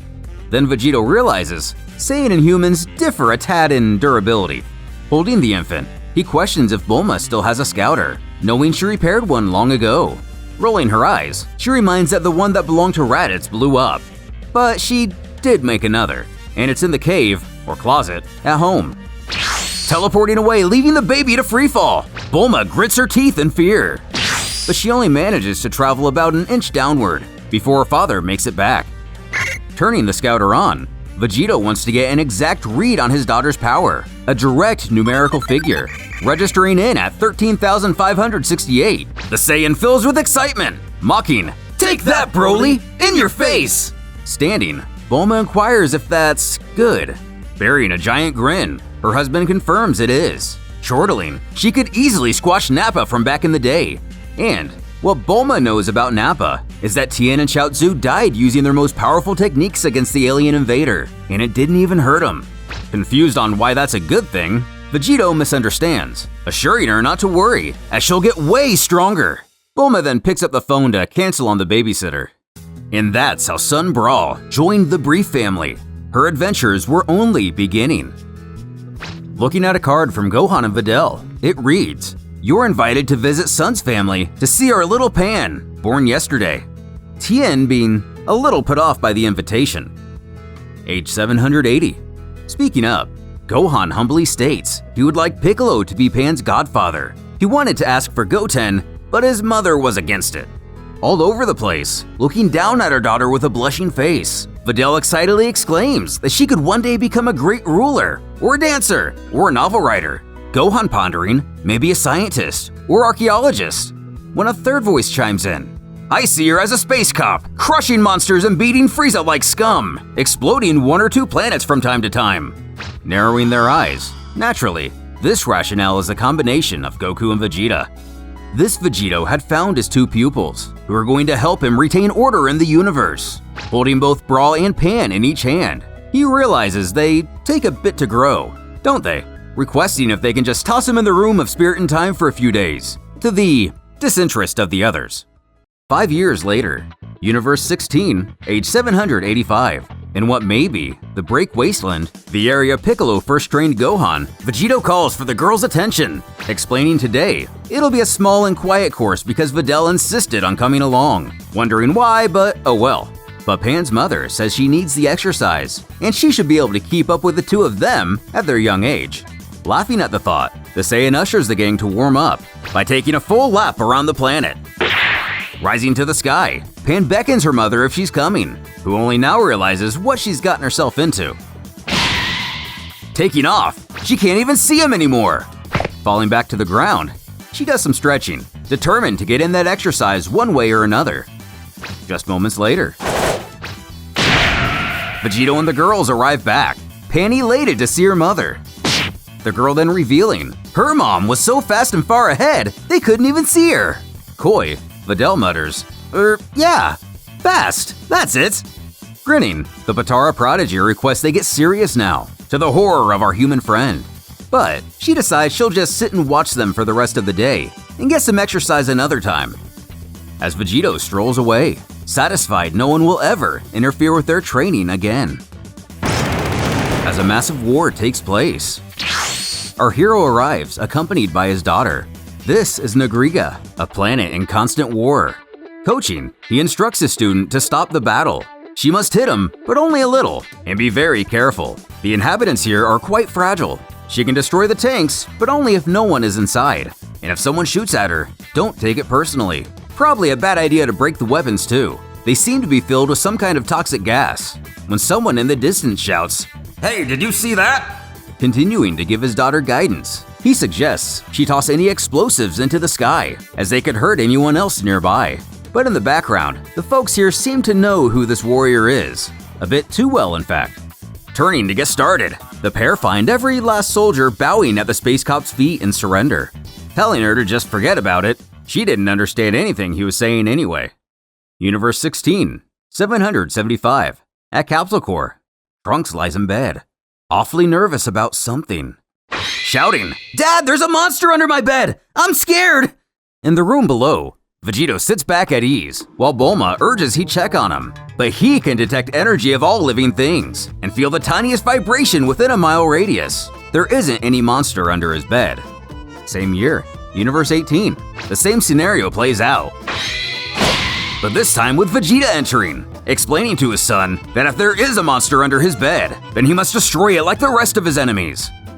And same universe, same time, somewhere else on Earth, Goten has the same issue. Screaming before Goku zips in within a millisecond, excitedly asking where this monster is. Knocking the boy out of his bed to check under it, he chimes, "Mr. Monster, are you here? Yoo-hoo!" Before overcome with disappointment, there actually is no monster. Universe 16 and 18, 10 years later. As Pan cries out, Gohan is the only father with a normal response. Ruffling his daughter's hair to comfort her, he assures that if there was a monster under her bed and it was dangerous for her, then the entire world would be in danger. Which, I guess is better than the other's reaction. Not the most comforting though. Going through the joke one final time, only in Universe 16, year 789. After a mission, Sun Bra sleeps on Xylon 38, feeling something amiss. She grabs a bulking monster by the throat, demanding to know what he's doing in her room. Calling for his father, he cries there's a monster on his bed and he's scared.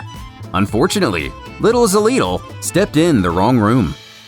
Vegito was born in the year 774. From the fusion of the 2 strongest warriors in the galaxy, he'd have more and more adventures to come. whether as a space cop or target of forgotten beings. Where Goku would attract monsters, Vegito attracts gods and anomalies from the very depths of space. And as the years would pass, his precious Brawl would have a few emotional problems, coupled with danger and destruction, potentially close to that of Buu and Broly. As for Vegito himself, his Saiyan blood boils, lacking an adversary to match him. Around the same time in our universe when Goku leaves to train Oob. But here, of course, no such event would take place. On her own personal mission, young Brawl soars through the sky. But where could she be going? Touching down in Satan City, she enthusiastically runs to a house nearby. Opening the door, it's Gohan, who playfully asks who's there, before joyfully looking down to see Brawl. Cutting right through the cordial nonsense, she knows he could sense her approaching because she was not hiding her energy. Furthermore, she wants to know why he just called her Brawl. Amiss, he answers, "Because that's your name?" In a huff, the youngster resentfully lectures that she is his sister and wants to be called Son Brawl. She is also part of the family. Her brother reminds names don't define who someone is. Besides, Bulma really doesn't like it. Pouting, Gohan realizes Brawl has not come to play with Pan. The two having a friendly spar in the sky. The more experienced fighter comments how strong his little opponent is, causing her to balk. Those words not something she hears often apparently. But her brother swears she really is. This prompts her to question why it is she can't beat him then. Why can't she turn into a Super Saiyan? Why are he and their father so invincible? Trying to make this a life lesson, Gohan reprimands she's only 6. At that age, none of them even came close to the power she possesses. Heck, Goten and Trunks were a special case of their own, and even they don't graze her strength. However, the stubborn young child refuses to wait, despising the feeling of being powerless. She's found a way of her own to break through. Letting her emotions overcome her, she sobs he always wins. She's so weak. Transforming, she tells her elder she wants to go another round. Bro, no! Never shoots! Towards the ground! In a fight, there are no rules! The pretty much omnipresent Vegito, though off-world, senses full well what's going on with his daughter, but rest assured Gohan will be able to take care of it. His friend here on the ground grumbles. Is there a problem, Mr. Policeman? It seems our fused warrior enjoys venturing through space, getting into the occasional shenanigans. The half-Saiyan warning if she doesn't calm down right now, he's going to stop her by force. This has gone far past what is safe for everyone nearby. But blinded by her own emotions and immaturity, the fact Gohan was not even using his full force before makes her ever the more furious.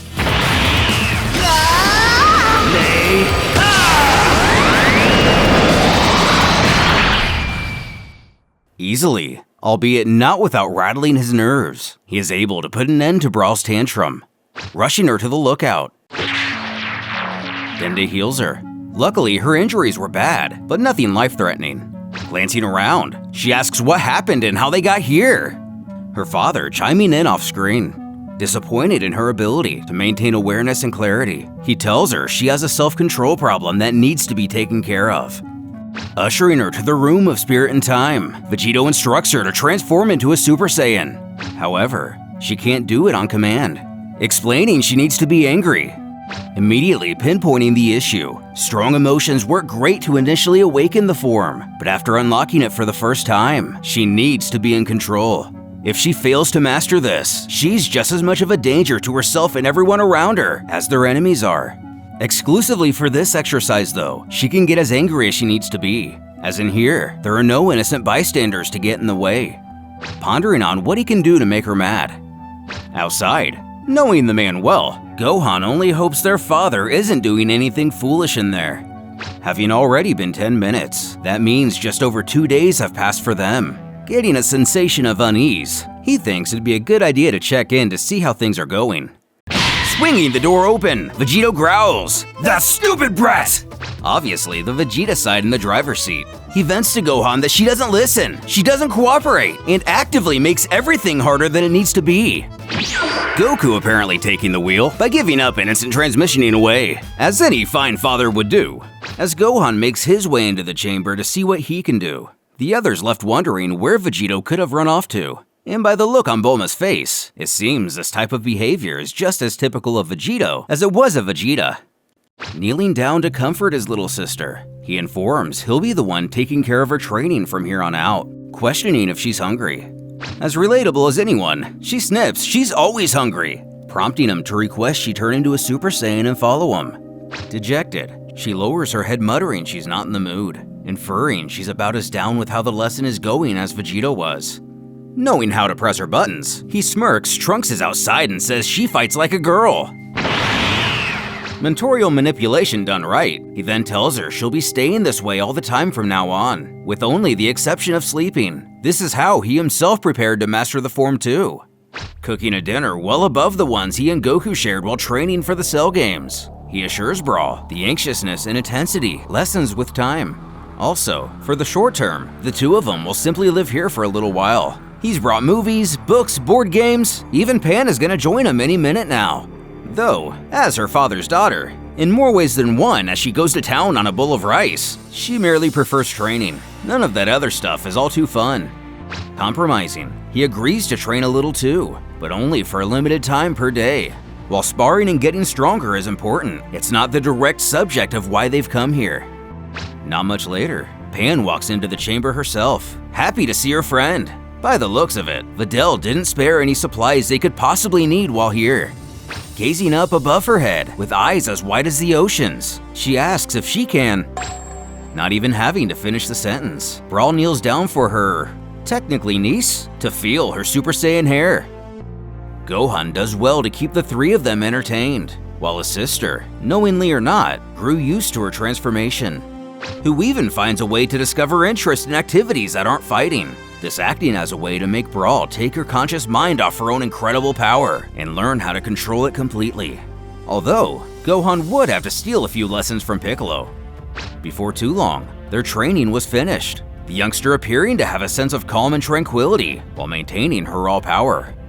Emerging, student become mentor questions the Namek how long they were in there, but since the door is left open, the amount has been the same for each side.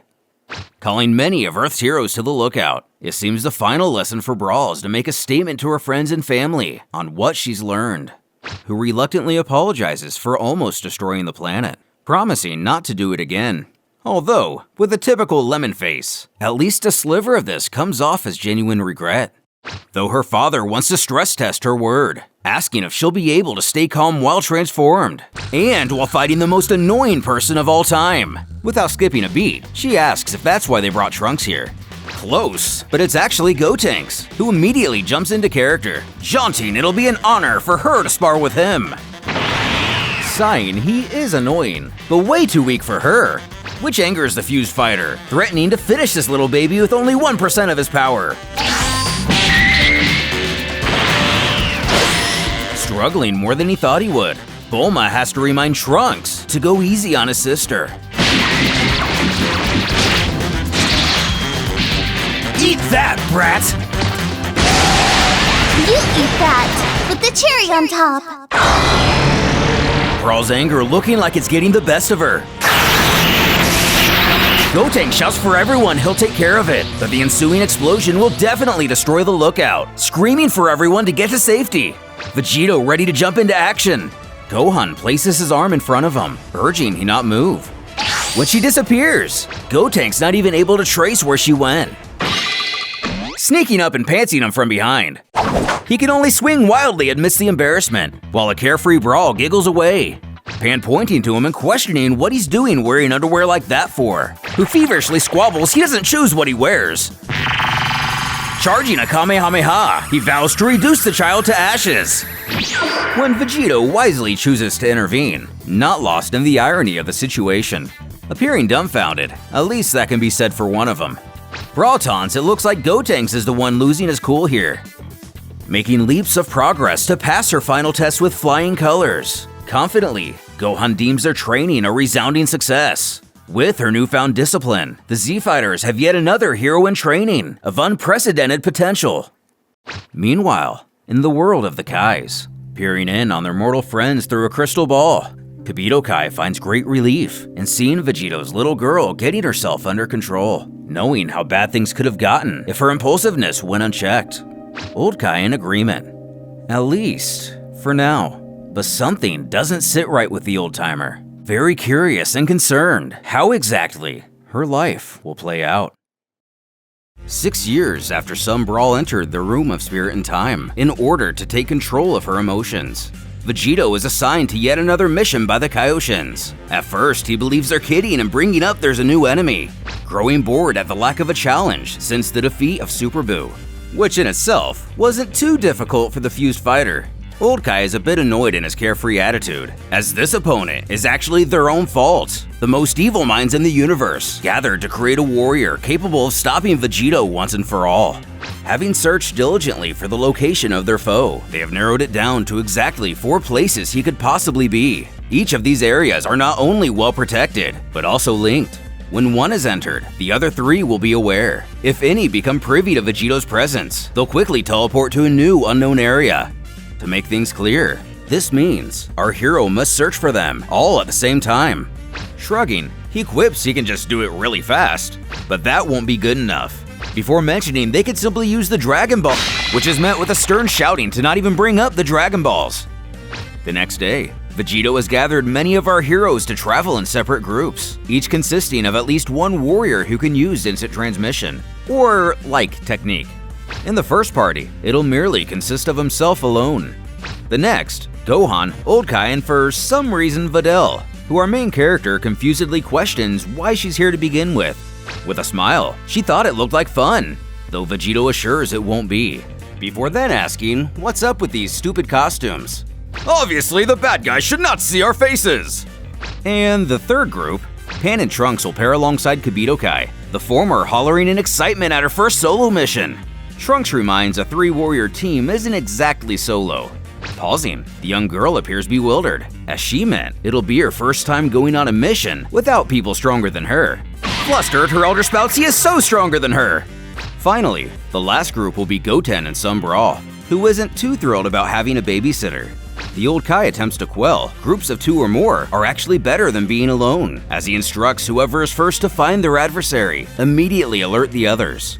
The rambunctious young lady inquires if she can just try to beat him up first, but he shouts she must tell her allies using telepathy.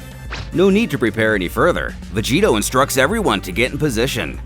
Guiding Sombra, Kibito Kai assists her with locking onto the location, who appears to still be learning to master the technique. But with that settled, everyone is ready to go. Some a bit more than others, standing on his head to teleport. Gohan is a bit skeptical of the old-timer stance, but he assures this is the true ancient way.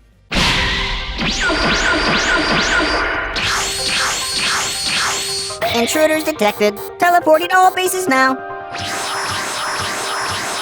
Realizing the surroundings have changed, the Kai points out their foes teleported the base, but have brought all of them along. Now they shouldn't be able to escape. Elsewhere, a strange cube of magic water appears in space, around a mile end to end in every direction.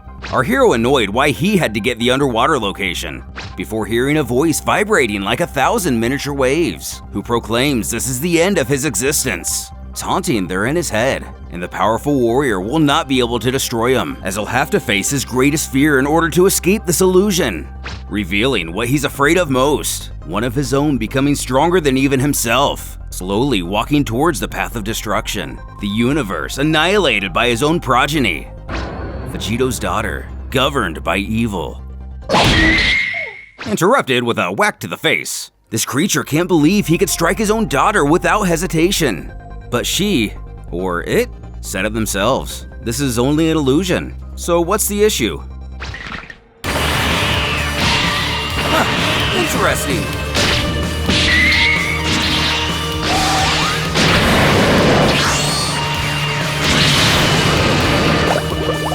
Believing the lack of oxygen will be Vegito's downfall. Besides, whether it's by magic, technology, or anything else, pure power defeats everything. But right now, this illusion would need to be at least 1,000 times stronger in order to win. With Old Kai and the others, Gohan marvels at a medieval-style castle, just like the ones from way back when back home. A savage-looking beast charges right for him, but they can't sense any significant power on this planet. Videl asks if they should just let themselves into the compound. Old Kai feels that'd probably be the quickest way to get things moving. When a man calls after him, commanding these trespassers lay down any weapons and put their hands in the air. Technically, flinging the only nearby object that could be considered a weapon towards the castle guards. The general orders the men to fire. Gohan shouts for the old-timer to get behind him so he can be protected from the onslaught of arrows, one of which hitting him in the head, and more or less falling apart on impact. The elderly Kai jostles. He believes sometimes they forget he is a god. Coming back to his senses, Gohan feels if these people honestly think little pieces of wood and iron are anything to worry about, their warrior can't really be all that strong. But the Kaioshin theorizes they must have some kind of powerful, secret art, and maybe that's why they can't sense them. As a song carries through the wind, a mysterious woman chants in an unknown language, summoning a mystical force out of thin air. Bringing her chanting to a crescendo, Gohan braces himself for whatever could be coming next.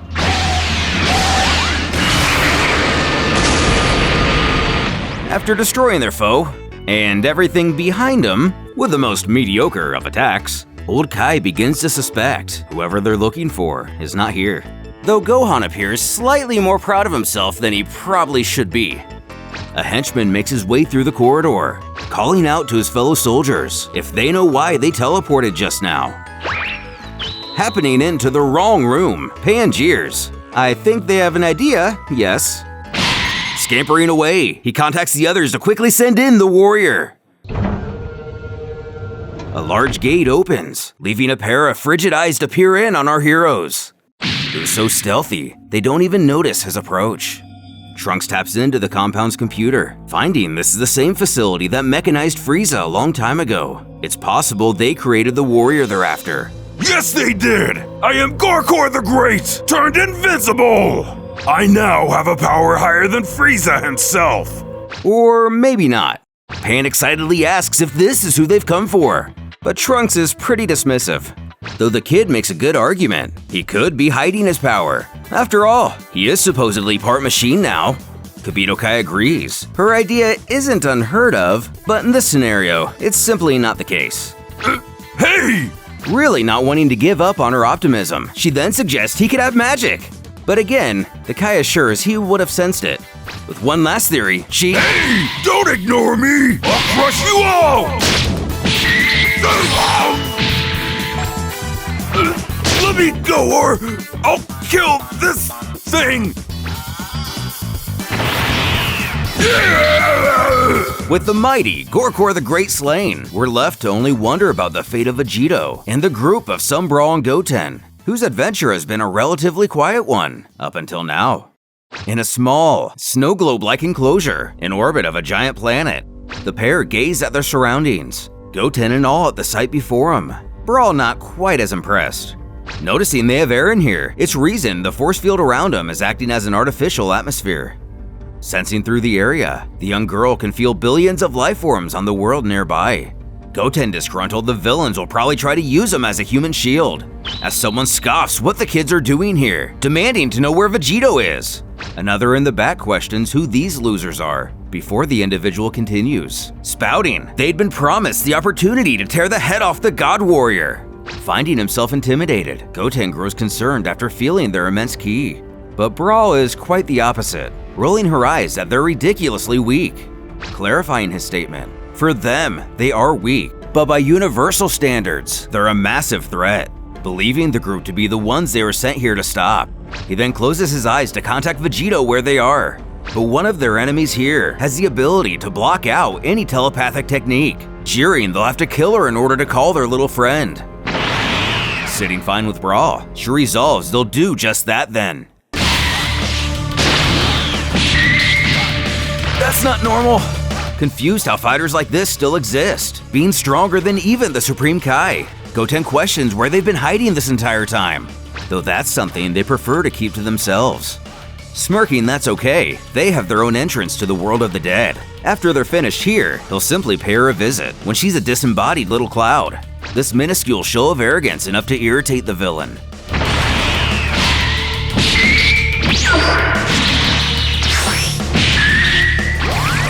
still trying to obtain information. Goten doubles down these guys stand no chance, asking again who they are. Breaking a bit, one of the warriors explains, they are the new and improved generation of the Hera clan, the worthy heirs to the mighty Bojack himself. But since Goten wasn't born during Bojack's initial visit to Earth, this means very little to the half-Saiyan. Going into further detail, the man spouts Bojack was the most powerful fighter in the universe, sealed away by magic for centuries. After he escaped, he traveled to the planet Vegito lived on, where he ultimately met his end. That was 23 years ago now.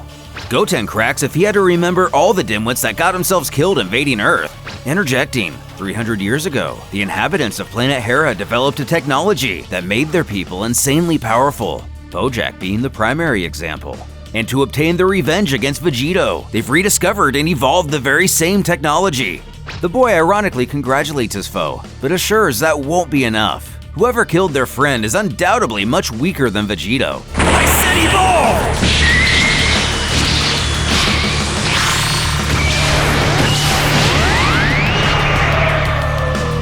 evolve! Sending the villain soaring away. Even the innocent bystanders on the world below spot the man streaking through the sky.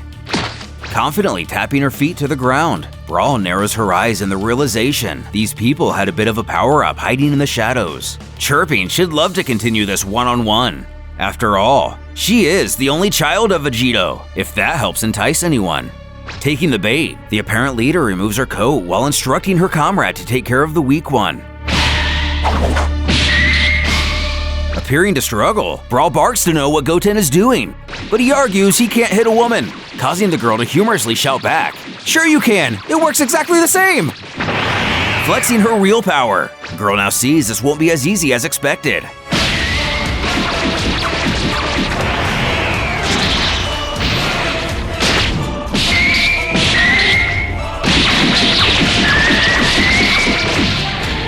I'm back, brats! As Goten is out cold, and Brawl finds herself getting bullied around. The villain's leer, this has been fun, but can't wait for the real thing. These words resonate with the young prodigy. Furious, she asks, "The real thing?" Her power increasing wildly, she fiercely growls, she is the real thing. Screeching, she is Sun Brawl, the soon-to-be strongest god of all time. And they are nothing.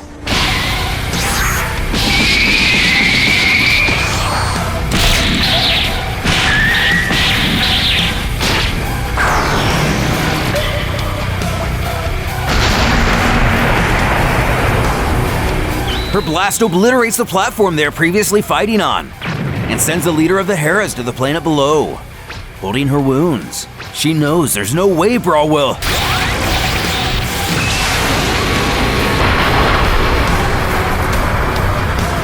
Not hesitating to erase the world from existence, along with the literal billions of innocent lives residing on it. What's more, despite her cold-hearted decision, she laughs aloud in satisfaction of her victory. Appearing out of nowhere, Vegito is able to subdue her, dragging her to the nearest habitable place. He stares at his child, asking if she remembers what she did. But she doesn't, only that she won. With a scowl, he reminds she destroyed that planet, killed Goten. She let herself get so out of control. She even caused the sun of the star system to go supernova, which will engulf the two of them in a few minutes. Berating, she unlocked Super Saiyan 2 and became more of a monster than when she reached the first level. With her current power, even Gohan won't be able to stop her anymore. Finding joy in at last overtaking, given the extreme circumstances of the situation, Vegito furiously yells for her to shut up. What he's saying is, now he alone is the final person in the universe who can stand in her way. This should be an overwhelmingly exciting feat, his own child worthy of going toe-to-toe with himself. But in this case, it only means they have a new Broly on their hands. As he lowers his head, he promised the Kaioshins he would keep the universe safe. This time, it was easy to block her path of destruction. Currently, he is still much stronger than her. Although, one day that will not be the case, so before that day arrives, he will kill her, barking if she understands now. Sun Brawl needs to figure out a way to control herself, otherwise, he won't even have a choice. As he teleports away, he growls she find her own way back to Earth, and when she gets there, she needs to gather the Dragon Balls to fix this. But she doesn't know where Earth is. Tears streaming down her face in frustration. This isn't what she intended. Whimpering it's not her fault. Nonetheless, she's left alone to absorb the impact of what she's done. Earth, May 26, age 767. The following events occurred in Universe 17. During Gohan's final standoff against Cell. In spirit, Goku shouts for his son to hang in there, as he hasn't released his full power yet. But mentally defeated and physically worn, his son doesn't believe he can continue, despite his father's protest from Otherworld. Telling his dad he is sorry, Gohan admits defeat, stating Cell is too strong for him. The monster using the opportunity to overtake the young Saiyan, bidding he say hello to his father for him. And with one last push, Gohan is no more. The Z-Fighters looking on stunned, already severely beaten by the Cell Juniors, knowing there's nothing more that can be done. Though Cell mocks, now he's more tired than ever. This may be the hero's last chance. Vegeta knows the monster is only toying with them, but lets his pride take over anyway. Krillin knows they need to do something other than stand around.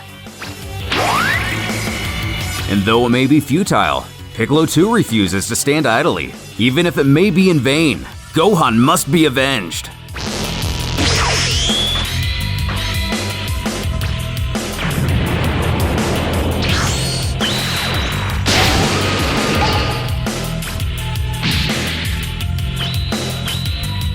So, who's next?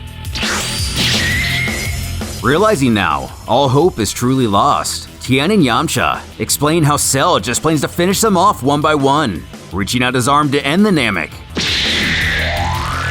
Krillin launches his Kienzan, though he only uses it against Earth's fighters.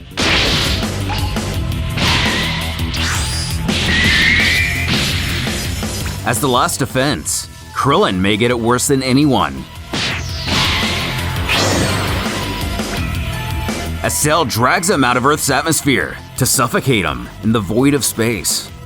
With no one to stand up to the monster, he knows he just has one thing left to do: massacre the entire Earth.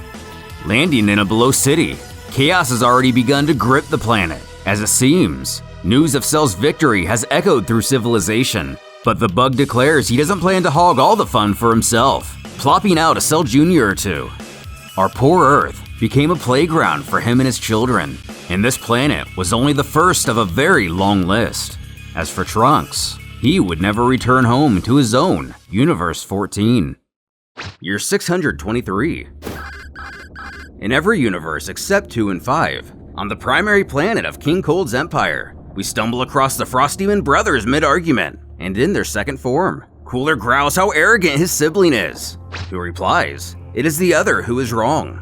Asserting in this state, they are equally powerful, even though Cooler is the elder of them. Ergo, he deserves an equal portion of the universe. But he snarls they're only in these forms because Frieza can't control his original state. But even in this diluted appearance, he himself is still far superior. Doubling down on his boast, Frieza powers up, suggesting they return to normal then. Good old Pops, overhearing this, gives the two of them a solid thwomp. Scolding, not only are they fighting without permission, but they would dare even think of doing so at full power, asking if they're trying to destroy the capital of his empire. Furthermore, he gets to decide who controls what, showing even Frost Demons have to deal with the parental pecking order. Jumping forward, the day of Planet Vegeta's destruction. The next happenings occurred in all universes, except 1, 2, 3, 5, 9, and 10. Zarbon alerts Frieza a nearby ship has been detected and confirmed to be his brother, causing the tyrant to whip his head around, demanding to know what he thinks he's doing in his territory. But just as soon as he's noticed, Zarbon explains he now appears to be leaving. With no further questions, Frieza chooses to forgive him for now, resolving to head back home. And unknown to both of them at the moment, in most universes, this would be the last time the siblings ever ran into each other, as their fates were now sealed by a wayward Saiyan who had escaped. Nearly 30 years would pass. These following events take place in universes 4, 6, 11, 12, 14, 15, 16, 17, 18, 20. Cooler finally receives word. A pathetic Saiyan has killed his brother and father. Salsa admits it may be hard to believe, but that is indeed the case, and it happened on a planet called Earth. Cooler grits his teeth, believing it must be the same warrior Frieza faced on Namek, and he and Cold likely chased him down in a bit of revenge, believing without a shadow of a doubt he must be the fabled Super Saiyan. But confused, he questions his underling how his father was killed, who reveals he was in his powered down state the entire time, never getting the opportunity to use his real strength. Chuckling at this, their emperor thinks to himself that his father was invincible in his true form, actually feeling his death was a bit deserved, as he never bothered to learn to permanently sustain it like he has. This now makes him the most powerful being in the universe, previously thinking he would have had to wait another 300 or 400 years to be strong enough to kill him himself. Once again calling for Salza's attention, he announces they're going to Earth immediately to wipe out the Saiyans once and for all. A few days later, the Sun family enjoys the outdoors in this time of peace. In universes 4, 6, 11, 16, 17, 18, and 20, Trunks would alert Goku of the android threat, so he feels they have 3 whole years to train, and certainly have time for a picnic, but the quote, future timelines. In universes 12, 14, and 15, he urges his wife, Gohan can finish his studies after their little picnic, not mentioning anything about training. And since these are the future timelines, chances are they're doomed regardless. As Cooler's armored squadron appears in the sky, and we know what happens next. Or do we? The two warriors facing off, Cooler unveils a special trait that sets him apart from his family, being the only one of them to master a new level of transformation. Sensing he's much stronger than before,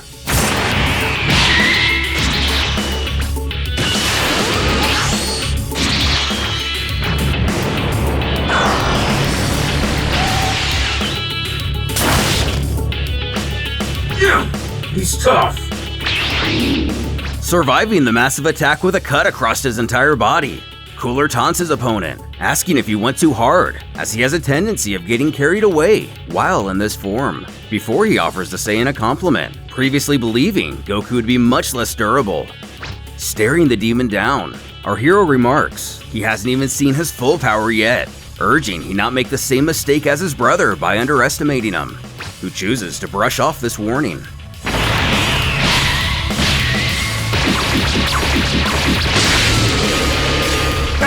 You are starting to annoy me!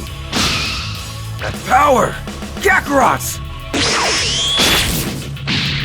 Taking Krillin down, the squad member then turns his focus to Gohan.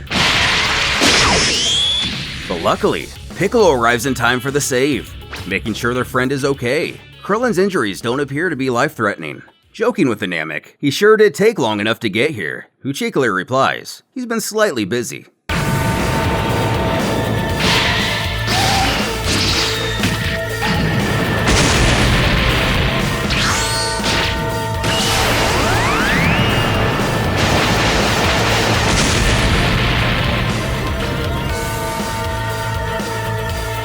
Upon discovering Goku's warning wasn't merely a bluff, Cooler is irate, finding himself beaten down, wondering if this is the same power his father and brother felt. With the battle clearly taking a turn, Goku explains the demon's strength has noticeably diminished, and it would be wise for him to throw in the towel. But pride is a stubborn thing. As Cooler spouts, he will never surrender, and he is the most powerful of the Frost Demons, and no one can defeat him.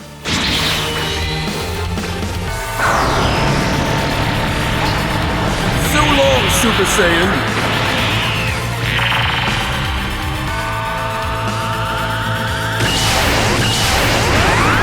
What? No! I cannot lose! And so, Goku's attack propelled Cooler into the sun, thus would eliminate the last of the Frost Demons, who burnt alive in the star itself. However, our heroes wouldn't even know they had just ended once and for all the race of tyrants who had enslaved several galaxies for a near millennia, and the face of the universe had been changed forever. as Krillin belts out his favorite song by Journey, and maybe one of two most of us know. Gohan turns to Vegeta requesting he join in on the fun. But the prince is furious he left the Room of Spirit and Time for something this ridiculous. Annoyed that Kakarot and his son would be stupid enough to sacrifice a day of training for this. But the boy feels they still have plenty of time to train before Cell's tournament, and there's nothing wrong with a little R&R. Hitting the climax of the song, the Z-Fighters are completely unaware. A menace bearing much more importance was making his way to the planet. Landing, a spacecraft unveils two wayward Saiyans, survivors of Frieza's malice, Paragus and his son Broly, inviting Prince Vegeta to become king of their new planet and claim his rightful place at the throne. But he refuses. Paragus then requests he come and defeat the legendary Super Saiyan, who has been destroying entire star systems one by one. This, however, gets Vegeta's curiosity. Soon venturing to the new planet Vegeta, but unknown to the prince, this was a well-planned trap. It wasn't long later revealed the celestial body was doomed, on a collision course with a deadly comet, and Broly was the legendary Super Saiyan himself. Goku inadvertently fueling the monster's power and rage, he would soon break free of his father's control, who had been using a device to contain his son's murderous nature. The Z-Fighters found themselves not only with an impossibly powerful adversary, but a very short time limit to take him out. As the minutes passed, Broly's strength and savagery only grew, killing his own father even. One by one, he'd decommission our heroes. Unable to lay a scratch, Goku would be the lone warrior still standing, though not being spared the creature's wrath. With the comet making its approach, Goku and his allies were running out of options, Piccolo frantically suggesting they use the Spirit Bomb as a last resort. With few choices, Goku agrees, but knows Broly has to be distracted. Contrary, Vegeta finds this to be a stupid plan, as he of all people here knows that thing never works. And silent, it seems Gohan may be thinking of a plan of his own. Raising his hands to the universe, Goku begs all spare what energy they can. Gohan taking it upon himself to keep the tyrant busy, while everyone but Vegeta submits their power. He realizes the boy is far more impressive than he thought, at last resolving to donate his strength as well. Goku feels optimistic about the ki they've gathered.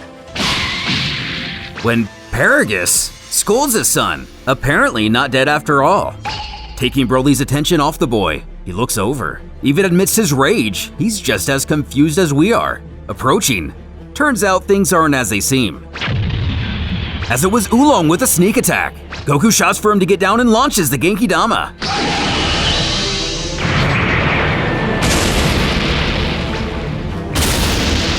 Taking him off the planet and into the comet itself. Broly can only think back to how his anger started when he and Goku were mere infants. With the legendary Super Saiyan defeated, our heroes celebrate a hard-fought battle. Feeling his ki slip away into nothing, they've not only saved themselves, but the planet as well. Krillin turning to his best friend joyfully laughing that if they were able to beat Broly, then Cell should be a piece of cake. But Goku is apprehensive to compare the two. Broly was naturally invulnerable to almost anything they threw at him, but had no idea how to use his own power, and barely knew how to fight. Having rested enough, the gang head back to Earth, believing the threat of the legendary Super Saiyan to be over, which was true, until now. Gohan searches for his younger brother around what appears to be a mountain range. The two of them were supposed to get in some much-needed training today, but since the young Saiyan has recently mastered the ability to fly, he never really knows where he is anymore. And sure enough, thousands of miles away, Goten is having the time of his life. Meeting up with his best friend Trunks, he questions, "So you got it?" Celebrating, he shouts, "Yeah, it was easy," as the boys holler their greatest wishes, fitting of any small child, of their own amusement parks and mountains of junk food. As we see, Trunks snatched the Dragon Radar from his mother. Gazing out over the horizon, the duo zero in on the beginning of their quest. With an interface so simple just about anyone could understand it, they realize they're exactly over the blinking dot, though being in the middle of a vast ocean. The ball is plunged far into the depths of the abyss. Goten complains he can't see a thing down there. Humorously stating the obvious, Trunks retorts, "Of course, it's the ocean! Search again!" But our deep-sea diver has had enough of his underwater adventures, ushering his partner to take his place. With a swing and aftershock of energy, the boy has certainly doomed at least a few innocent bystanders with his reckless behavior. Goten bellowing now they're definitely going to get scolded by his mother if Trunks is gonna go around creating tsunamis. But while these great waves would never make their way to the coast, They did happen through an unconscious swimmer. With Broly regaining his wits, he senses who he believes to be Trunks and Kakarot. But how did the legendary Super Saiyan find his way to this particular world? Colliding with the comet set to destroy planet New Vegeta and Goku's last-ditch effort in the Spirit Bomb, Broly dropped out of his legendary form and wandered through space. Slowly but surely, New Vegeta's gravity would pull him from orbit. There he stayed for 6 years, completely alone. Once back on his feet, he focused on his new goal, finding his most formidable enemy. Sensing their key, he ventured after him, bearing neither spacecraft or oxygen. Arriving to Earth exhausted, he lost consciousness. Back with the boys, Goten chides if Trunks even managed to spot the ball, which he didn't. But unknown to them, Broly closes in fast, seeing the pair in the distance, confirming, to him at least, he's on the right planet. Turning to his friend, Trunks inquires if he feels something. Everybody else simultaneously sensing what's going on. Easily beating them down, Broly is bewildered, as these two appear too small to be Trunks and Kakarot. Everyone rushing to the scene. It seems the legendary warrior has the kids on their ropes immediately.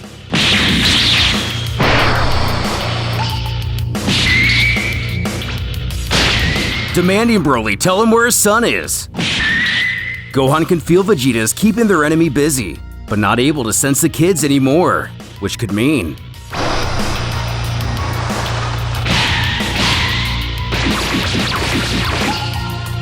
while the two fight above, Gohan is luckily soon aided by 18, who is smart enough to use her energy to light the area. Either communicating telepathically or simply gesturing with inference to the reader, she tells Gohan Krillin informed her of the situation, and she'll look for the little ones. He needs to help Vegeta. Locked in a stalemate, Broly mocks. Not afraid of me anymore, Prince Vegeta? You remembered how to talk. Gohan arriving just in time to land a surprise attack, shouting back to his ally they have to finish him quickly before he turns into the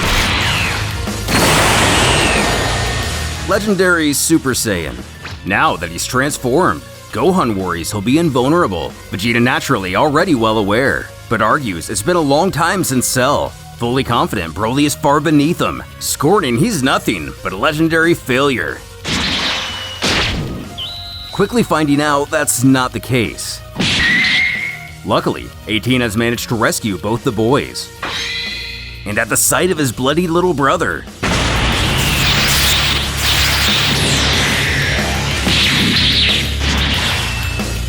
wiping his face, Vegeta finds solace in Gohan returning to the good old days. Piccolo coming out of nowhere, mentioning he's the strongest of all of them, for now. But as he already knows, Broly's strength will continue to grow. Krillin and 18 rushing off with the kids, figuring they can take him back to the lookout for Dende's healing ability. Inquiring if they should stay and fight instead, Krillin has a pretty direct answer. Dear God, no! Broly can't be beaten the normal way. We must attack him all at once. Though simple and wise advice, Vegeta has no interest in the Namek's plans. In Otherworld, Goku can sense Broly's ki all the way with King Kai, who warns the Saiyan must not make any hasty moves.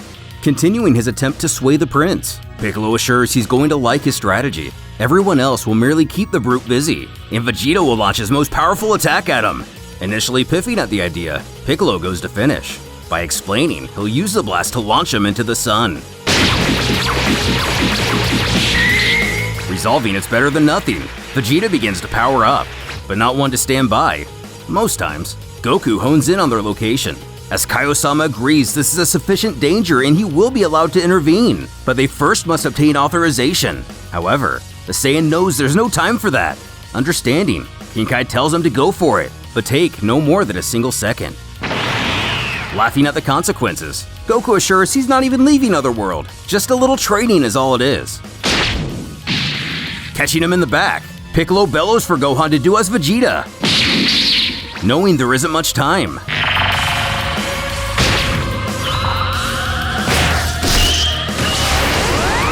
I see! Don't wait for me then!